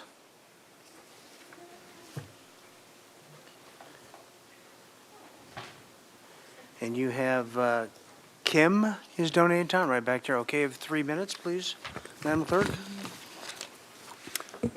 Good evening, council members. My name is Gina Rodardi Quiros. I have been a resident of Santa Barbara for 59 years. Today, I'm here on behalf of the National Coalition for the Homeless, where I serve as the California State Captain. We urge for the adoption of a strong rent stabilization ordinance, one that is to the maximum extent of the law with no exemptions, and no loopholes. Displacement is not an abstract concept. It is a reality, and it shows in your current point in time data, which reports a 15% increase for a total number of 2,455 individuals who are experiencing homelessness. But this isn't just data, it's human suffering, and it affects all of us, or at least it should. We would like to see actionable steps by this council. You have the data, the people have spoken. A delay today could be displacement tomorrow, and the costs associated with displacement once somebody becomes homeless, it's in the tune of $35,000 per person per year. And this is my low figure that I'm using. It could be more for people who have higher acuity, but I'm just using lowball. That totals $85,925 that could have gone to a rent registry. So some facts about California is that we have the largest economy in the United States. And we also have the largest homeless population in the United States. Can somebody help me figure this out? In Santa Barbara, we have a severe lack of affordable housing. We have building constraints and zoning laws, and we are severely rent burdened. The rents are just too damn high, let's admit it.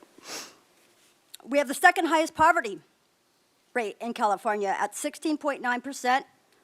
69,300 people in Santa Barbara County are living in poverty. We have a 54.7% higher cost of living than the national average. And 55% of our population pays more than 30% of their annual income on housing. Do we want to know why this data is so negative? It's because of decisions in rooms like this, Let that sink in. Housing is a basic human right because it is essential to human dignity, health, and survival. In fact, when I think about it, housing is the foundation of every right when you think about it. A society that allows for people to be punished and displaced out of the safety of a home is failing at a fundamental level. That's time. Thank you.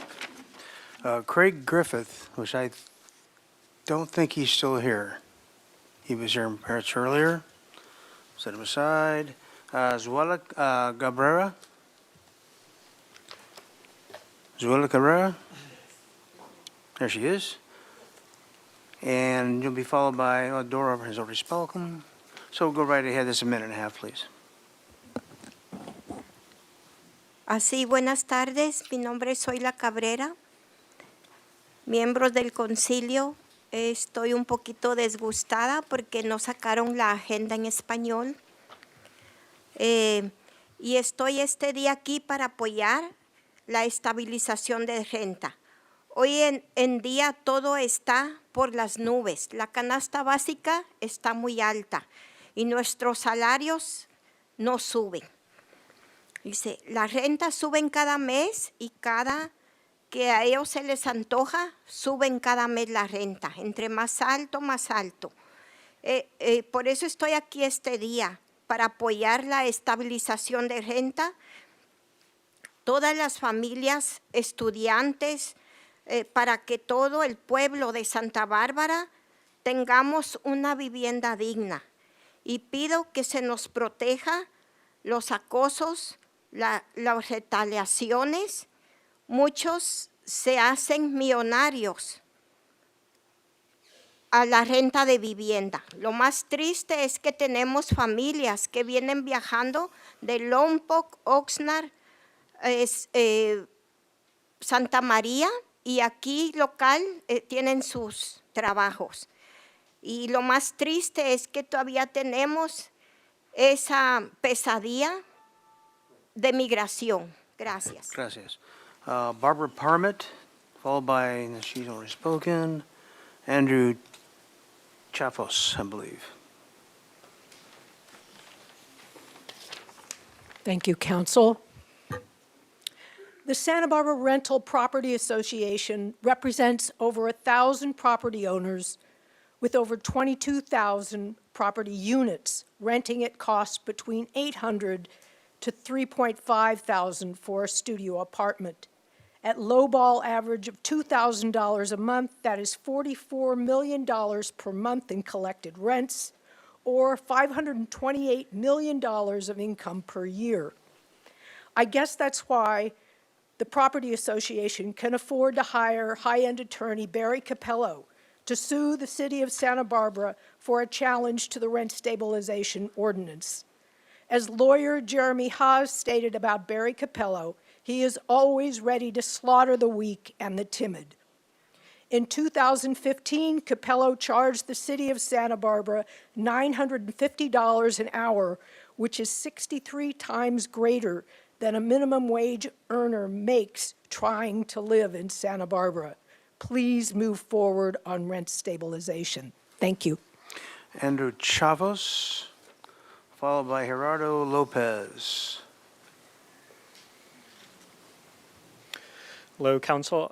My name is Andrew Chafos, and I am a tenant speaking today in favor of Santa Barbara adopting the strongest possible rent stabilization ordinance. In particular, I want to advocate for the rent increase limit being based on 60% of CPI rather than the other proposed measures such as AMI.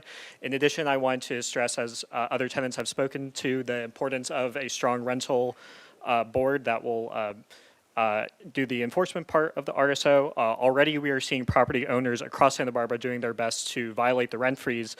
And as we've also heard, like habitability issues and similar issues go unaddressed. So it's very important that strong enforcement is part of the RSO.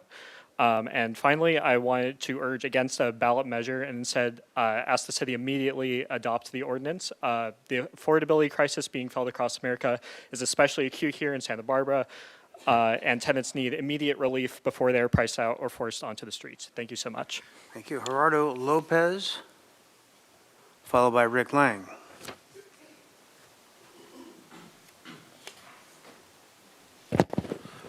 Hello, good evening, Mayor and Council.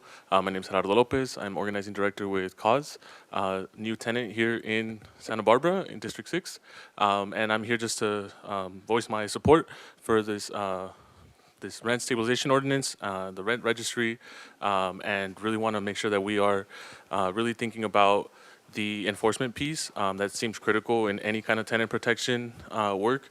We want to make sure that the city is doing the necessary work to ensure that the tenants have the protections that are being advocated for in this space. Thank you for your time. Okay, Rick Lang, followed by Don Kadich. I'm swimming against the stream here, so I'm going to go with a different approach. Rental housing is the cheapest housing in Santa Barbara. And because of this stuff, a lot of landlords are saying, I'm out, I'm selling, and a lot of investors are not coming in. So my suggestion to the renters is get together and start buying up this rental property to live in it. Because, you're not going to find, you're not going to find an opportunity to pick your neighbors. You're not going to be able to go without association dues. And you really think that it's cheaper to own than it is to rent, then by all means, then buy this stuff up. Because, it just doesn't seem that nobody's going to be providing housing to anybody who's dissatisfied, disgruntled. Why bother at that point? So, thank you. Okay, Don Kadich, followed by Estela Montano. Mayor, council members, thank you. Words matter, so let's clear up some disinformation. Rent stabilization is a chosen narrative to frame what is, in truth, the taking of property rights. And despite the label, there is nothing stabilizing about this policy. Based on staff presentation tonight, 24 full-time employees, $6 million in expenses, tenant protections, and shockingly, no landlord protections. And one of the speakers earlier said, why are the mom and pops selling? They lamented the corporate ownership here in Santa Barbara on rental property. The reasoning is this city council has made it a criminal offense to make an administrative or technical error if you're a landlord. Rent stabilization may offer short-term relief to some existing tenants, but it does so at a cost for future tenants who will face artificially inflated and distorted rents. It will drive investment capital away from Santa Barbara precisely when that capital is needed to build the housing requirement under the state's RENA mandates. And as of today, this city has only achieved 11% of its required housing production. Don't chase capital away. Paseo Nuevo, La Cumbre Plaza could be the next victim of rent control, which could be due in 15 years if you don't draft something logical. Thank you. Estela Montano, followed by Sunny Chell. Buenas tardes, miembros del concilio, y mi testimonio es el de siempre desde que empezamos a pedir esta estabilización de renta que necesitamos realmente ya. No tan solo es mi testimonio, son muchos más y muchos de los que no podemos escuchar por lo mismo, miedo y todo, porque ahorita no es tan solo el aumento de renta. Es migración, es ahí detrás de nosotros, es el miedo, es las compras, todo lo que ha subido. Entonces ese es el problema. Aparte de las cosas, ¿a dónde se va el dinero que aumentan de renta? $150 mes por mes. Lo único que pido es que terminen con las termitas en mi departamento, que cambien la carpeta que está haciendo desde hace 10 años que vivo ahí. Es no saludable. Tengo miedo de venir con mi council member, Eric Frickman, porque es de mi distrito, porque ¿qué me va a decir? Nada, porque él está en contra de los inquilinos. Entonces, tengo miedo de venir con él a pedirle que me pueda ayudar para que mi landlord pueda hacer lo que tienen que hacer con los aumentos que están dando. Entonces, ¿a dónde pido ayuda? ¿Qué es lo que voy a hacer? seguir con esto, pero pues tal cual creo que sí voy a tener que seguir viniendo para pedirles realmente que tomen cartas en el asunto, porque de todas las personas que están sentados en estas sillas es porque representan a la comunidad, porque tienen un cargo el cual debe de ser tomado con seriedad y para ayudar a la comunidad. Gracias. Thank you. Sunny Chell, I think I've got that right. Followed by Darian Bleacher. Thank you. I'm really nervous, so give me a moment. And I also, a year and a half ago, I suffered a heart attack that was due in part from the stress of dealing with illegal activities and actions by my landlord, as well as the fact that we had an unlicensed property manager who was based in Arizona who was calling the shots in the place that we were living. I had open heart surgery as a result, and had my life turned upside down.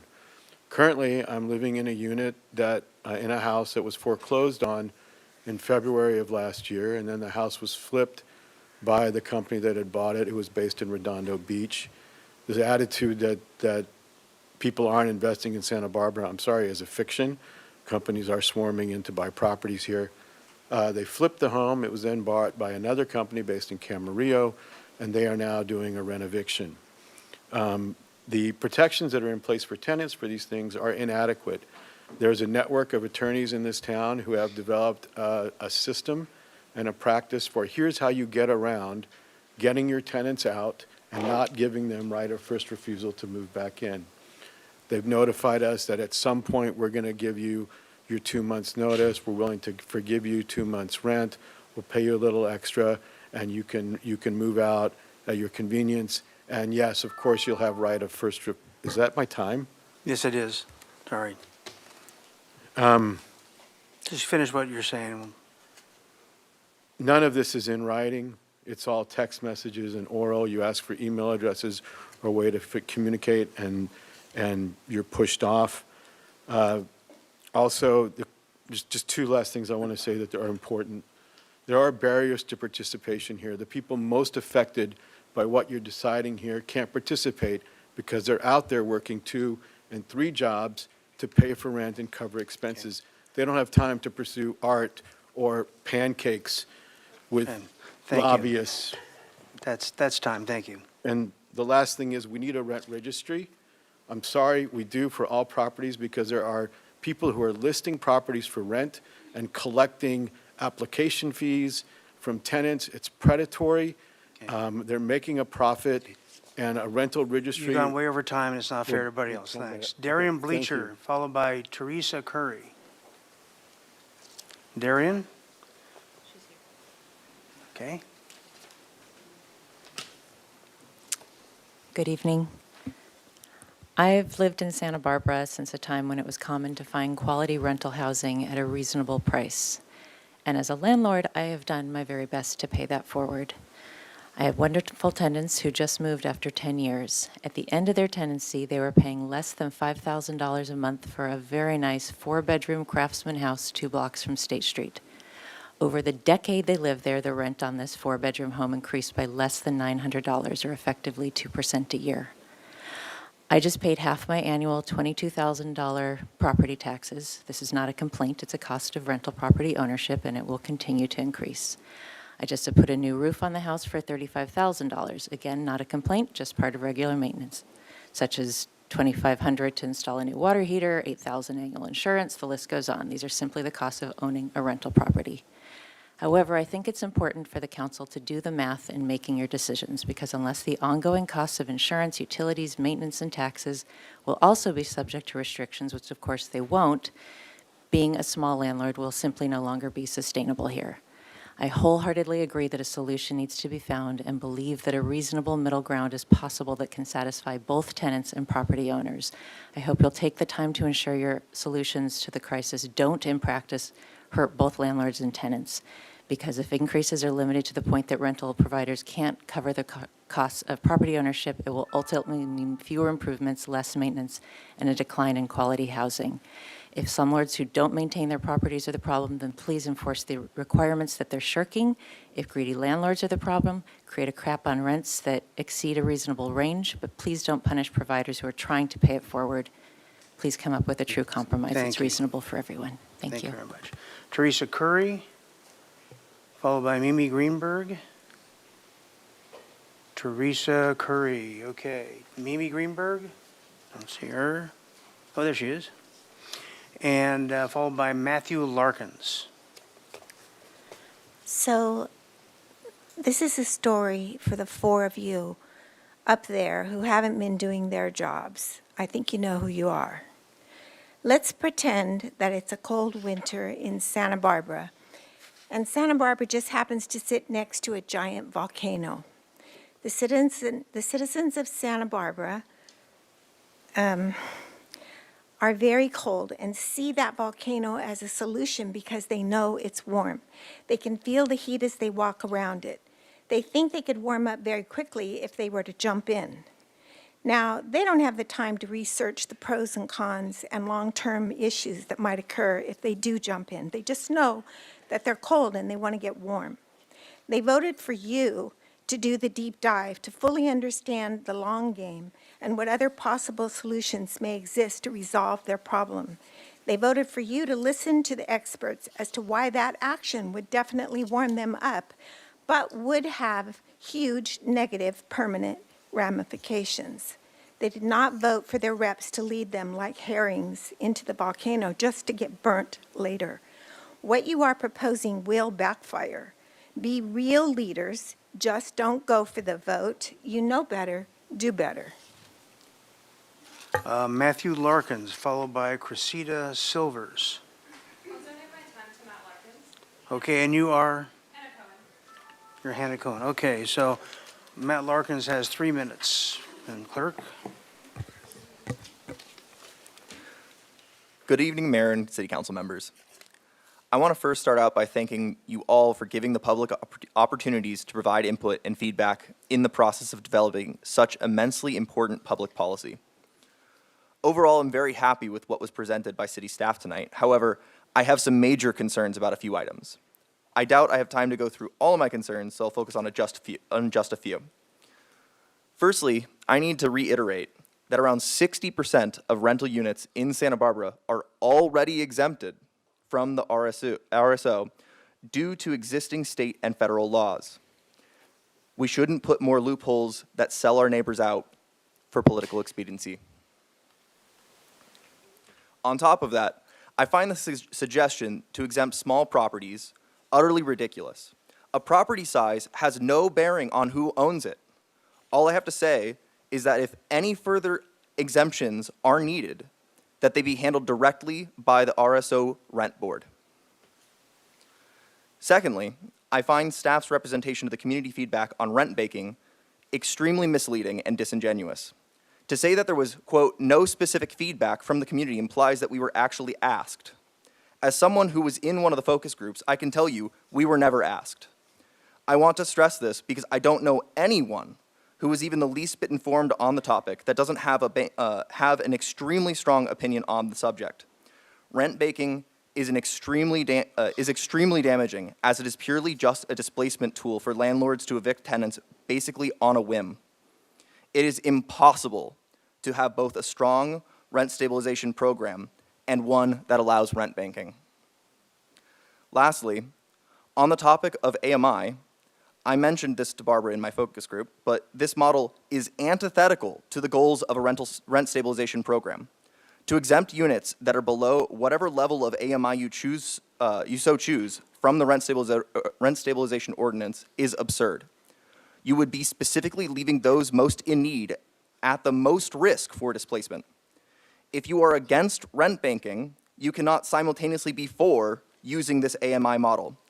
They both are simply ways in which landlords can displace tenants.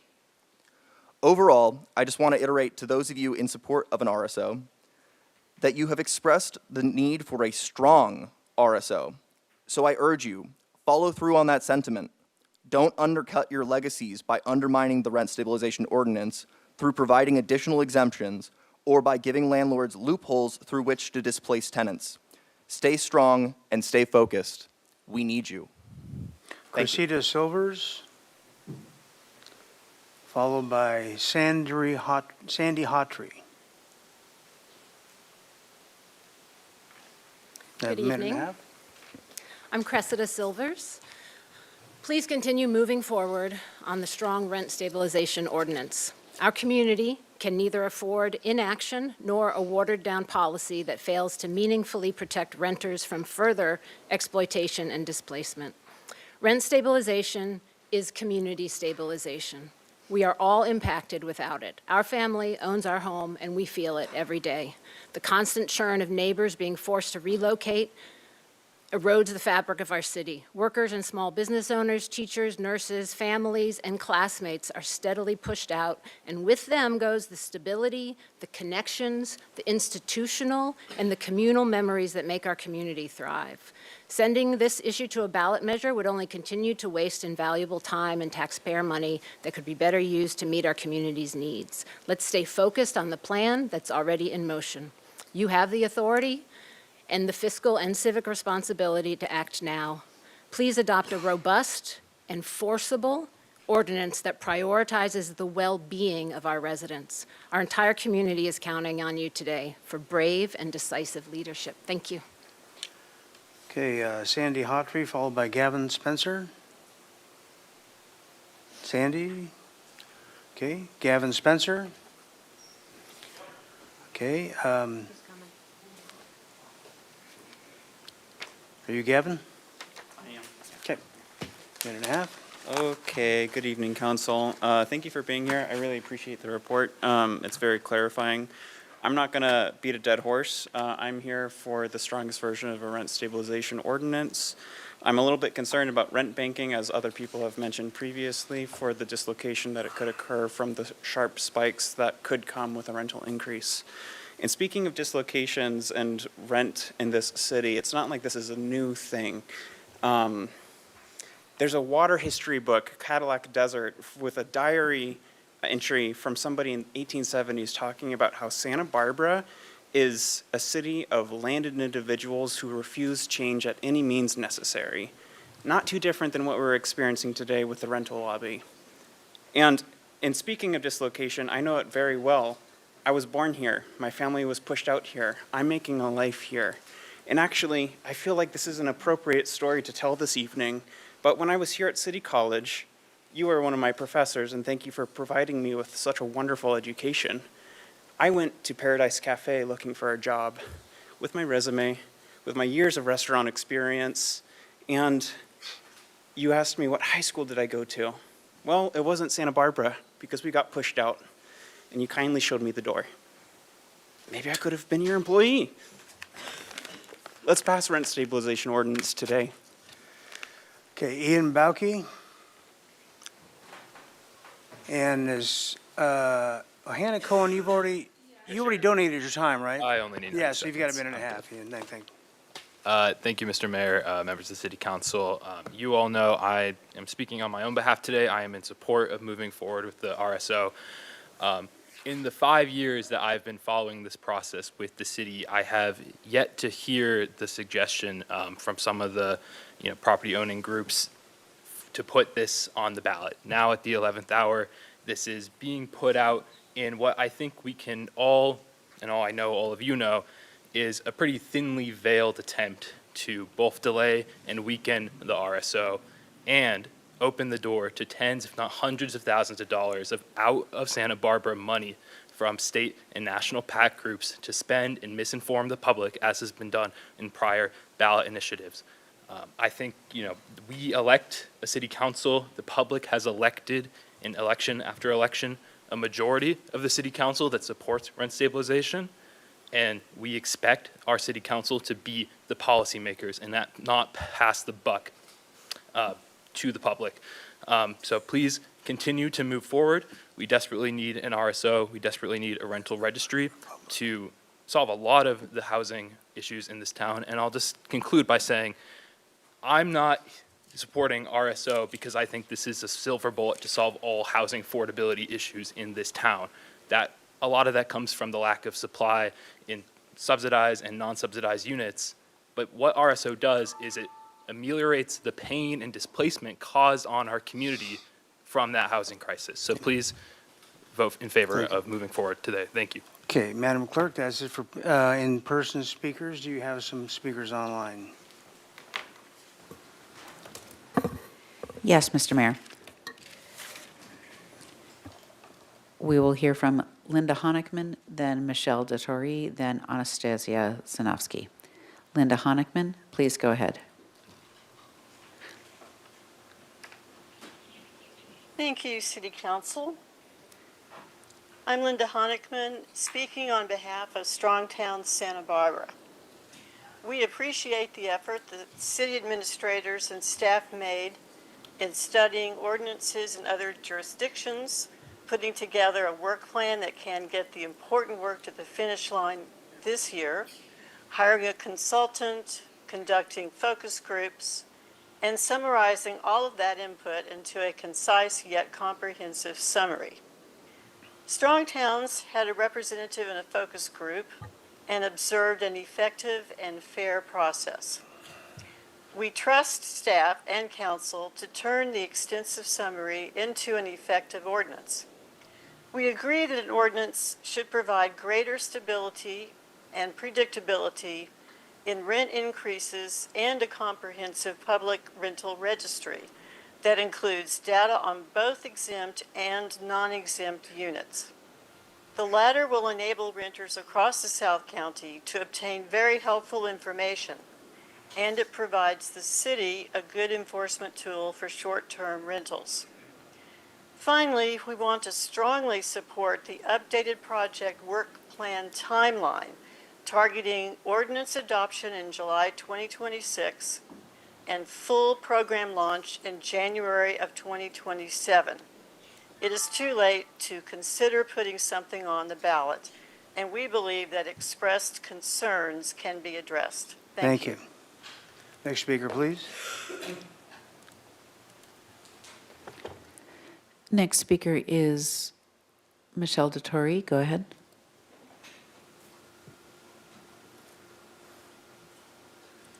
Hello, thank you for taking my comment. I am here to express support for moving forward with rent stabilization. I really appreciated the presentation tonight and all the work you've been doing on this. I just wanted to note that I think it's a good idea to limit exceptions to only those that are already required by state law. I am really want to express my support for a comprehensive rent registry and also a rental board that will take care of mediation and have a hearing officer. I also want to express support for no-fault eviction protections during the school year.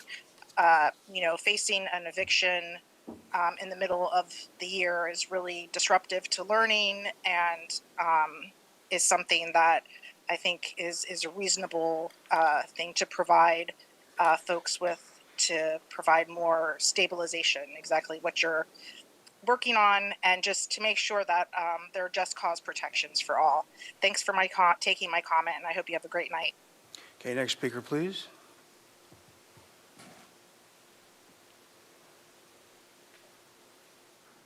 Next speaker is Anastasia Sanofsky.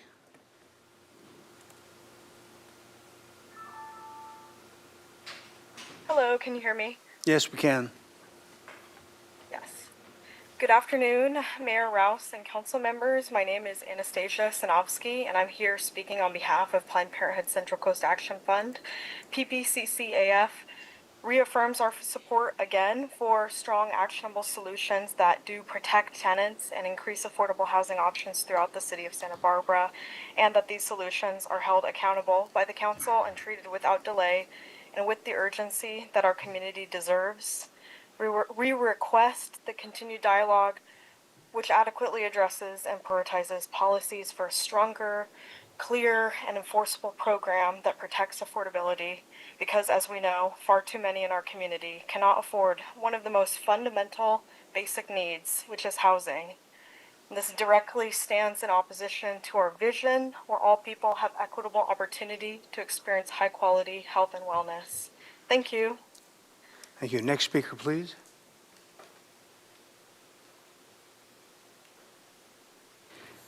We have three final speakers, Chelsea Lancaster, Ana Garcia, and Andrew Hawkins. Chelsea Lancaster, please go ahead.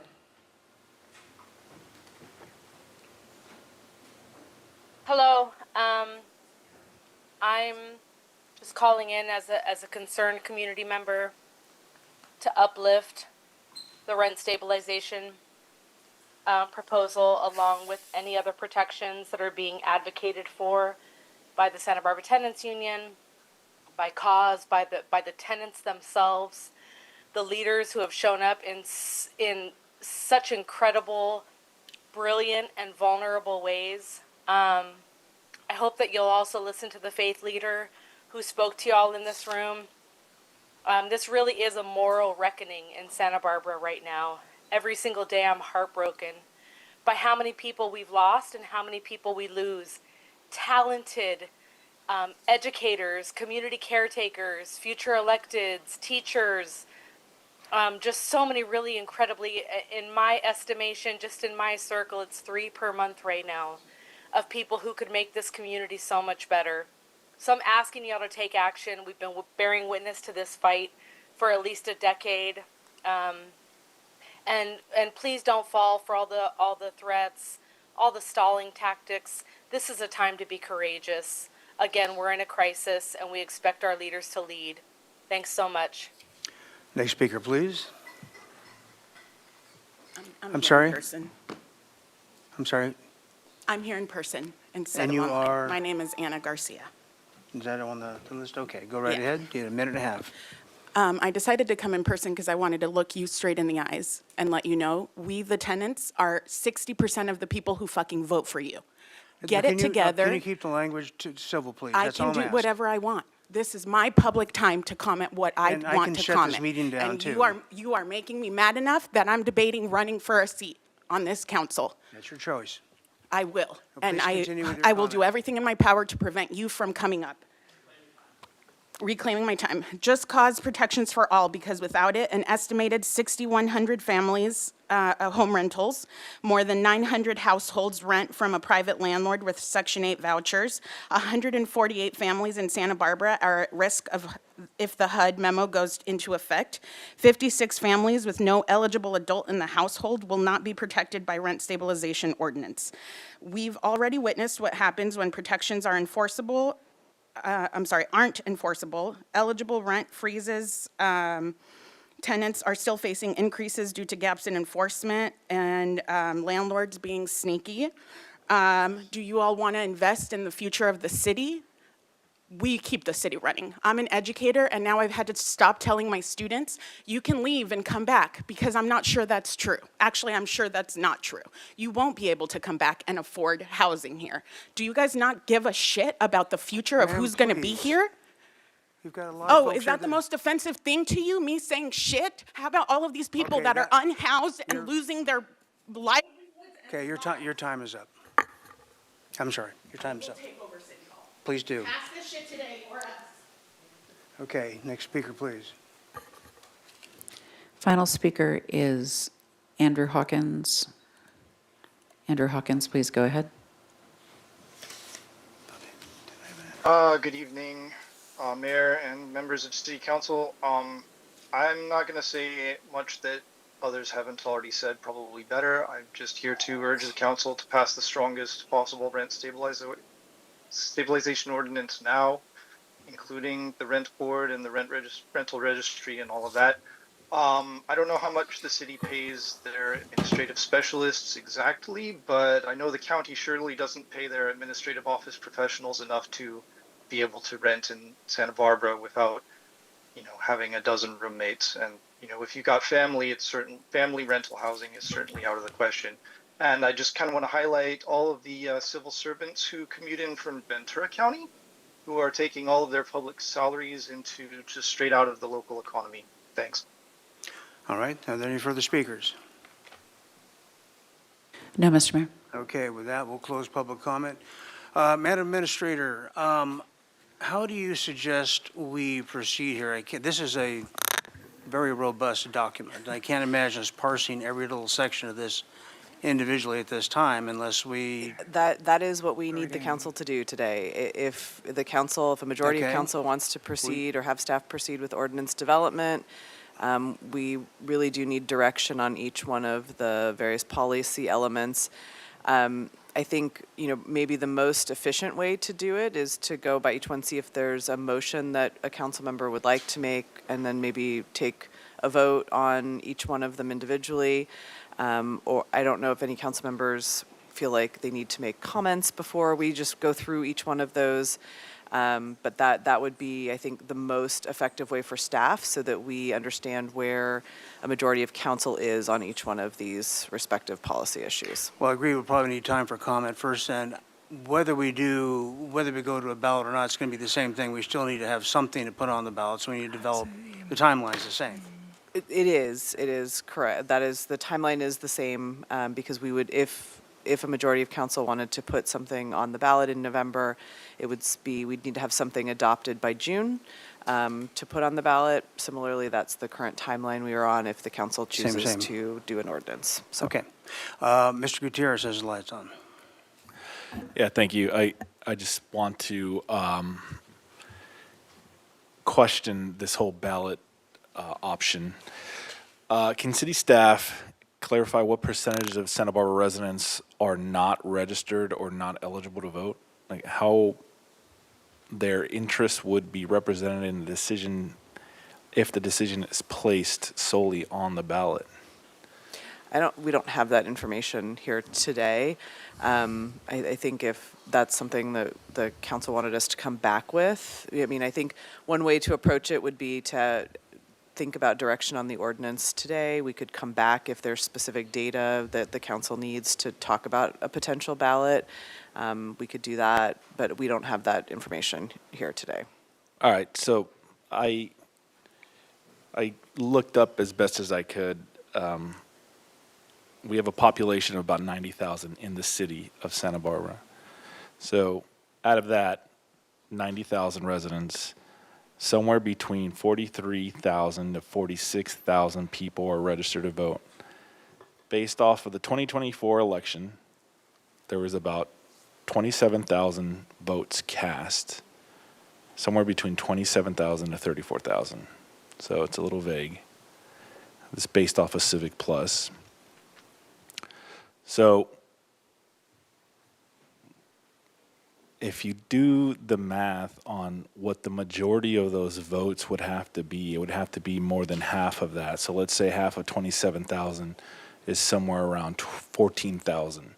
So 14,000 people could decide a policy that will affect 90,000 people. That, to me, doesn't seem like fair and equitable or democratic, in my opinion, if we put this on the ballot. And I find it interesting that, some people were bringing up, No King's Day and comparing us to that. But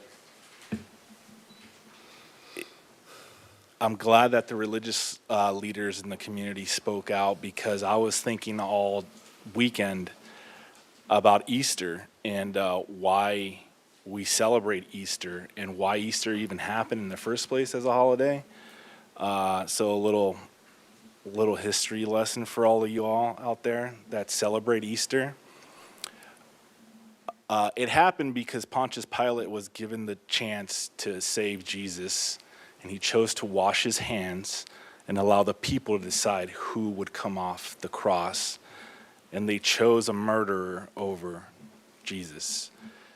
So I personally am not going to pull a Pontius Pilate and put this on the people when I just got reelected in 2024 and spoke to thousands of people in my district. And this was something that they've been asking me to push for the last 8 years that I've been on council. I've been carrying this issue on my back. So I'm going to continue carrying it because I gave the people my word. And yeah, I just ask you all critics to kind of dig deep as to, well, the other issue too is we have a president right now who is outspokenly threatened to interfere and flat out even stop elections. So we're talking about democracy and fair and elections. I don't believe it, considering that our president is actively working against that. And I don't find it a coincidence that his history is in land management and scamming and abusing and discriminating against renters. So I just wanted to voice my opposition to my colleagues up here about this whole putting it to the ballot situation. Because correct me if I'm wrong, if we put it on the ballot, we won't have the power to change it, right? We have more power if we implement it. It as depends opposed on to- how the ballot measure is structured. There's a variety of different ways it could be structured, but, you know, I would assume that some of the core elements of the rent stabilization program would be embedded in the ballot measure. There's different, you could do an advisory measure which says simply, should the city approve rent stabilization, and then it could get kicked back to the council to develop it because you've had a vote that says yes, rent stabilization or no rent stabilization, or you could do a full ordinance. And those are two different mechanisms. So it is clearly, it is the council's decision on this, you know, how they want to proceed. All right, well, I just wanted to voice my opposition to my colleagues.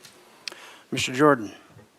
Oh, excuse me, the city attorney has light on. Did you need to say something, Mr. Dorns? Yeah, thank you, Honorable Mayor. I guess since the ballot issue at least is being raised, just to at least inform the council on the process of what they can do. I'm not suggesting at all they do that, but at least what it would look like. So there's two options you have. One is as Ms. McAdoo kind of talked about, one would be the hard law option, one would be the soft law. So what is the hard option? It's actually placing on the ballot measure the full text of the ordinance for the voters to look at. A vote would mean yes.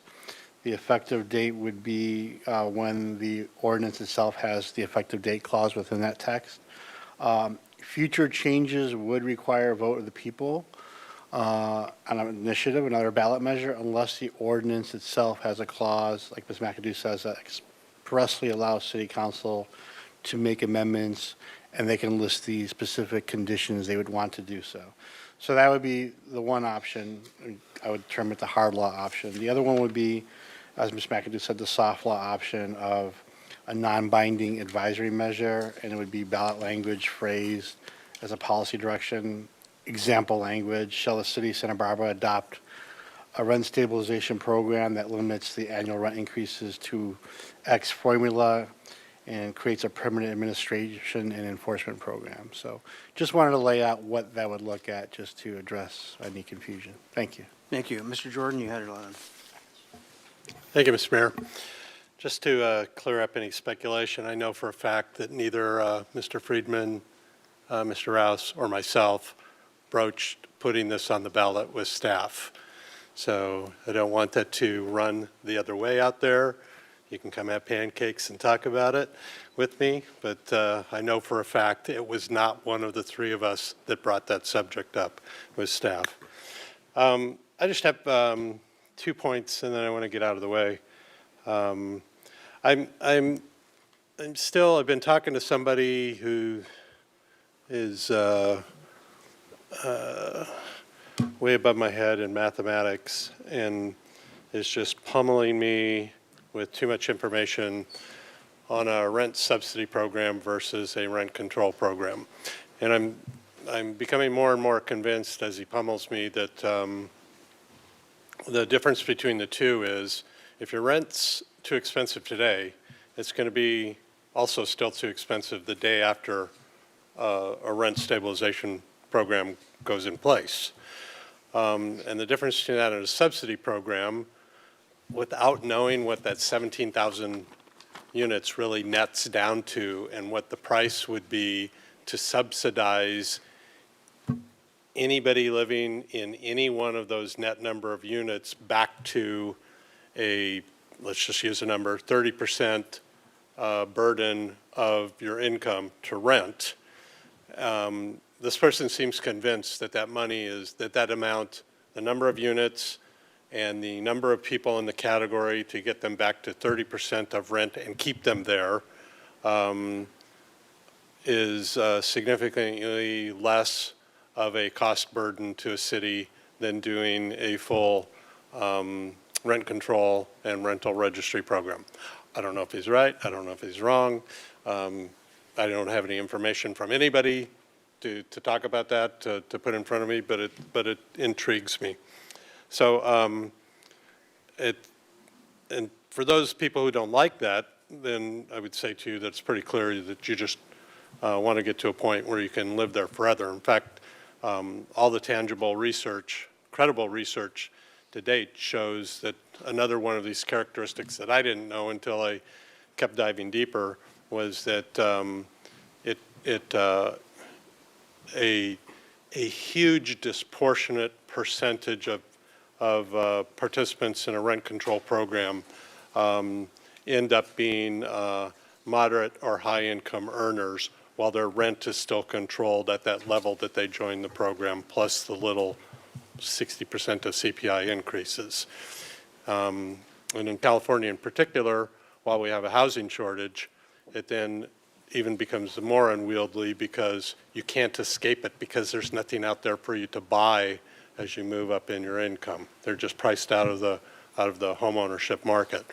And so you end up staying in a rent controlled apartment even though you're making 2 or 3 times more than when you started that program. So I think, pursuing a different avenue, that horse has probably already left the barn emotionally with everybody, so it's too bad. The other point I want to make, and I talked to both Barbara Anderson and Kelly McAdoo about this too. If you're going to do this, you better do it right, and I have some concerns about people gaming the existing tenant protection programs in terms of eviction and comparing what the cost is of just evicting and paying the penalty there as a matter of getting people out of those units because that costs them less than keeping those people in those units at a controlled rent. Back when we had to worry about this, there had to be a nexus on what the relocation fee actually was, and it couldn't be 3 months, it had to be 2 months because that was whatever it was. But I don't want to be sitting here if that horse comes home to the barn and we look backwards and say, oh, look, now people are just paying the cost of eviction under our existing tenant protection plans because that's a better deal than subscribing to what we put in place as a rent control. So I think those go hand in hand. Looking at that, and so I would just to avoid that popping up and rearing its ugly head, if that really potentially exists in the future for who's ever sitting in these seats, I think would be part of the thing, the consequences you want to look at in the direction you're going. Thank you, Mr. Mayor. Ms. Santa Maria. Thank you, Mayor Rouse. I think actually, Councilmember Mike Jordan, you brought up some really important points that I think are really worth commenting on. I think, when it comes to the tenant subsidies versus a rent stabilization ordinance, what I've seen in my own individual research and in speaking with housing specialists and housing policy advocates, even though a rent subsidy program sounds nice, it is incredibly expensive. It would need a dedicated funding stream. It would be an additional administrative burden. And just think about what it would mean if we made the city responsible to pay for a rent increase every time a landlord was like, I'm going to raise your rent. And the city's the one responsible for that. That is a very dangerous slippery slope. I would caution against it. I think mostly because I think our limited funds and resources are much better utilized in developing a robust rent stabilization ordinance that is going to put a little bit of a speed bump to rents that will continue increasing, but they'll increase at slower rates. But if we had to choose between one or the other, imagine subsidizing rents without any regulation on those rents going up. And I mean, talk about a budget crisis. It'll make what we're dealing with today look like nothing. The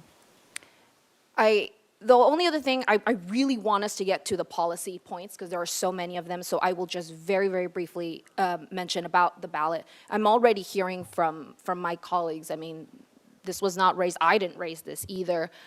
It doesn't seem that it's something that my colleagues raised, and I don't think the path to put this on a ballot is already too late. We would need to do all sorts of, we would need to do polling.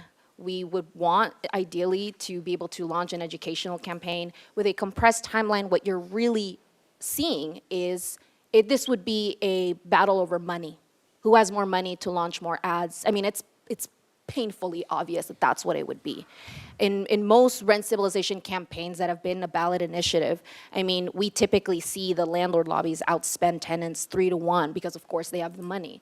And so we need to be very careful about punting this responsibility to be decided by those with the most money. And we were democratically elected. It is our responsibility to represent what we were elected to do. I would encourage my colleagues and also our city administrator, if possible, let's just go through the policy points. We can maybe later discuss ballot, but it just doesn't, I don't want this to suck the air out of the room because frankly, whether we do ballot or not, and in my opinion, I want to say right now, this does not seem like a viable option given the time constraints. And this, I mean, this should have been brought up much, much sooner. I think we should just dive into the policy. That's what we really need. And just wanted to voice that I don't think that the ballot initiative conversation should be taking up too much time because it's we have bigger things to worry about. Thank you, Mr. Mayor. Ms. Sneddon. Thank you, Mayor Baus. Let's see. I'm looking at things, first of all, that came in agreement from both focus groups and also which we've heard over the years, too. And I think through the whole spectrum of renters, property owners, all community members, I really don't want to think about sides, but we're all in this together. On all parties point to uncertainty causing major impacts and hardship, stress, and financial hardship as well. All parties point to the importance of clear and predictable rules. All parties support education and outreach on whatever program is developed. And I think from the perspective of having talked about this for 9 years, at least 9 years, as every time we bring it up, it creates turmoil, it creates stress, and that's from all groups impacted, and it's time for us to move forward. I think it's time for us to settle on policy. I appreciate the rubric of the questions. I really appreciate the professionalism and experience that our professional consultants have brought to this conversation to really fine-tune it down to what are the things we need to be discussing. It's been 9 years of public meetings, workshops, forums, committee work, focus groups. I think we are now hearing from the same people. I don't think it's new information. It's reminding us of information, and I think we're ready to make these decisions. I appreciate that we are going about it in the Santa Barbara way. I think this is better. I think what we are coming together with is actually a moderate rent stabilization program. And what I want to say about a ballot measure is that if that had been the process from the beginning, it would have been 2 polarized groups bringing forward polarized and more extreme measures. And that could still be possible. If we move forward with what we, through our 9 years of experience of listening and meeting and negotiating, we can move forward and pass what we believe is a more moderate Santa Barbara style program. And then still, it could be that tenant groups say this isn't strong enough and we want it to be stronger, and that could go on the ballot. Or the Rental Property Association can put forward a ballot measure that says we want it to go away entirely. And I would welcome you to spend the years of having community groups and spending money and getting the support that I feel that we really have spent. If we were going to go a ballot measure route, which I wouldn't have been opposed to earlier, we talked about it. I'm a little bit surprised to see it come up today, but had it come up before we hired consultants, before we decided to go this route, before we voted on a timeline of public input and community meetings. And I just think we did the right thing by voting to move forward with a Santa Barbara style outreach, and let's continue on that path that we're on. And it doesn't preclude democracy. We are duly elected, and it doesn't preclude anybody who has the will to get the signatures, to do the education, to write the op-eds and what is already happening, to put forward a ballot measure. But we'll have ours in place, and if something passes to replace it, something passes to replace it, and that's still democracy. So I'm feeling like if it went to the ballot, it wouldn't have been this negotiated one that we're contemplating, and this really is much more moderate than what would have gone if it had been from the beginning going to a ballot measure. The other thing about that is it is new, it is different. And we do need to be able to make adaptive adjustments. We've all talked about unintended consequences, and if it goes to the ballot and it has to go to the ballot again to change something small, and we know that there's something happening that was an unintended consequence for any of the parties who are impacted, it is such a long and expensive process to put something on the ballot again, to then make a change to it. And I think if we trust each other that we wanted something more responsive to Santa Barbara through a negotiated process, I think we are getting there, that these things that are coming forward, I'm not always happy with all of the things come forward, and somebody else might not always be happy with all of the things coming forward, and that's what this moderate negotiated process is. So I prefer that, I think, because it allows us to be responsive to the community, all members of the community, and to adjust over time.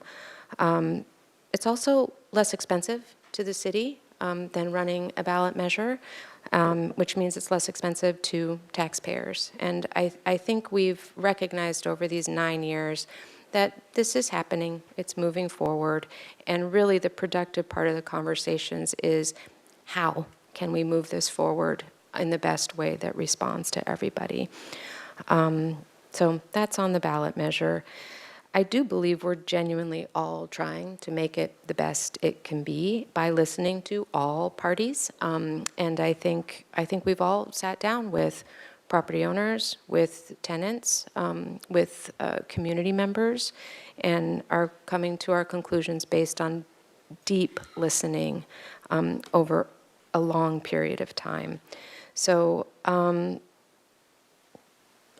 the measure itself, I think it's good for business, it's good for schools, it's good for seniors, it's good for families, it's good for preventing displacement, it's good for preventing human trafficking, it's good for addressing poverty and hunger, it's good for healthcare burdens and alleviating those on the system if we're talking purely in economic means. The largest group of people becoming homeless is senior women who are one rent payment away from living in their cars and then becoming homeless. We know this. We know it's not just senior women, it's public servants, it's civil servants. It's good for first responders. It's good for our whole community. And I really want to emphasize that this isn't one group or another group. This isn't winners or losers. We all win when our community is stable. We all win when we know what to expect for our budgets. As a renter, I would want to know what are my increases, how do I manage that? As a property owner, I want to know what can I expect to be able to increase, how do I manage that? That's just good budgeting for everybody to be able to know what to expect over time. And it benefits the whole community. I can't emphasize that enough. We want this to be a stable community for everyone. And that's frankly what we're here to do as council members and as a council. Take an example of a road. You know, some people on a road being repaved, somebody's one particular house might not like what's happening on that road, and another house across the street might want something else to change. But overall, as a council, we know that the road needs to be paved for public safety, for access, for long-range planning, for stability. And so there may be individuals that this impacts more in one way or another, but that's what the process of the petition is for, is to be able to address that. But this is blanket over the city, benefiting the whole community. So I think that's where we are. And to be clear, this isn't the only avenue we're looking at. Stabilization is one. Supply, building affordable supply is another. It's not either or. It's not either or stabilization or supply, or actually subsidy, which we have through Section 8. It's not either or tenants or property owners. It's really both together. So I'm prepared to say where I am on each of the items, but I don't know if that's where we are yet. So I think, Mayor, what would be more helpful to staff is if we could take each, instead of each council member saying where they are, is that we go through each of the items and have someone make a motion for a proposal and see if there's a second, and then vote on each one. Because this is going to drive the creation of an ordinance, that would be most helpful for staff versus trying to figure out where people are. So I would propose, for the pleasure of the council, we go through everybody's comments first, and then we go ahead and do what Ms. McAdoo was talking about. Does that work for everyone? Okay, that would, are you finished with comments? Okay, Ms. Harmon. Thank you, Mr. Mayor. I actually don't have much more to add to what my colleagues have already said. I agree. I don't see a path forward to the ballot measure here. And frankly, I really agree with Councilmember Santamaria that the meat of the work tonight is actually not sort of in broader comments around why rent stabilization is necessary, and I believe it is, or why someone might think that it isn't the right solution, but it really is about these sort of thinking in the weeds, but that's not the right metaphor. Specifics is the right word of what this policy should look like, so I agree with her. So I want to get to that. I do just want to say, I guess, very, very briefly, that when I first heard about the ballot measure idea, I had sort of an opposite reaction to what a lot of folks are thinking, because my first thought was, this is definitely going to pass, and that's a great thing, because then the work can't be undone. So I think that just speaks to where my head is at and what I'm hearing from my neighbors about how important this is to them. That said, this process has been a very, very long time in the making, and it just simply doesn't make sense to alter the path in that way at this juncture. But I also think it's critical that we have the opportunity to surface ideas around this policy. I'm not personally offended that the conversation was raised about a ballot measure. I think it's good that we air out ideas. I think, to Councilmember Stenton's point, that's why we took this approach. And so I just want to highlight, there seems to be, I'm sort of getting this sense around any new idea or any question or any sort of alternative thought that it's somehow oppositional. It really isn't. I wish that we could maybe take a more collaborative approach, and I hope that we continue in that vein moving forward. I think it was a worthwhile discussion to talk about the ballot initiative. I don't support it, but I'm glad that we aired it out. Thank you. Mr. Friedman. Thank you, Mr. Mayor. Thank you to all the public that spoke tonight on both sides of the issue, but raising a lot of important points. And I'd also like to thank Councilmember Gutierrez for the history lesson, because usually I'm the one giving us some obscure history lesson, so I'm glad it was you tonight and not some long, boring story that I'd still be telling if I had started off the meeting. So thank you for sparing us that, if anything, tonight. So first, I want to start with the ballot measure. I just have a few comments just about governance and where we're going, and you'll see where I'm not convinced that, I don't know if this is moderate yet or it's brought people together yet, because that remains to be seen of what we're going to do in the next hour, or hopefully less. So on the ballot measure, Mike Jordan is correct. I never heard about that until staff brought it forward. I have the same concerns my colleagues have. The primary one is I could not put something forward to the ballot that I have no idea what it is. And we have, depending on how we vote on this thing could go a lot of different ways. And so I just would not be comfortable putting it forward. But just in general, we're up here, the 7 of us, you elect us to do, well, primarily use our judgment. And that comes from research, comes with talking with staff, comes with meeting with the community, doing our own independent analysis. And sometimes that's going to come at, there might be a majority of the public that disagrees with our judgment, but you're putting that on us to take the time to do things because you don't have that time and you don't have that access to the staff. And so that's why we're here. And quite honestly, I would have an issue if we put something forward, it gets on the ballot. It's something that, say we all agreed on it and it gets voted down, but we have done that extra research that a lot of times outside interest groups could come in and oppose. Or the opposite, you could get something on there that, say, a majority of the renters would support, and then a few years down the line, it turns out that there were unintended consequences, and that is impacting renters, and it's very hard to undo. So the representative democracy that we are in is we represent you during that. So that's where I'm at. I generally don't favor putting something on the ballot when there is a legislative way to do it. There might be some exemptions, but just in general, that's why we're here, and if we need to change something, we have that ability to do it.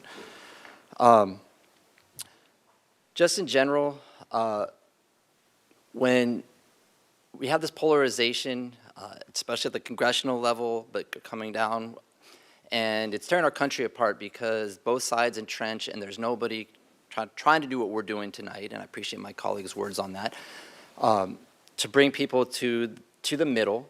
I'm a big proponent of that because it means everybody is going to be unhappy in some way, so it's probably a good thing. And to try to find something where everybody gives a little and gets more out of it. And at the larger level, when that doesn't happen, what happens is both sides are entrenched. And then even when a good idea comes forward, no side will support it.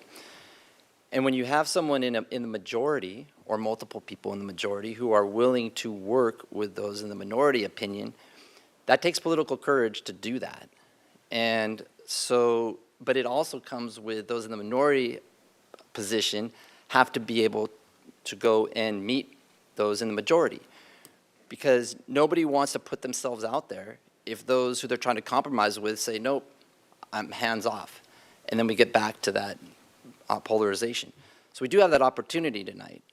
But one thing that I need clarity on from my 2 colleagues who put the memo forward, and the reason is, I'm going to ask this question, I think it would come up, but a majority of those who want the stabilization tonight, and we heard from them in the hundreds of emails we got, is they want the strong one and the 0.6% of CPI. And when it came to us in October, that was what was proposed. I assume that's what you would have liked to pass at the time, but it didn't happen. And then it was said that this was a starting point. So for me to see if there really is a collaborative process is the 0.6% what we're going to do tonight? Because that affects how all the other ones go, because a 0.6% is something that I don't think is collaborative in the sense that it brings people together, and it kind of, in trying to address all these other ones, it would send a signal that the majority is going to do what the majority is going to do.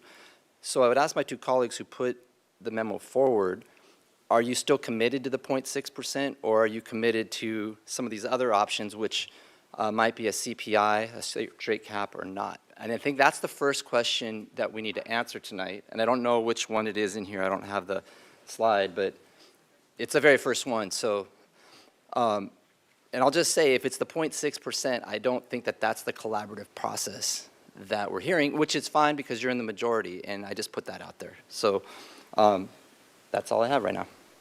Mr. Jordan. I explained that really poorly because it's not my thing. It's my friend's thing. But the way it was characterized down at the end of the table is not true. This just means something expensive and out of hand. So picture this. Let's just say those 17,000 units there are all subject to rent control, okay? And you're going to possibly move forward at a rate that is just untenable with getting a return and making improvements and maintaining and just leading to all the other made-up things like an erosion of housing stock and lack of maintenance that we all make up. But let's say all 17,000 units were willing to put in $1,000 a year into a fund, and then, so that's a big number. If you're doing the math really quick, that's $17 million, okay? And use that fund then to ensure that all 17,000 units were paying at least 30% of their income, which is what we always hear is the burdened amount. And if they weren't, then the subsidy would come from that $17 million.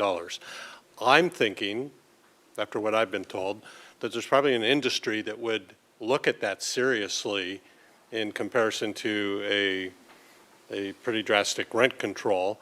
And it solves this thing that's underground right now, is that rent control will benefit some people. Don't know how many people. We'll know after you do a rent registry, but it will benefit some people who are making a whole bunch of money and then having their rent held artificially low, instead of benefiting the people who are actually struggling because they're paying 50% of their income for rent and getting no help for that other than having the same rent the next day after this program goes into.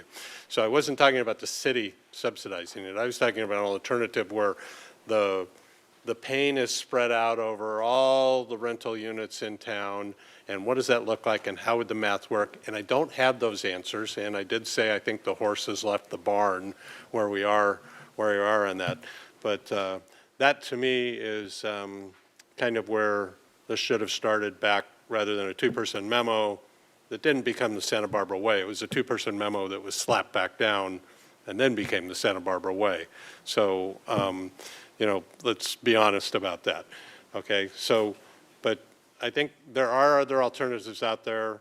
I'm not going to die on that sword and push for it. I agree with much of what Eric said, is that there are other ways to bring along better ideas and minority help on that. You don't have to, but you could.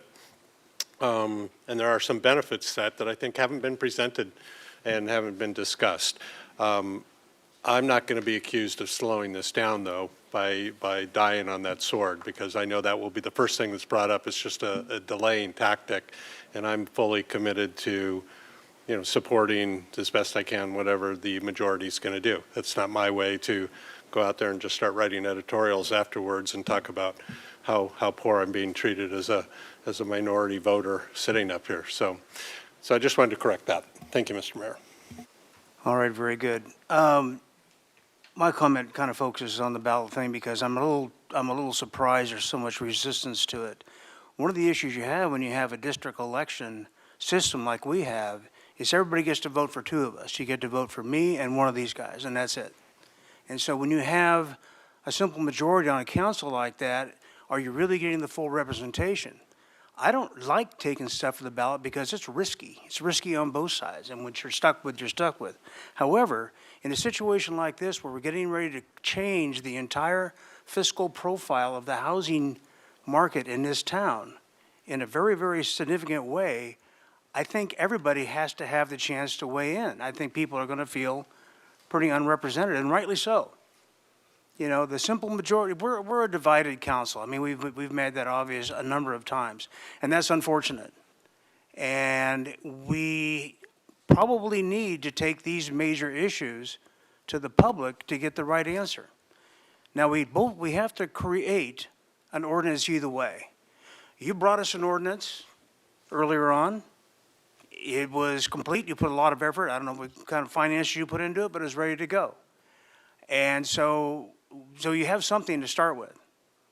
It's not like we're starting from scratch. We have some of these other issues that are going to, as far as managing rent stabilization, what's going forward. So I don't think we're that far away if you were indeed sincere when you brought forward 60% of CPI.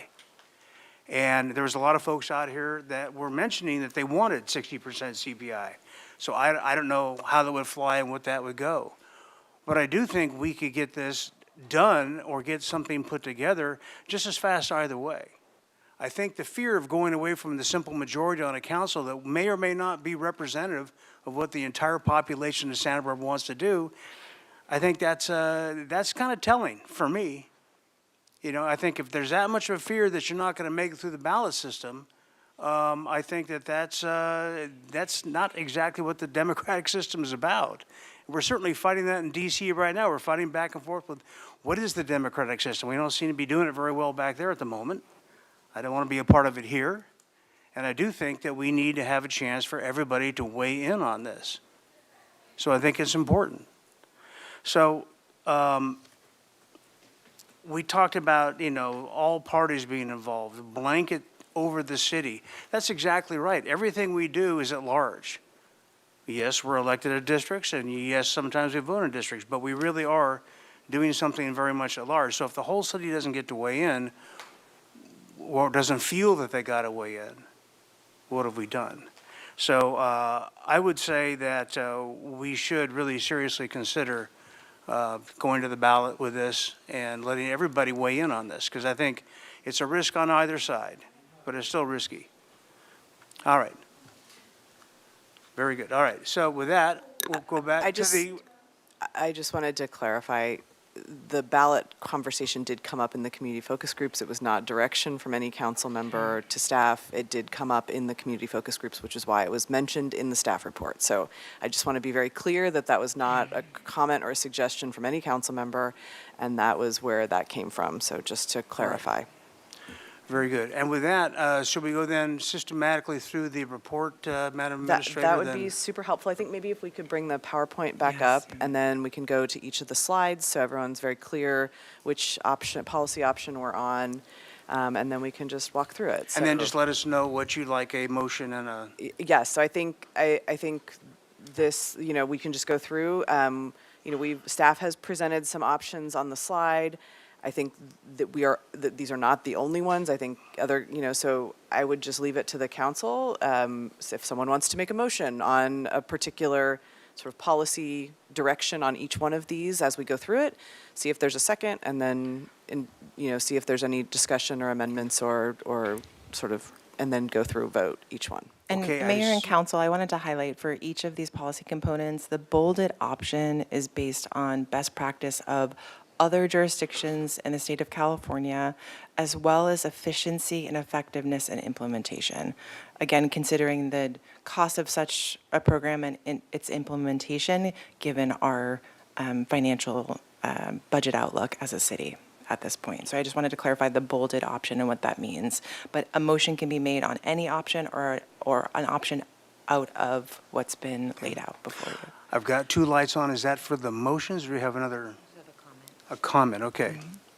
I think I just wanted to respond to Councilmember Friedman's inquiry, and I'll speak for myself with the what really, I apologize, should have said sample ordinance coming forward. From my perspective, I knew that the 60% was the lowest number that was legally defensible from the research, and fully expected that that number would be negotiated upward or talked about differently, but something had to go in there as a placeholder.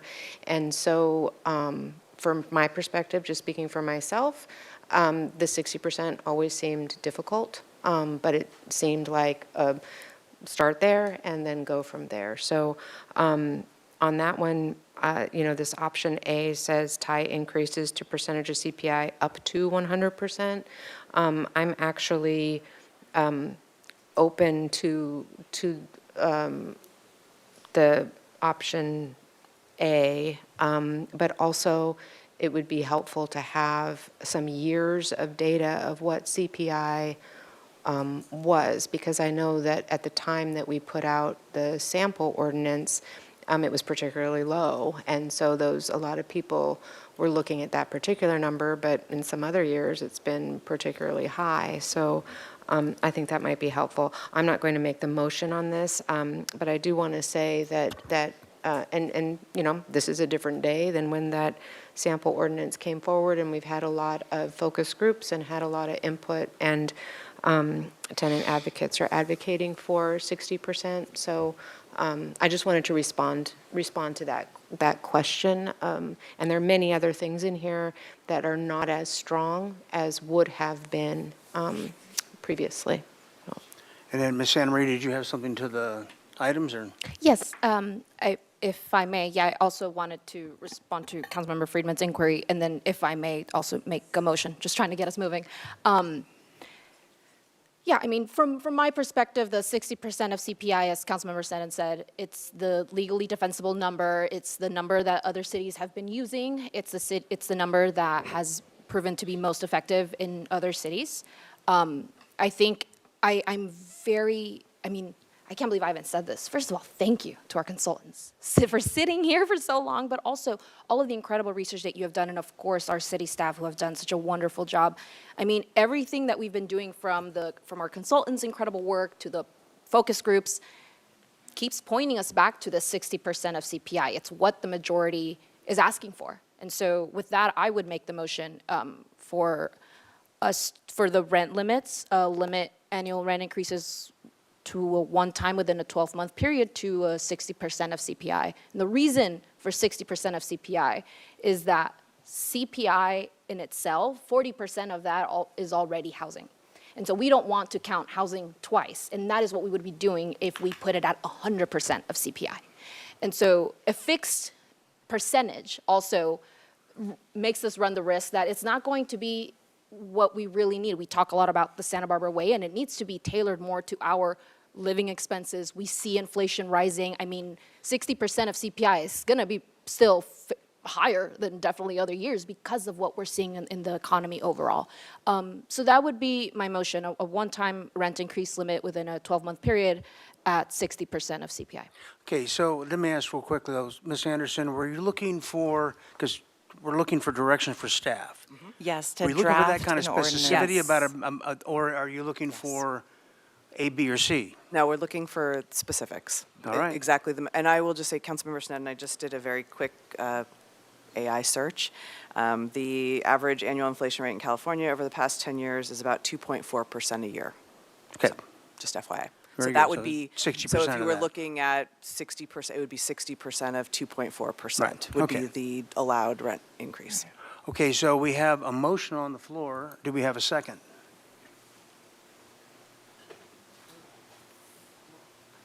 I'd be willing to go a little higher if there was consensus on that. That's a negotiated number. Either make an alternative motion or, second that one, whatever you'd like to do.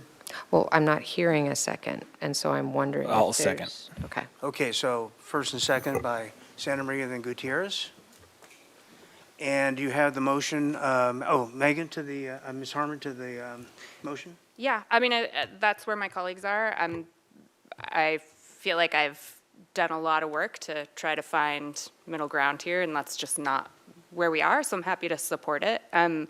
I do have a little bit of confusion. C is bolded up here, but A is bolded in my packet. So I'm wondering what staff's, if you could just speak to which one actually is the sort of general approach. Because, and I asked that because I thought it does make sense to me, regardless of whether we set 60% of CPI, 100% of CPI, or something else, CPI can be high. And so a cap makes good sense to me. So could you speak to which one? Councilmember Harmon, we apologize for that. You were correct. There was a switch. Again, leaning towards the majority of jurisdictions having that cap, the fixed So they set it percentage at like cap 4% or to whatever? a use of CPI, yes, for that exact reason that you mentioned.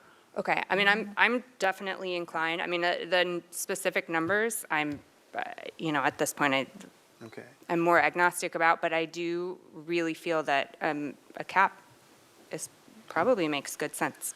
So, Mr. Friedman, to the motion? I won't be supporting the 60%, but based on, my thinking is the same as Councilmember Harmon's. If you tied it to a CPI, and if you go back to like 2020, CPI was over 10%, and that's not going to last, but incomes weren't going up 10%. So I'd be more inclined with the bold there of the CPI, and you could go higher, but not the CPI 5% or 5%, what's at the state, but something capping it at like a 5% or something like that. But we'd have to figure out what that number is, but I would more support it of CPI increase up to a certain point, if that's where we're going to go. And to the motion, Ms. Santa Maria? Yeah, I'm actually happy to amend the motion if my colleagues I know have, I think that's a really good thing to bring up, and thank you, Councilmember Harmon, for that. The cap is important, right? Because we sometimes see inflation, like Councilmember Freeman said, can skyrocket, and we're probably going to see that really soon. I'll amend the motion to be a one-time rent increase within a 12-month period of 60% of CPI, no higher than, with a cap of 3%. I'm just going to float that out there, and asking if So, my... Mr. 60% of CPI, one-time rent increase within a 12-month period with a cap of 3%. Okay, and the seconder was Mr. Gutierrez? I second that. Okay, so that's the motion on the floor. Do you have that, Madam Clerk? Just we a have, clarification so we understand that it's the 60% of CPI, but then but if it's less than that, it's 60%, but if inflation is like, say, 10%, that's when the 3% would kick in. So if inflation's like 2 or 3%, it would be 60% of CPI. Correct. Okay, just want to make sure I understand That's that. how we're understanding, Okay, or at least thank you. that's how I understood the motion. all right, very good. And I won't be supporting the motion only because with 1482, what we learned was landlords felt compelled to go to whatever the floor was, or where the cap was, immediately to protect themselves. And that's how we ended up with that hyperinflationary rent, even from landlords that didn't raise every year. So I won't support the motion, but we have a motion on the floor. And Ms. Harmon? I'm so sorry. May I just make a request for when this comes back? I feel a little bit like I'm making a decision in the void, to be frank, around numbers, and it feels a little bit like guesswork, which I'm struggling with. When this comes back, I would love, if possible, to see a chart for maybe the last 10 years that would identify specifically what CPI would have been in each of the last 10 years, and to benchmark what 60%, 75%, and 100% would have been. I realize I could probably use AI to find that out, but I don't have my computer open, and I'm trying to be part of this discussion. So I will be supporting the motion, but I do think that that information is really helpful for us to see numerically laid out before we make a Ms. Santa Maria? decision. Thank you, Mayor Rouse. Just to clarify so everyone understands what the motion is, and yes, agree with Councilmember Harmon, that data would be helpful. So the motion would be a one-time rent increase within a 12-month period, 60% of CPI, not to exceed 3%, whichever is lower. Mr. Gutierrez? Second. Okay. Are we ready to vote on this one? All right. Councilmember Santa Maria, could you just restate what you just did again, please? Yes, so limit annual rent increases to one time within a 12-month period to, I'll go slower. Sorry. That's okay, I'll go slower.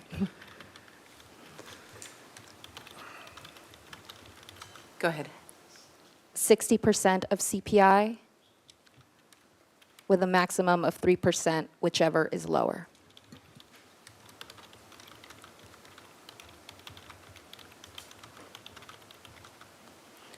Very good, and if I can repeat that back, thank you so much. I appreciate that. Motion by Councilmember Santa Maria, seconded by Councilmember Gutierrez, to limit the rent increase to one time within a 12-month period of 60% of CPI with a maximum of 3%, whichever is lower. Correct? Okay. Is that correct? Everybody good? Okay to vote? May I have the vote, please? Please go ahead and vote.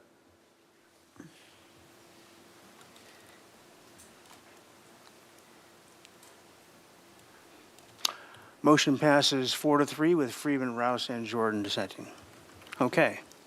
Move on to the next item. Yes, Mayor and Council, this is in regards to rent banking. I do want to clarify, this was not a question asked for focus groups. So this came out of research. And again, that a number of jurisdictions allow for this with the restrictions as a best practice to really try to address the number of fair return petitions that would come out of a lower rent cap formula. So again, these are the options before you, and we are looking for a motion and a second on that motion. Ms. Santa Maria. Thank you, Mayor Rouse. I'm so sorry, you're going to have to hear a lot from me. As far as rent banking goes, I mean, the entire spirit of rent stabilization is to provide, it's in the name, right? Stability and predictability for both tenants and property owners. The practice of rent banking sort of undermines that purpose because it lends to unpredictability for the person on the receiving end. So that family who didn't have their rents raised for 1 or 2 or 3 years may suddenly see a really high rent spike. And we could implement caps and limits, but I think even when we do a rent banking, if we include rent banking and we put caps and limits, I don't know how much that's going to decrease the fair petition, or fair return petition, excuse me. My preference would be to not allow rent banking, but instead to focus on creating a robust appeals process, because I think that these things should be handled on a case-by-case basis, and I think that would allow a lot more flexibility. You're probably going to be able to raise your rent more through the petition process than by rent banking if we place a cap on it.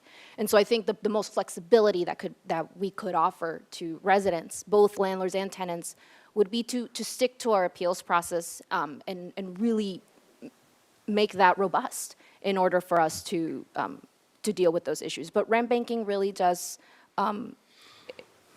it breeds a lot of instability and unpredictability for tenants. So I personally, if I could make a motion, I would make a motion to not allow rent banking in our ordinance. Okay, there's motion and then a second by Ms. Sneddon. Any further discussion on that? All right, I guess do you understand the motion, Madam Clerk? Oh, Ms. Harmon. Thank you. Again, I'll just say I'm going to support the motion, but again, I have questions here. It's troublesome to me that 4 out of 5 jurisdictions do have this.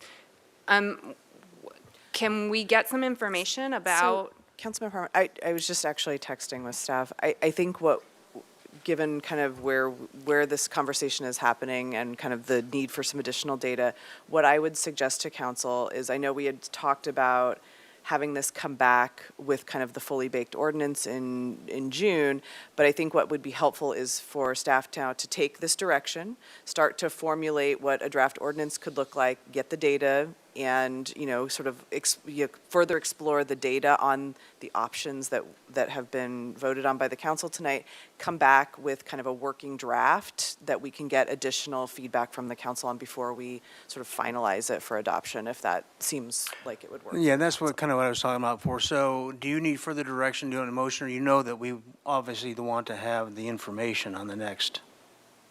Yes, I mean, I think on all of these, what I would suggest is if there's specific data that you would like on any of these, please let us know. But know that we will come back with with additional analysis on each of the. Because there are arcane subjects in there, and when they are taken out of the context of the total package of an ordinance, it's like, yeah, what is this? Mr. Friedman? So with that, so we're still going to vote on all these? Correct. We're still So- going to vote on every one of them, but recognize that there is data that is needed for each one of these items, that we could, and if there is a specific data point that a council member would like us to bring back, please Should we let put us some flexibility So- into the motion then? So, yeah, I have on this one, I have trouble voting on this one because to say no to it, or let me put it one way, is depending on how we go, it could lead to automatic rent increase every year. I mean, it's not going to be, it's going to be 0.6, but I don't have enough data to say yes or no, I support something. And I don't want to say yes, I support something that's going to come back, and it shows that it's very detrimental to the rental housing market. So in this case, I guess an abstention would be that I want more data. Is that okay for you? If we want to abstain on any of these, then all that's saying is I want more data? Yeah, because it doesn't make any sense as a standalone thing. You'd have to figure out what the rest of the ordinance is and doing. how it fits in context. Okay. Yeah, if I could just hop back in, sorry, to finish my thought. Sorry, Councilman. No worries. I appreciate it, and your clarification was really helpful. I think that makes good sense as a path forward.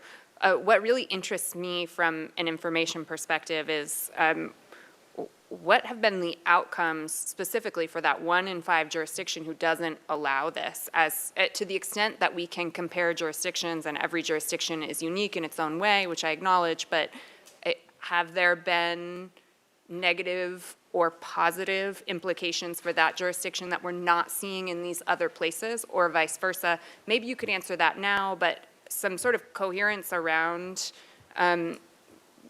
I guess I'm still not totally understanding what the outcomes of each decision are on this. So that's really what I'm looking for. Thank you. And I don't want to put everyone on the spot right here, and I think it's probably better, give us your, when this is not set in stone, we can always come back and make modifications. So I think this is the first sort of set, we just need some direction so that we can then kind of put the whole package together, have legal analysis, sort of policy implications that we can then come back and have a further conversation with council about, if that helps. Councilmember Harmon, I also think it's important to identify the metrics to which you want to evaluate these programs, right? So each one of these components has an impact on the rental housing market that varies. You could lose rental housing units. You could increase vacancy decontrol. You can, so we can provide some parameters around that. I'm having a pause right now because we have a very, very swift work plan.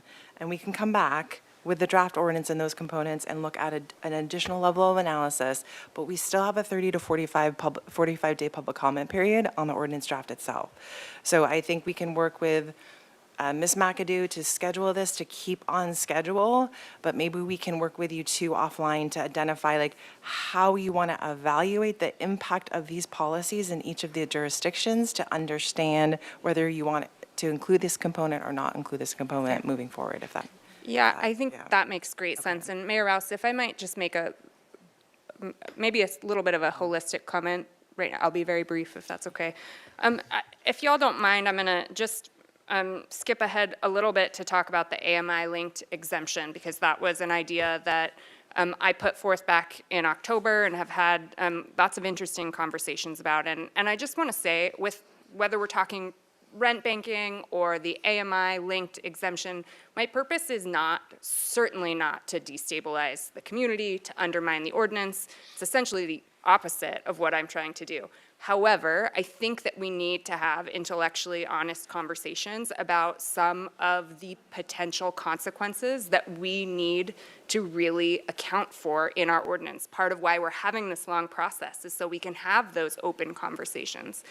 Where are my concerns? Really, there's only 2 places, and I want to say I believe that this is important for our community despite having these concerns, but I think it's okay to say this is the right thing for our community, and here's some places that we really need to be careful and to think critically. One of the areas for me is around vacancy decontrol specifically. Of course, this stabilizes rent for those of us who are in rental units right now, but the minute that we move out, I have real concern that rent prices are going to shoot up. I'd like to see if there are some alternatives to try to balance that instinct. I also will say I'm a renter and I have 3 kids. when someone looks at my family as a potential tenant, they don't look at me and say, you're likely to move in a year, so we'll rent to you, and a year from now, we can increase the rent. They're likely to look at my family, to look at all families with school-aged children, to look at seniors and say, you're probably going to be here for 10 years. You're no longer the kind of tenant that we want to rent to. We would prefer tenants that look like they're going to leave in a year. I don't think that it's undermining of the really, really good things that the RSO does in our community to acknowledge that there are some challenges that we probably need to think through and account for. So whether we're talking the AMI exemption, and I, by the way, heard that no one, whether on the landlord or the tenant side, was interested in that idea. I'm very happy to throw it out, though continue to be frustrated that there seems to be just a wholesale unwillingness to come to any kind of consensus around these issues. But whether we're talking that exemption, we're talking rent banking, we're talking really anything, it doesn't specifically matter to me whether we have rent banking or don't. I'm happy to say no to the AMI exemption. What I really had wanted to see was some kind of guardrails in this ordinance that allow us to do all the important, critically necessary things that I believe this ordinance will do for our community, while also speaking to some of the challenges that I think can sometimes come into play on the basis of its development. And I guess that's where I'm just not seeing that piece. And where I struggle with this process tonight, while I think it's great and I'm excited that we're getting some real sort of meat on the bones here, all of these questions in isolation are hard for me to opine on, because it's not that I'm committed to rent banking or committed to an AMI. I'm not in any way.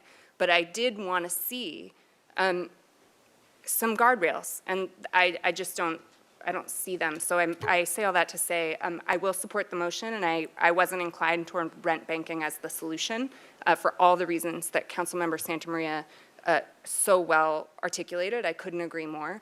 I did want to see some other solution that could ameliorate those challenges a little bit. We may not get there, but I wanted to just put it out there that was my intent, was just truly trying to craft the best policy possible. All righty. We have a motion on the floor.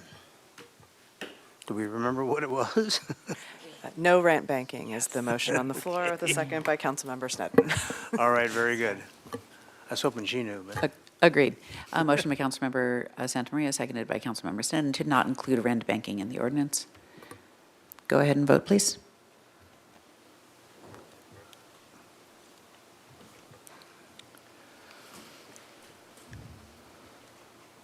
Okay, motion passes 4-3 with Freeman, Rouse, and Jordan abstaining.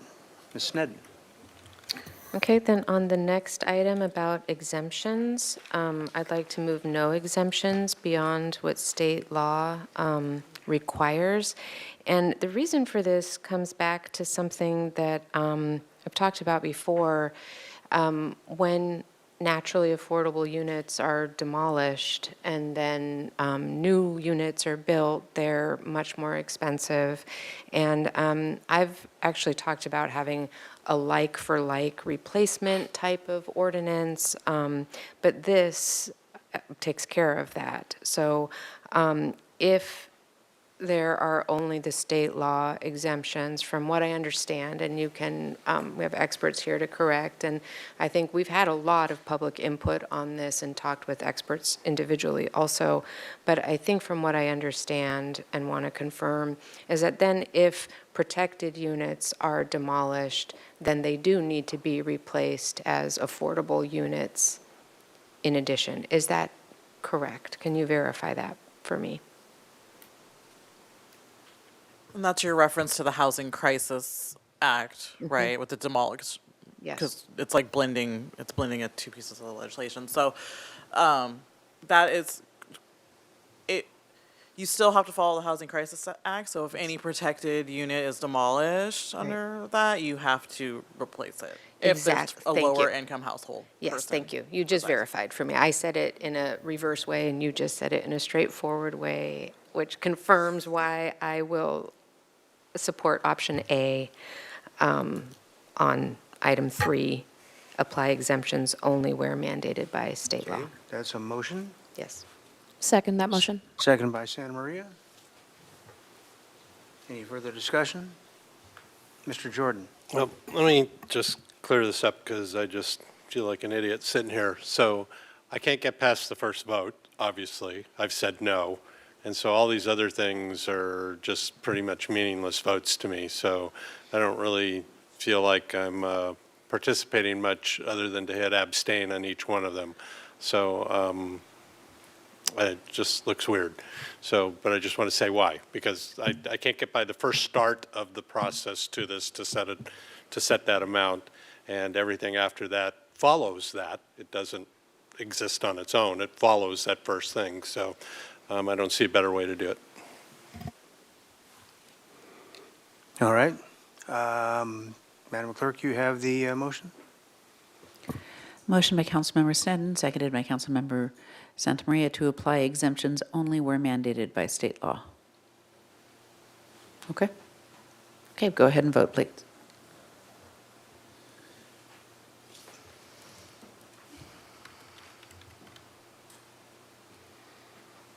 Motion passes 4-3 with Freeman and Jordan abstaining, Rouse saying no. Okay. Next section?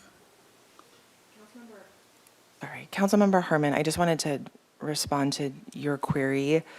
I do think that there's further research that we can do around long-term tenancy, because the research is clear that rent stabilization does not impact market rate units, and actually it increases market rate units, because when things return to the market, they go to the highest market rate available rent, especially when you have a low rent cap formula, which is what you voted on. So we can continue to explore that and at least bring back options for consideration. Thank you. I would really appreciate that. That speaks certainly to my primary concern, obviously secondary concern around the tenants themselves. And I want to add maybe I was remiss in not identifying that there is a fair housing law that prohibits landlords from picking and choosing tenants on the basis of family size or age. However, in practice, I think we've heard an incredible amount of testimony, and I think our city attorney would probably agree that that's incredibly difficult to enforce. And so I just worry about in practice how this would function. So I really appreciate that. So I'll leave it there. Thank you very much. We are looking for a motion on petition types that would be And I think we just allowable. went past the AMI-linked exemptions because it sounds like there's not any support to pursue that at this point, other than looking at other options. Which one are you looking at, Sorry, ma'am? yeah, this is this The AMI. the AMI exemption option. It should be on the PowerPoint. It's on the PowerPoint, but it's not in our list of the 13. No, it was just a further detail on exemptions. Oh, got it. In the table. We wanted to bring it up because it was brought up in discussion, and we put it forth on every focus group to get feedback on. So we know that there was a lot of consideration, discussion about this, so it's our job to present all options to you. Ms. Harmon? Thank you, Mr. Mayor. Just last thing, and I think we can get rid of this as part of the conversation, because I too am hearing just an unwillingness to consider this, which is totally fine. I do want to note, though, I think there's been a real misunderstanding of the concept itself. Even just in hearing it explained by staff, it sounded wildly complicated, and I admit it's definitely complicated, but no more complicated than the 5-step appeals process that was identified. So I think that there is room, and I just want to, again, appreciate, Ms. Anderson, your commitment to really thinking through that, and I'm seeing nodding heads up here, so I really appreciate it. Yes, and Councilmember Harmon, I wanted to add that it's less about complexity of implementation, because if that's the direction of council, we will figure out how to make that feasible. I think it is because if those units are exempted from rent stabilization, then there's a number of tenants we're not protecting that are already in favorable rental environments. if that makes sense. So the reviews were mixed across the board just because of that, because they're in favorable environments, but now we've exempted them from rent caps, so their rent could increase in an unpredictable way. Again, the point would be Yeah. that it could go back and forth. So the minute that they were out of that unfavorable environment, the They cap would would then then apply again. Be an So impacted unit, exactly. I yeah. do think that's an important distinction from a policy perspective. But again, I don't want to debate this specific idea because I didn't hear. If colleagues are interested, I obviously still think it's an interesting one to pursue. But generally, I think everyone understands the impetus now behind it. So I appreciate that. Ms. Santa Maria. Thank you, Mayor Rouse, and thank you, Councilmember Harmon. I really do appreciate you bringing this idea forward because this is exactly what this space is for us to consider these things. I'm really glad I went to the focus groups. From my perspective, I think the goals that you've stated about protecting long-term tenancy, I share those goals 100%. And so as far as a motion goes, what I would put forth is not pursuing the AMI exemption, but doing additional research on how best we can protect long-term tenancy for families. And then I'm happy to just, give that direction and let you all, do that research and see what you can come back with. Sure. Just want to make a comment on that too, that I don't feel like this was fully presented in the staff report, but it's in here and it wasn't in our rubric of things to decide on. So I did my homework thoroughly from what was in the staff report and really investigated and talked to people and researched. So this wasn't in the rubric of decisions to make. And so I think this falls in the category of something else that I would like to keep looking at, which is that's long-term tenancy, but also this to me is, we don't want to use the word incentive, but acknowledgement of those who are keeping their rents low voluntarily. And I think that question still needs to be addressed meaningfully. And so I would put this and those together Sort as of a bucket of things that you would, sort of incentive package for landlords that are, sort of performing what you would consider to be at a sort of high level for protecting tenants. And have been. And really, we went through this whole Santa Barbara process in order to very specifically look out for the mom and pops. And I think this is an attempt at that. The housing provider designation is an attempt at that. I think we're trying to come up with actually something that doesn't exist because we're trying to really care for our mom and pops. And I think, that bucket, has not been satisfied. Yeah.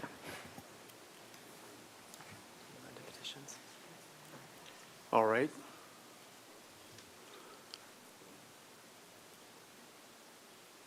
So We're on to the petition We're looking for a types. motion on Okay. petition types that would be allowable under the rent stabilization program. all right. Anyone? Ms. Santa Maria. Thank you, Mayor Rouse. So for the options that we have here, I would like to make a motion for option B.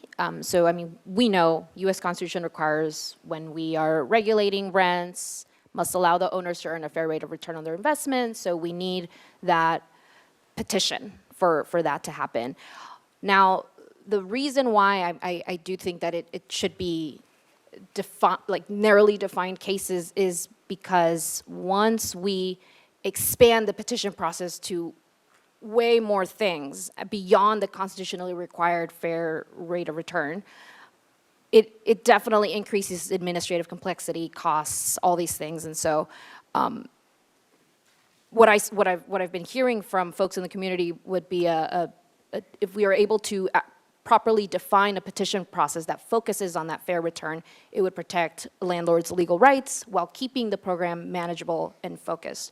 And so those types of petitions can also, of course, include the tenant-initiated petitions, you know, especially when landlords are found to be in violation of the ordinance. I think that would be. Well, I think what B is it's only fair rate of return. So if you want to, if you want to include tenant petitions, you would need to add that to it because, yeah, so I see. A would be to come up with a more comprehensive petition framework. So I Oh, just- okay. yeah. Thank you for that clarification. Okay, I think I read that wrong. Yeah. In that case, I would be happy to make a motion for A. However, capital improvements should be limited to habitability cases.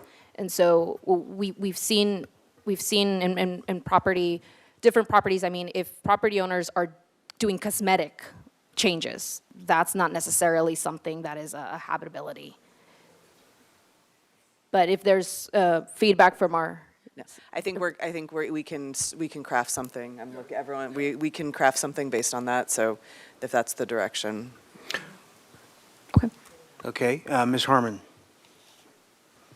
Thank you. I honestly need some more information on what this looks like. I'm not totally understanding how the framework would look with such a limited capital improvement petition. I don't know that I just don't have a perspective on it yet because I really do need to see it. But my question was, when you think about fair rate of return, does that specifically not take into account any capital improvements? I guess I had been thinking about fair rate of return as inclusive of costs that a landlord might have spent to improve the property.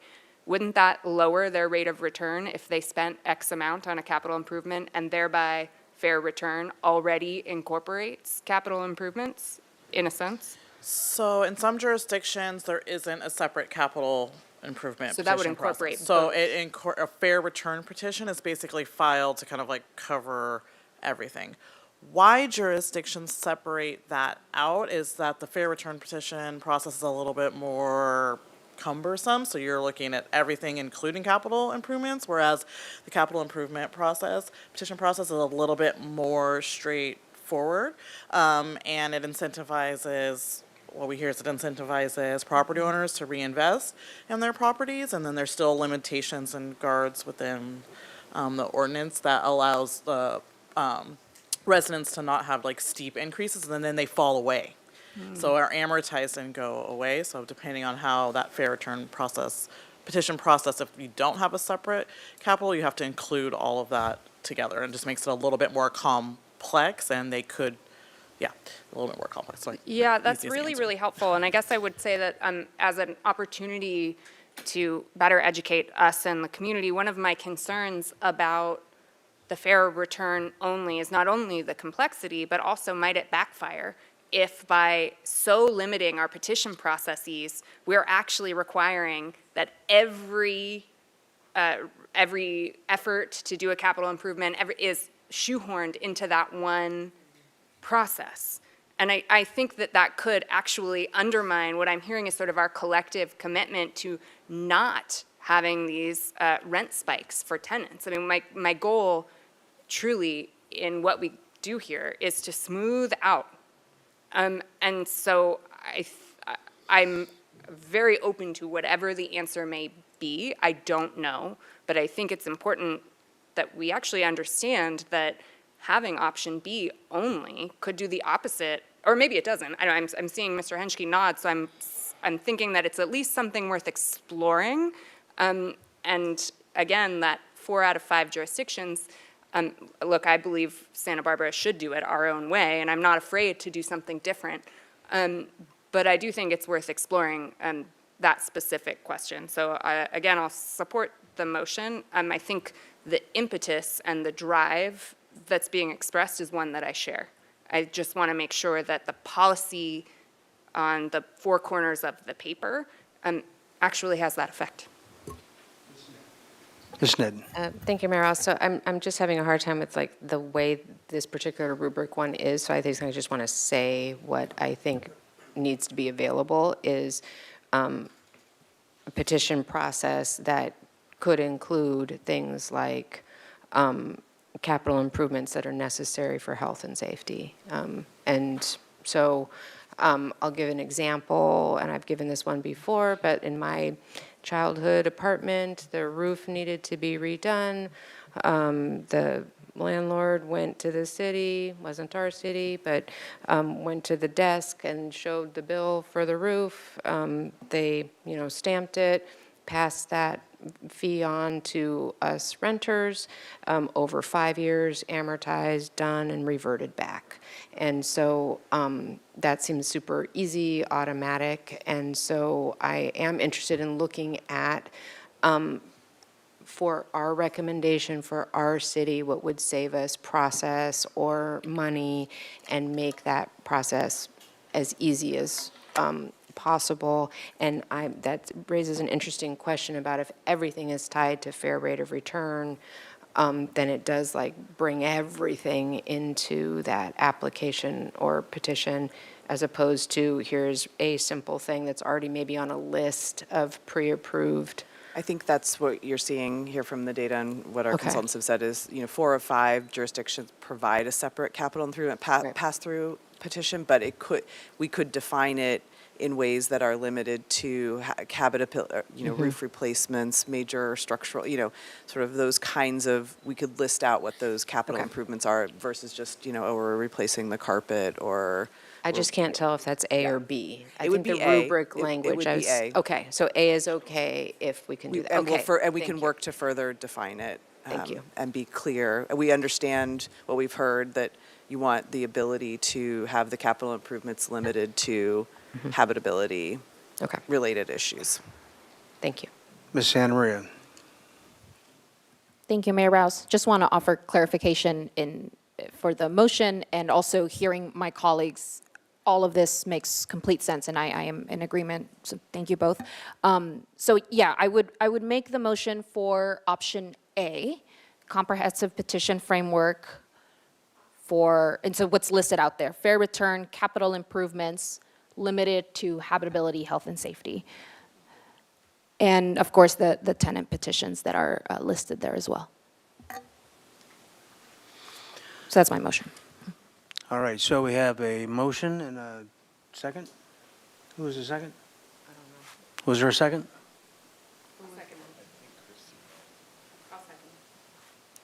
I'll second it. Okay, very good. And once again, we're referring back to something I talked about in the beginning, is the different peer researches when we're not sure those are apples for apples agencies in terms of how they run things or the economic impact. So I just don't feel equipped to vote on this, so we'll go ahead now with the vote. Do you have the motion, Madam Clerk?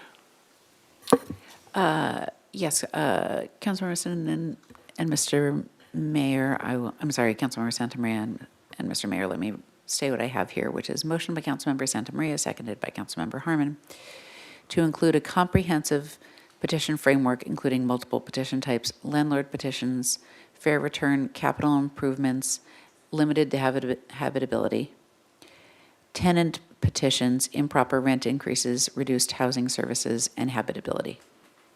Okay? Let's go ahead and vote.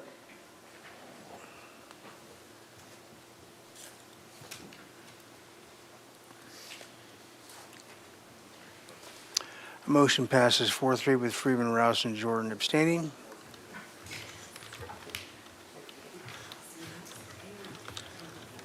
Okay, what else we got?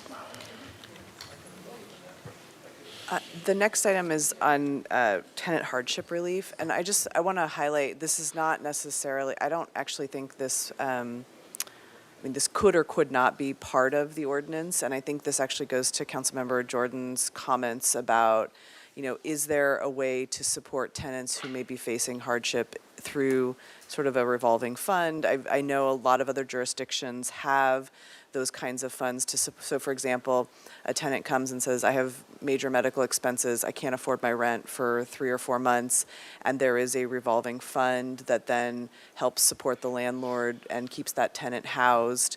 And I feel like that is a program that we should be exploring just generally as a tenant protection program that may or may not be included in the ordinance. And so I would just, if that's. Yes, we wanted to bring it up again because it was raised as part of the conversation.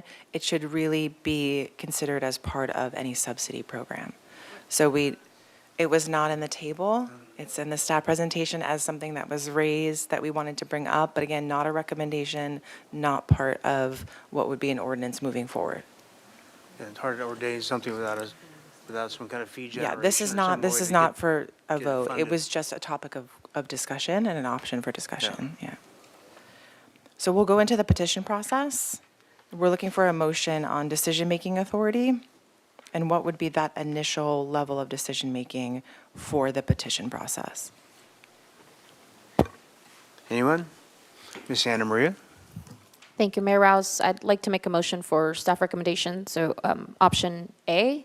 And reasoning for that, and it's here, the use of an independent professional hearing officer. It's what we see in, as a standard in peer California jurisdictions. It's known that these qualified hearing officers, they can bring legal expertise, procedural consistency, and impartiality to what are often these complex factual and legal determinations. And so, as the staff report notes, peer jurisdictions that commonly use this model seem to be more cost-effective. So I'm really interested in making sure that we have an impartial person that can decide in the most budget-friendly way. So I would make a motion for option A. Okay, second? I'd like to have item 5 and 6 considered together. So petition process, independent hearing officer, but then petition process appeals, appeal to a board or commission, if that works, because I think it matters to me what the next, what the appeal process is. So for 5A and then 6B. Sure, yeah, I'm happy to amend my motion to be 5A and 6B. Okay. And you second that? Second. All right, once again, because we've got something that's identified as an expense, a line item expense with no funding source, I can't possibly vote on it, so I won't. Will there be a funding source laid out in the ordinance? We don't know. That will be part of, as we start to develop this, that will be part of the conversation, is how do Okay. we analyze the cost impacts of all of these elements.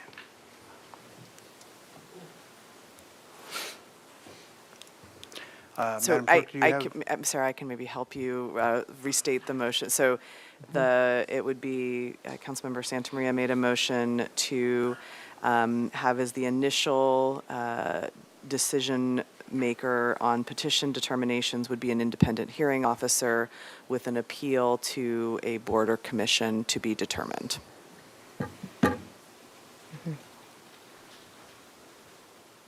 Very good, and this is motion by Councilmember Santamaria, and I'm sorry, who was the second? Second. Councilmember Sutton, for the motion as stated by City Administrator McAdoo a moment ago. And I'll add the comment that this is really, really important, is this whole petition process and how the appeals work, and that's where we really are being responsive to the property owners as well. Okay, go ahead and vote.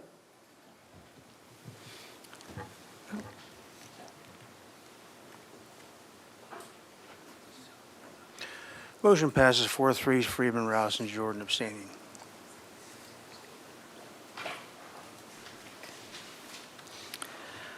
We have a component considering additional tenant protections.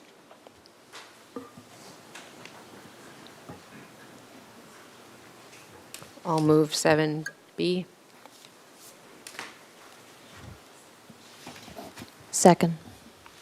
Okay, motion by Sneddon, second by Santa Maria. Can I add just a brief comment to that, if I may, Mayor Go Rouse? right ahead. Thank you. I just want to explain super briefly the expanding protections beyond state law requirements. The state law is establishing a floor for tenant protections, not a ceiling.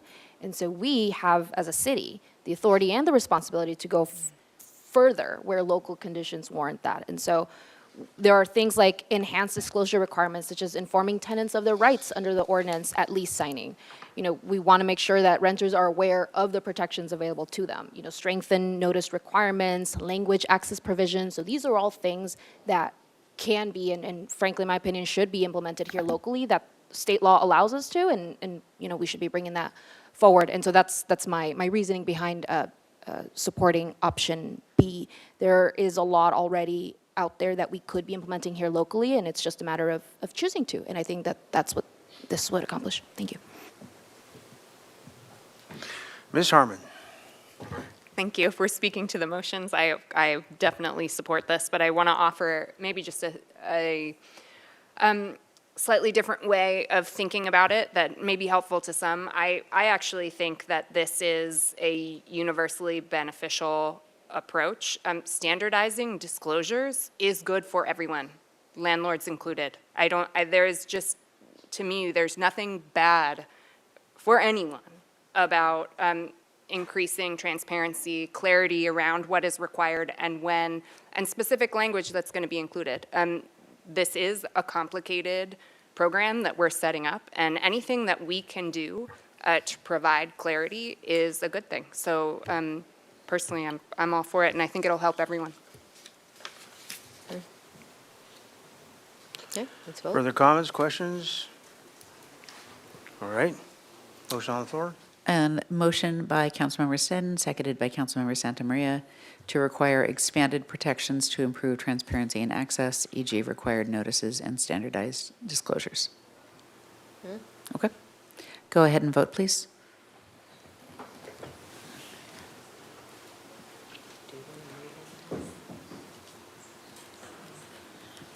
Passes 4-3. Friedman, Rouse, and Jordan abstaining. The next item is mediation, and if it should be required or offered as voluntary, optional. And there's also a note to leverage the existing program for dispute resolution.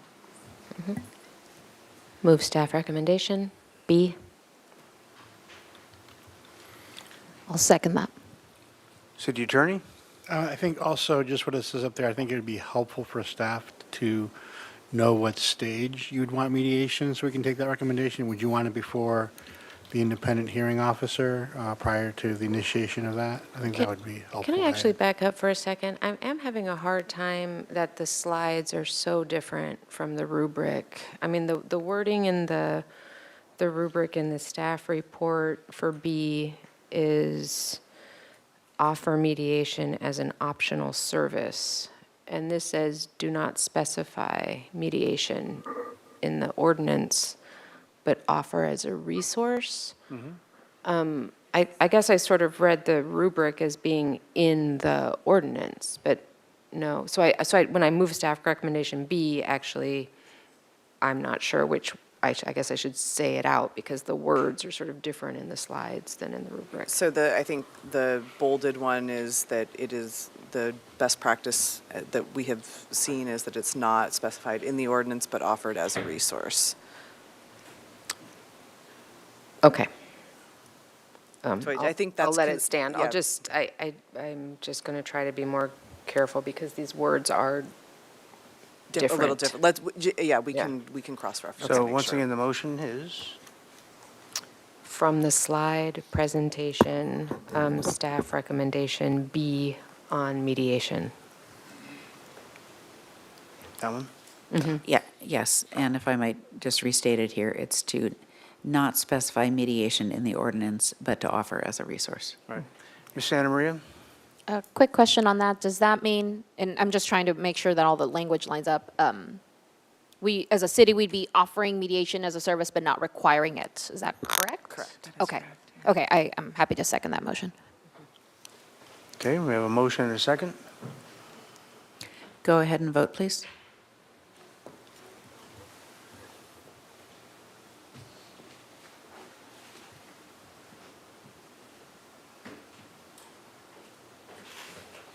Motion passes 5-2. Freeman and Jordan abstaining. Okay, next.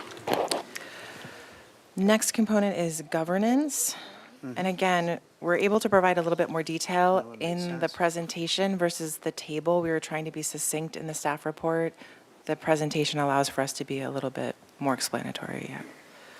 So we're looking for a motion on type of governance model. Staff recommendation B. Is that a motion? Is there a second to that motion? I'll second that motion. Unless someone else wants to. Okay, any discussion on the motion? May we have the vote, please? And this is a motion by Councilmember Snedden, seconded by Councilmember Santa Maria, to establish a hybrid approach of governance, e.g. staff administration with periodic board review or oversight functions. Okay. Very good. Go ahead and vote, please.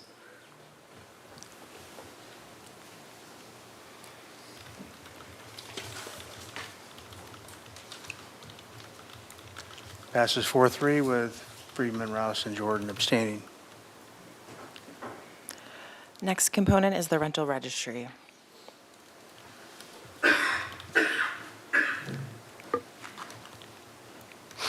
Ms. Harmon.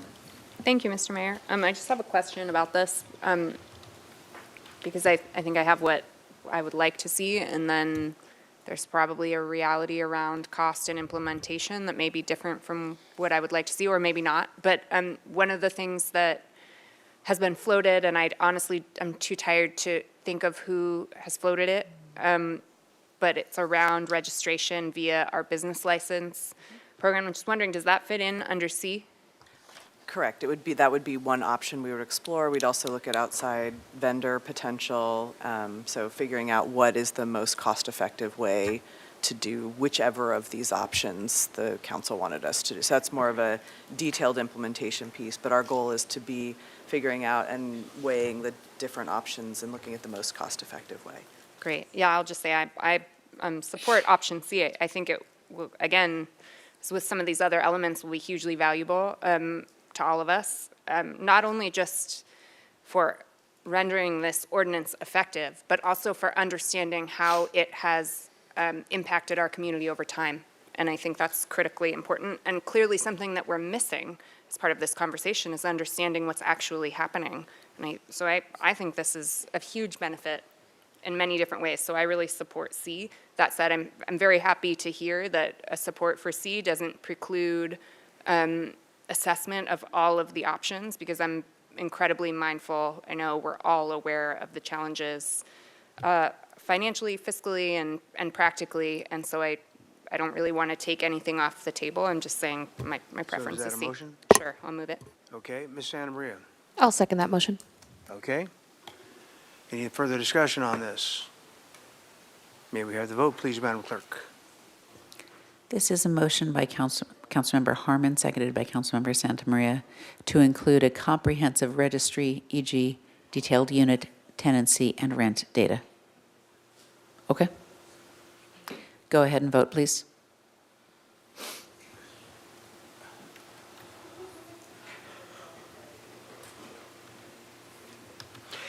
Passes 4-3, Friedman, Rouse, and Jordan abstaining.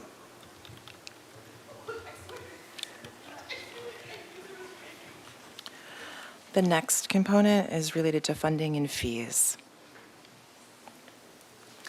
And I will just add, I know we have the three options up here. I think with any of these three, except for the A, actually, so it's just options B and C, is whether also the council would like us to allow for tenant pass-through of the fees, which 4 of the 5 peer jurisdictions do allow for a partial pass-through of the fee.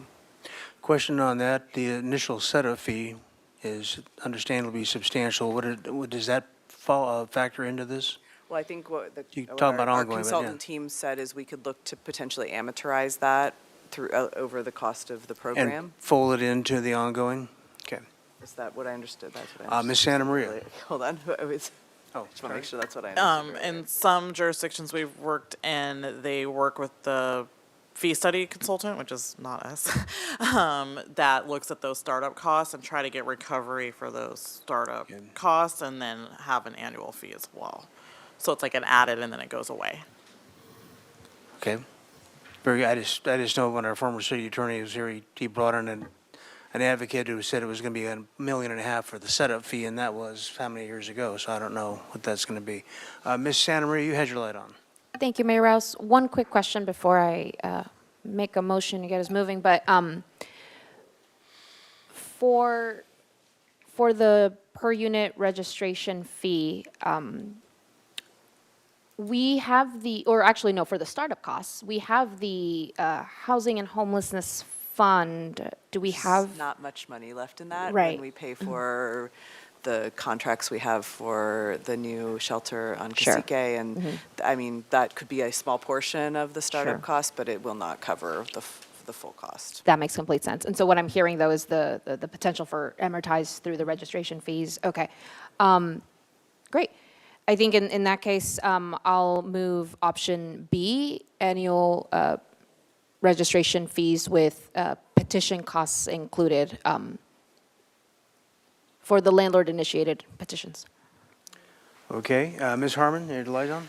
Thank you, Mr. Mayor. I just have a question about what it means to have the petition costs included. So how I understand that is any petition that a landlord might bring, if we go with B, there are no extra costs to the petition. Instead, it's borne by everyone equally, whether or not you are a landlord bringing a petition, ever.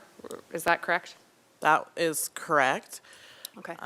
And then I would just also offer in your consideration, even for this evening, and the ordinance typically doesn't go into the specificity of like with or without petitions. So just deciding whether or not you want a cost recovery through an annual registration, and then what percentage can get passed through to tenants is maybe the decision tonight. But when you actually get a fee study completed, you can get that information It's more of an broken implementation down. Yeah. detail as we're structuring the fee study, and so that's helpful for us as we're doing the additional work, but this would not be included in the ordinance per se. So that's extremely helpful. I just am thinking, you know, if we're still, I don't know if we're still at the phase of creativity or not, but it seems to me that the cost of petition could fall into that incentive bucket somehow. I guess I don't really love the idea of every landlord bearing the cost of the petition when the hope is to incentivize folks to be such good actors that they never have to bring a petition.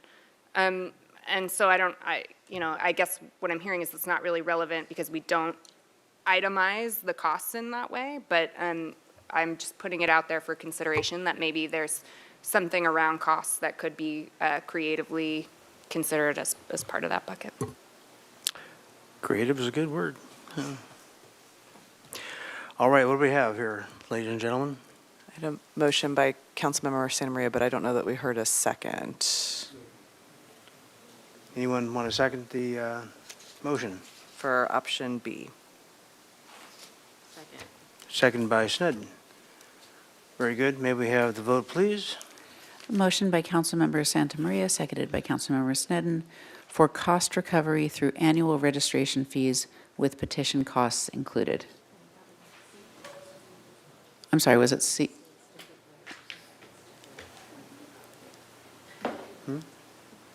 Is that correct, or is it a different? Correct, it's option B.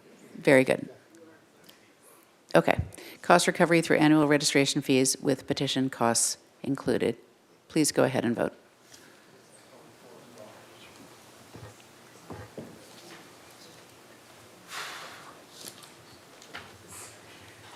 Passes 4-3 with Freeman, Rouse, Harmon, and, oh, sorry, it fails. 3-4, I was so used to saying that. Harmon also abstaining, so. I didn't hit the wrong button. I just don't think that the motion allowed for consideration of creative ideas around the petition costs, so I abstained. Okay.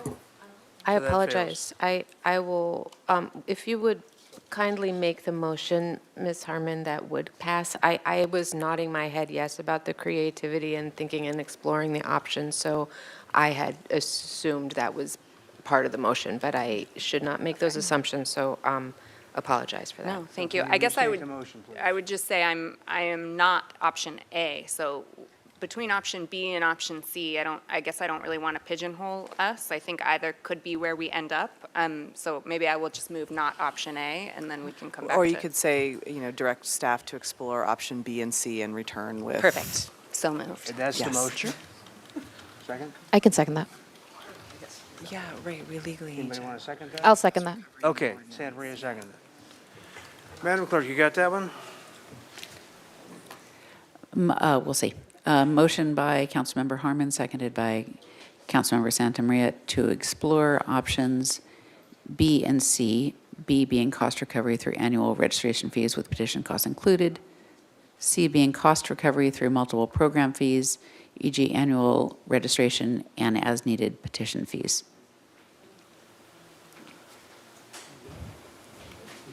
Let it Great. rip. Okay. Go ahead and vote, please.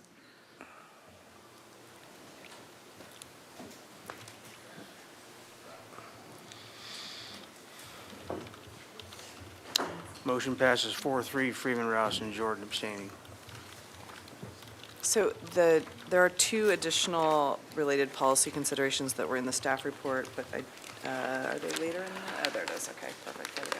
Sorry. And Councilmember, Mayor and Council, I do want to just clarify that we have additional Ellis Act amendments to the Just Cause ordinance that have been drafted that we would bring back when this ordinance is also considered so that we can make sure that there's alignment. So we do have direction in that regard, but I think we're looking for additional direction on the rental subsidy program. So it goes back to what Councilmember Jordan was saying.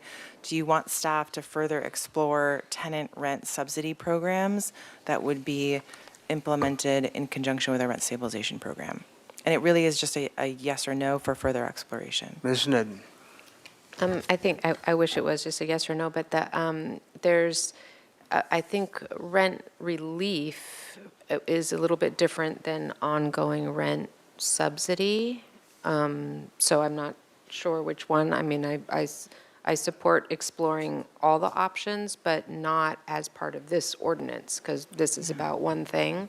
And of the three prongs, you have subsidy, stability, and supply, and I think this ordinance is just about the stabilization.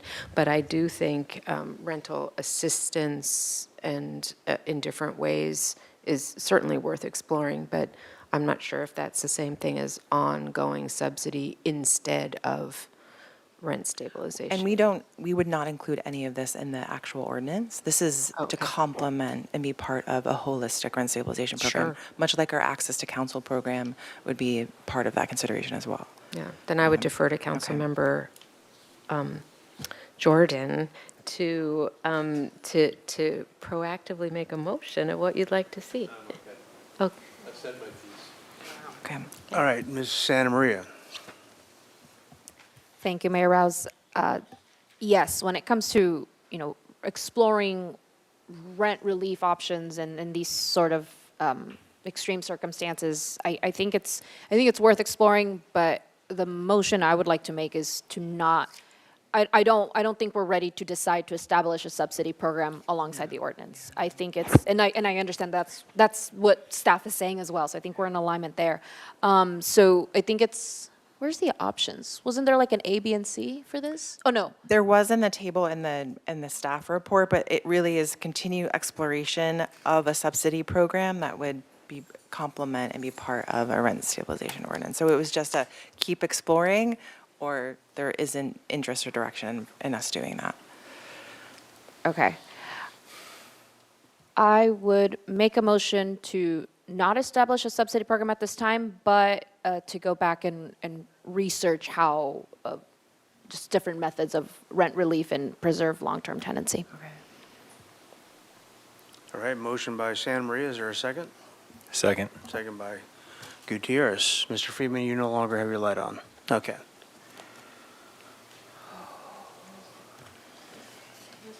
can I ask a question? I'm not sure I just want to be sure I understand. So this is just to explore rent relief? Correct. Forms of rent relief, or is it?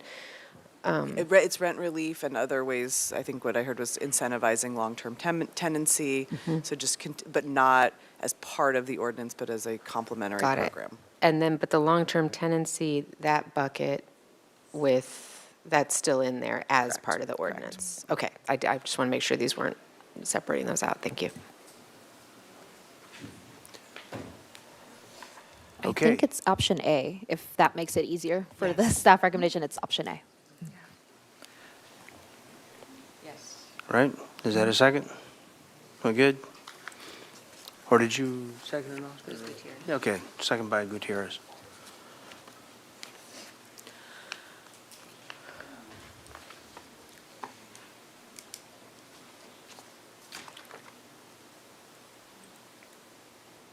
A motion by Councilmember Santamaria, seconded by Councilmember Gutierrez, to not establish a subsidy program alongside the ordinance. Very good. Go ahead and vote, please. Okay.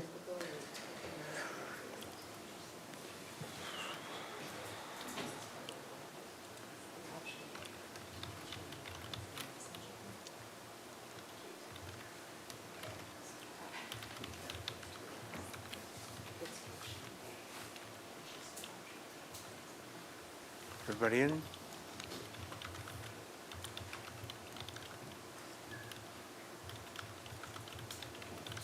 We're not getting the vote. The clerk is still typing. Oh, I apologize. I thought I'd started the vote. Sorry.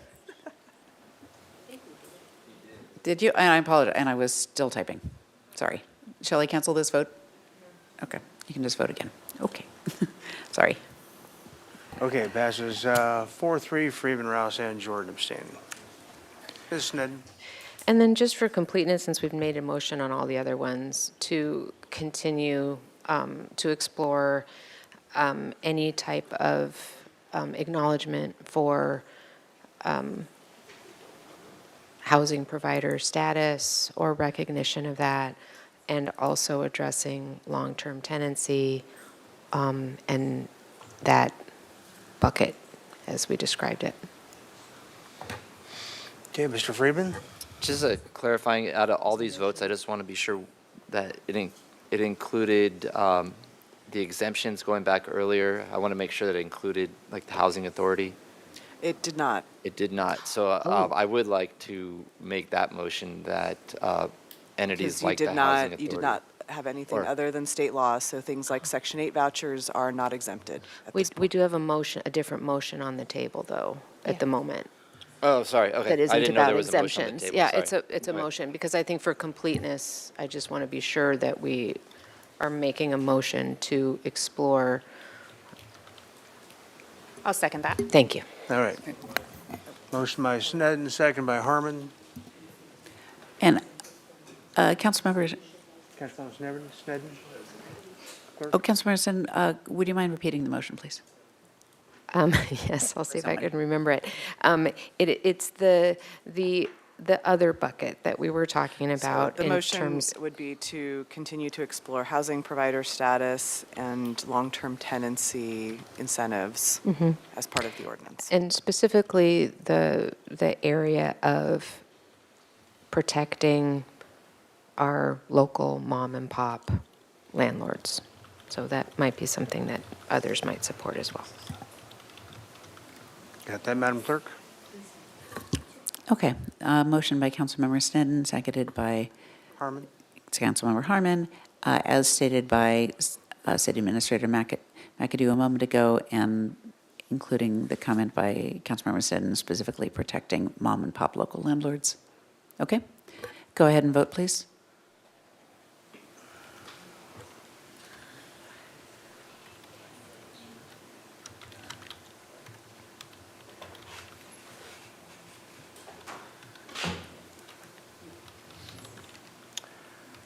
Passes 5-2 with Freeman and Rouse abstaining. So, Councilmember Friedman, did you want to revisit the exemption slide?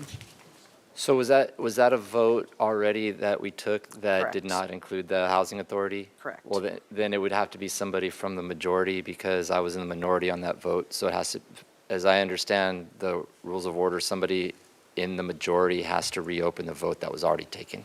And I would like to vote for that so we can exempt. So we have to find out which vote that was. It would be, it was the third motion. Okay, and just, I want to check with Mr. Duenas because it has to be someone from the majority of a vote to reopen it, correct?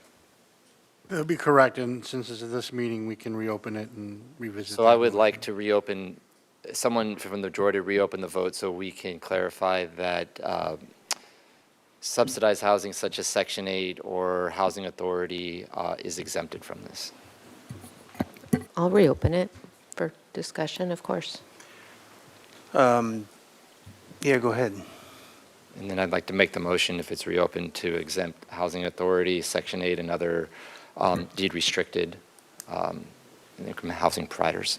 I think we need to vote to reopen it first. You have to, yes, thank Oh, you. sorry. Honorable Okay. Mayor, Councilmember, Wrong yes, day. we need to vote to open it first, have a second, then open it and have a discussion, then potential Go ahead, motion, Ms. and then Sneddon, you wanna open go it So up? I from made there. the motion to open it. Second. Okay, Uh, motion to reopen the vote by Sneddon, second by Harmon. Very good. And Councilmember Friedman and Mayor Rouse, I apologize. Which vote specifically are we reopening? It's the third motion The third motion. Very good. on Thank the you. So, exemptions. sorry? It's the third motion, sorry, third motion on exemptions. Okay, very good. So this is a motion by Councilmember Sneddon, seconded by Councilmember Harmon, to reopen the third vote on exemptions. All right, I Very have good. Hardman and Santa Maria on the screen. Do you guys need to say anything, or you got that? Okay, Same, just Okay. not about reopening, but about the substance.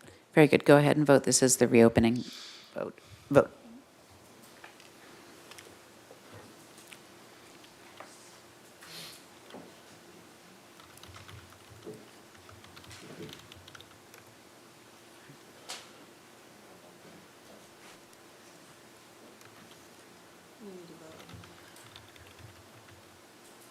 passes 5-2 with Santa Maria and Rouse abstaining. Okay. Mr. Friedman, So I'll make the motion I just made to exempt, to include exemptions for deed restricted affordable housing or Section 8, or other that locks in below market rates, but not the private sector. It has to be like Section 8 or Housing Authority. It's late, so somebody maybe can help me with that motion, if anybody wants to do it, or if we want to just keep the exemptions. I I'm fine think- with that. Can we What- discuss it first? Yeah. Yes. Before we throw I out just put the a motion extra on the floor to discuss, and then, yeah. all righty. Well, I'll just go down the list here. Santa Maria's got her lights on, so Ms. Santa Maria?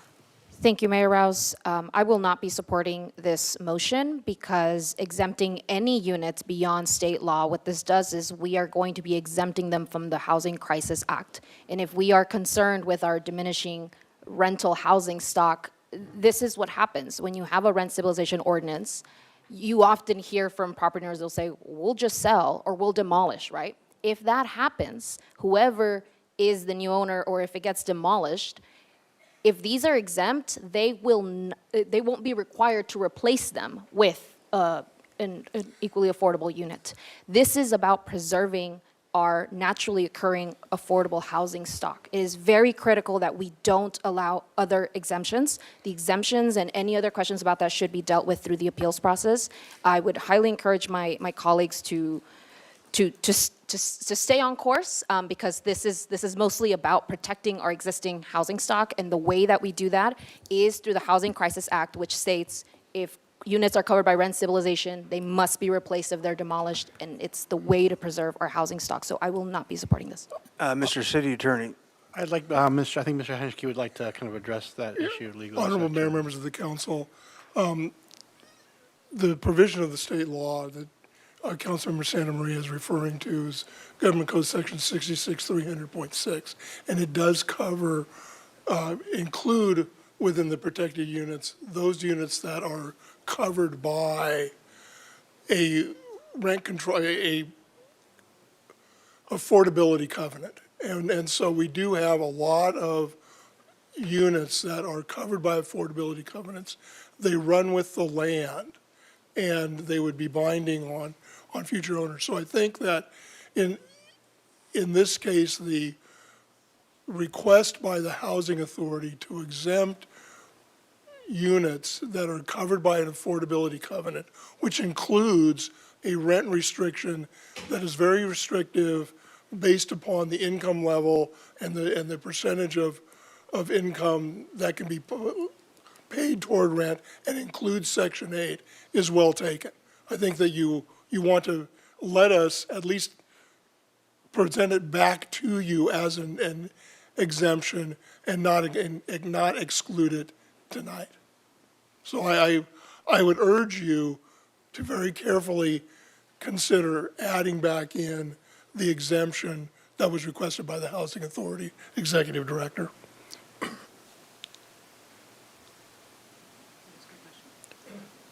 okay, go right ahead. So I think you said housing authority, and then you also added in section 8. Those to me are really different. Honorable members of the council, the letter that Mr. Fredericks wrote did include Section 8 as one of the exemptions. And at least my recollection of it is. Well, that's that one I don't want to do because they're already keeping it lower. And then if a section 8 unit gets demolished, I mean, we have private landlords who own buildings that they're allowing section 8. And so then that could be demolished and then you lose that affordability. So I'm not in favor of that. I'm not fully prepared to address all of the intricacies of Government Code Section 300.6 tonight. However, I do think that it would be important for us to be able to bring it back to you with a fuller and more robust discussion. By excluding it tonight, we would not be able to do that. So that's why what I'm asking is allow us to bring it back to you for further consideration, as opposed to excluding it. But I think Section 8 was included within Mr. Frederick's letter. It was. Ms. Harmon. Thank you. Yeah, I think this conversation definitely speaks to the complexity around some of these issues. Section 8 is a hugely important component of our rental housing portfolio, and I am incredibly wary of undermining Section 8 in general. I also do know that there are contribution caps around what can be charged for Section 8 rentals, and I just think it's too important of a conversation to take fully off the table. With that said, as some commenters on the AMI proposal have identified, one of the risks in not having housing authority and similar deed-restricted housing fall under this RSO is that the most at-risk tenants are not protected by it. And so I do continue, I think that's certainly a legitimate criticism of the concept that I put together, and I think something that we need to really grapple with when we think about whether housing authority units should or shouldn't fall under this framework. I keep going back to this flexible approach, understanding the administrative complexity, but I would be interested in hearing from Mr. Fredericks and our capital A affordable housing suppliers whether they might be open not to exempting themselves fully, but to some kind of framework where year after year it applies to them or not. I mean, just to sort of keep them in the conversation. That may be more work than it's worth, given the existing deed restrictions that run with the land. But I think there has to be a way to find a balance here. But I certainly I'm not ready to exempt or to include, I guess, both of them full stop without understanding a little bit more clearly, specifically the Section 8 piece, because I know there's quite a bit that I don't understand about federal requirements and implications, and fusing this program with that, and it would be hugely detrimental to many people in our community for Section 8 to go away or to be significantly diminished. Mr. Friedman. So my motion would be that we bring it back. I don't think we need to make the decision tonight. But this gets to why I was abstaining because there's on every vote, because there was so much information that I didn't understand, that I wasn't in a position, I think Councilmember Jordan, to make these decisions, and we almost missed this. And so I just want to read what the letter said and why it was important. This is part of the letter from Mr. Fredericks and the Housing Authority. Under the caption, regarding federally subsidized tenant-based rental assistance programs, we also strongly recommend an exemption for rental units participating in tenant-based subsidy programs such as Housing Choice Voucher Section 8, Continuum of Care, Home Tenant-Based Rental Assistance Program, other similar income-based rental assistance programs covered.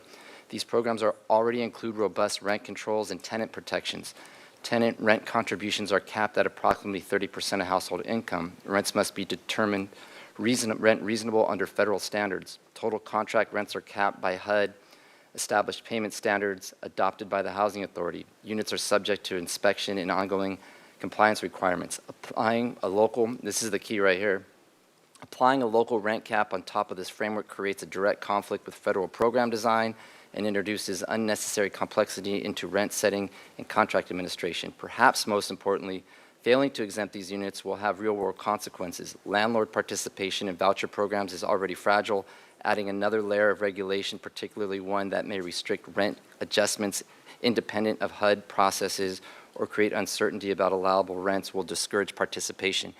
That was all in the letter, and that gets to some of my frustrations with the night, but at least, we don't have to decide it tonight, but Mr. Fredericks makes a good point. We all trust the housing authority, so the motion would be to bring that back, the whole gamut that is referenced in the housing authority's letter. We don't have to make the decision tonight, but at least bring it back. I'll second that. Okay.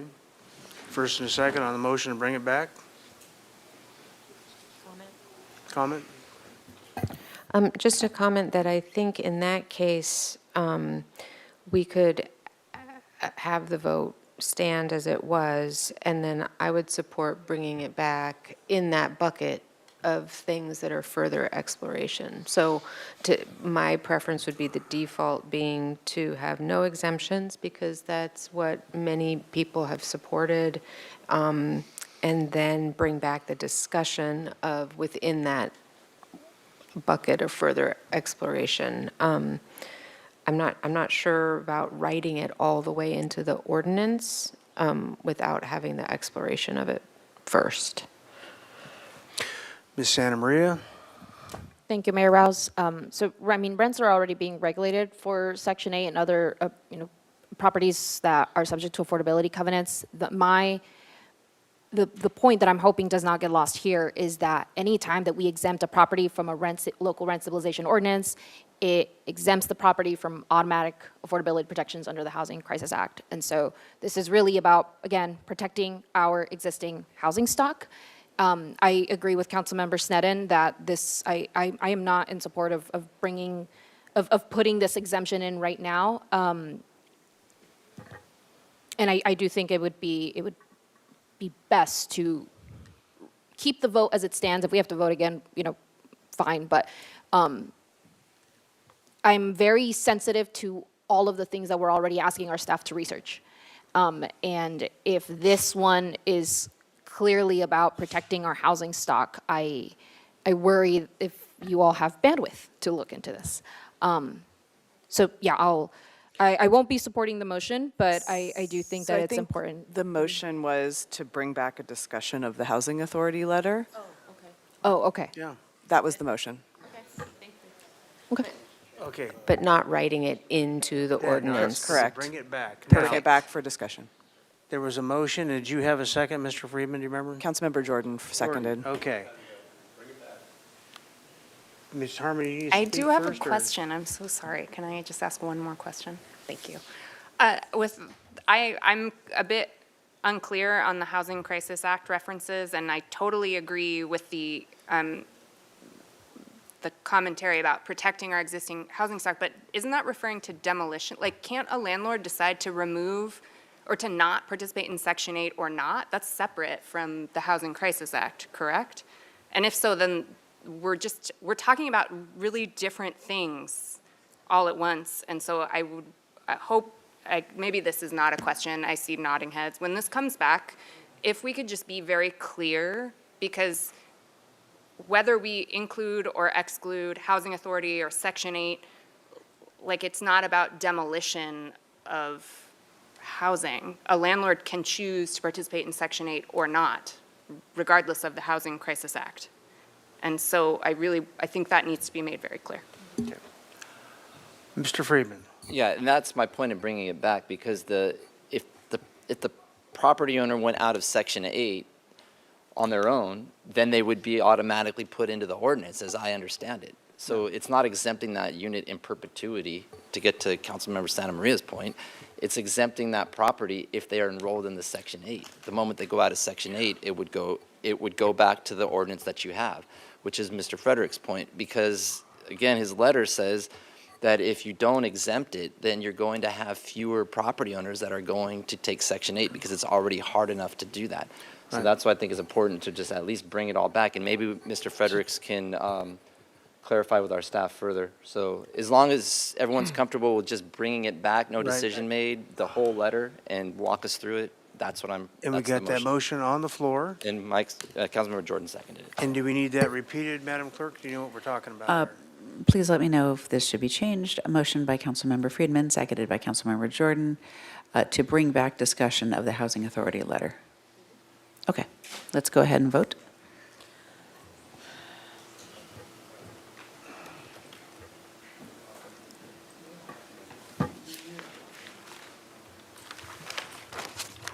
It passes 6-1 with Santa Maria abstaining.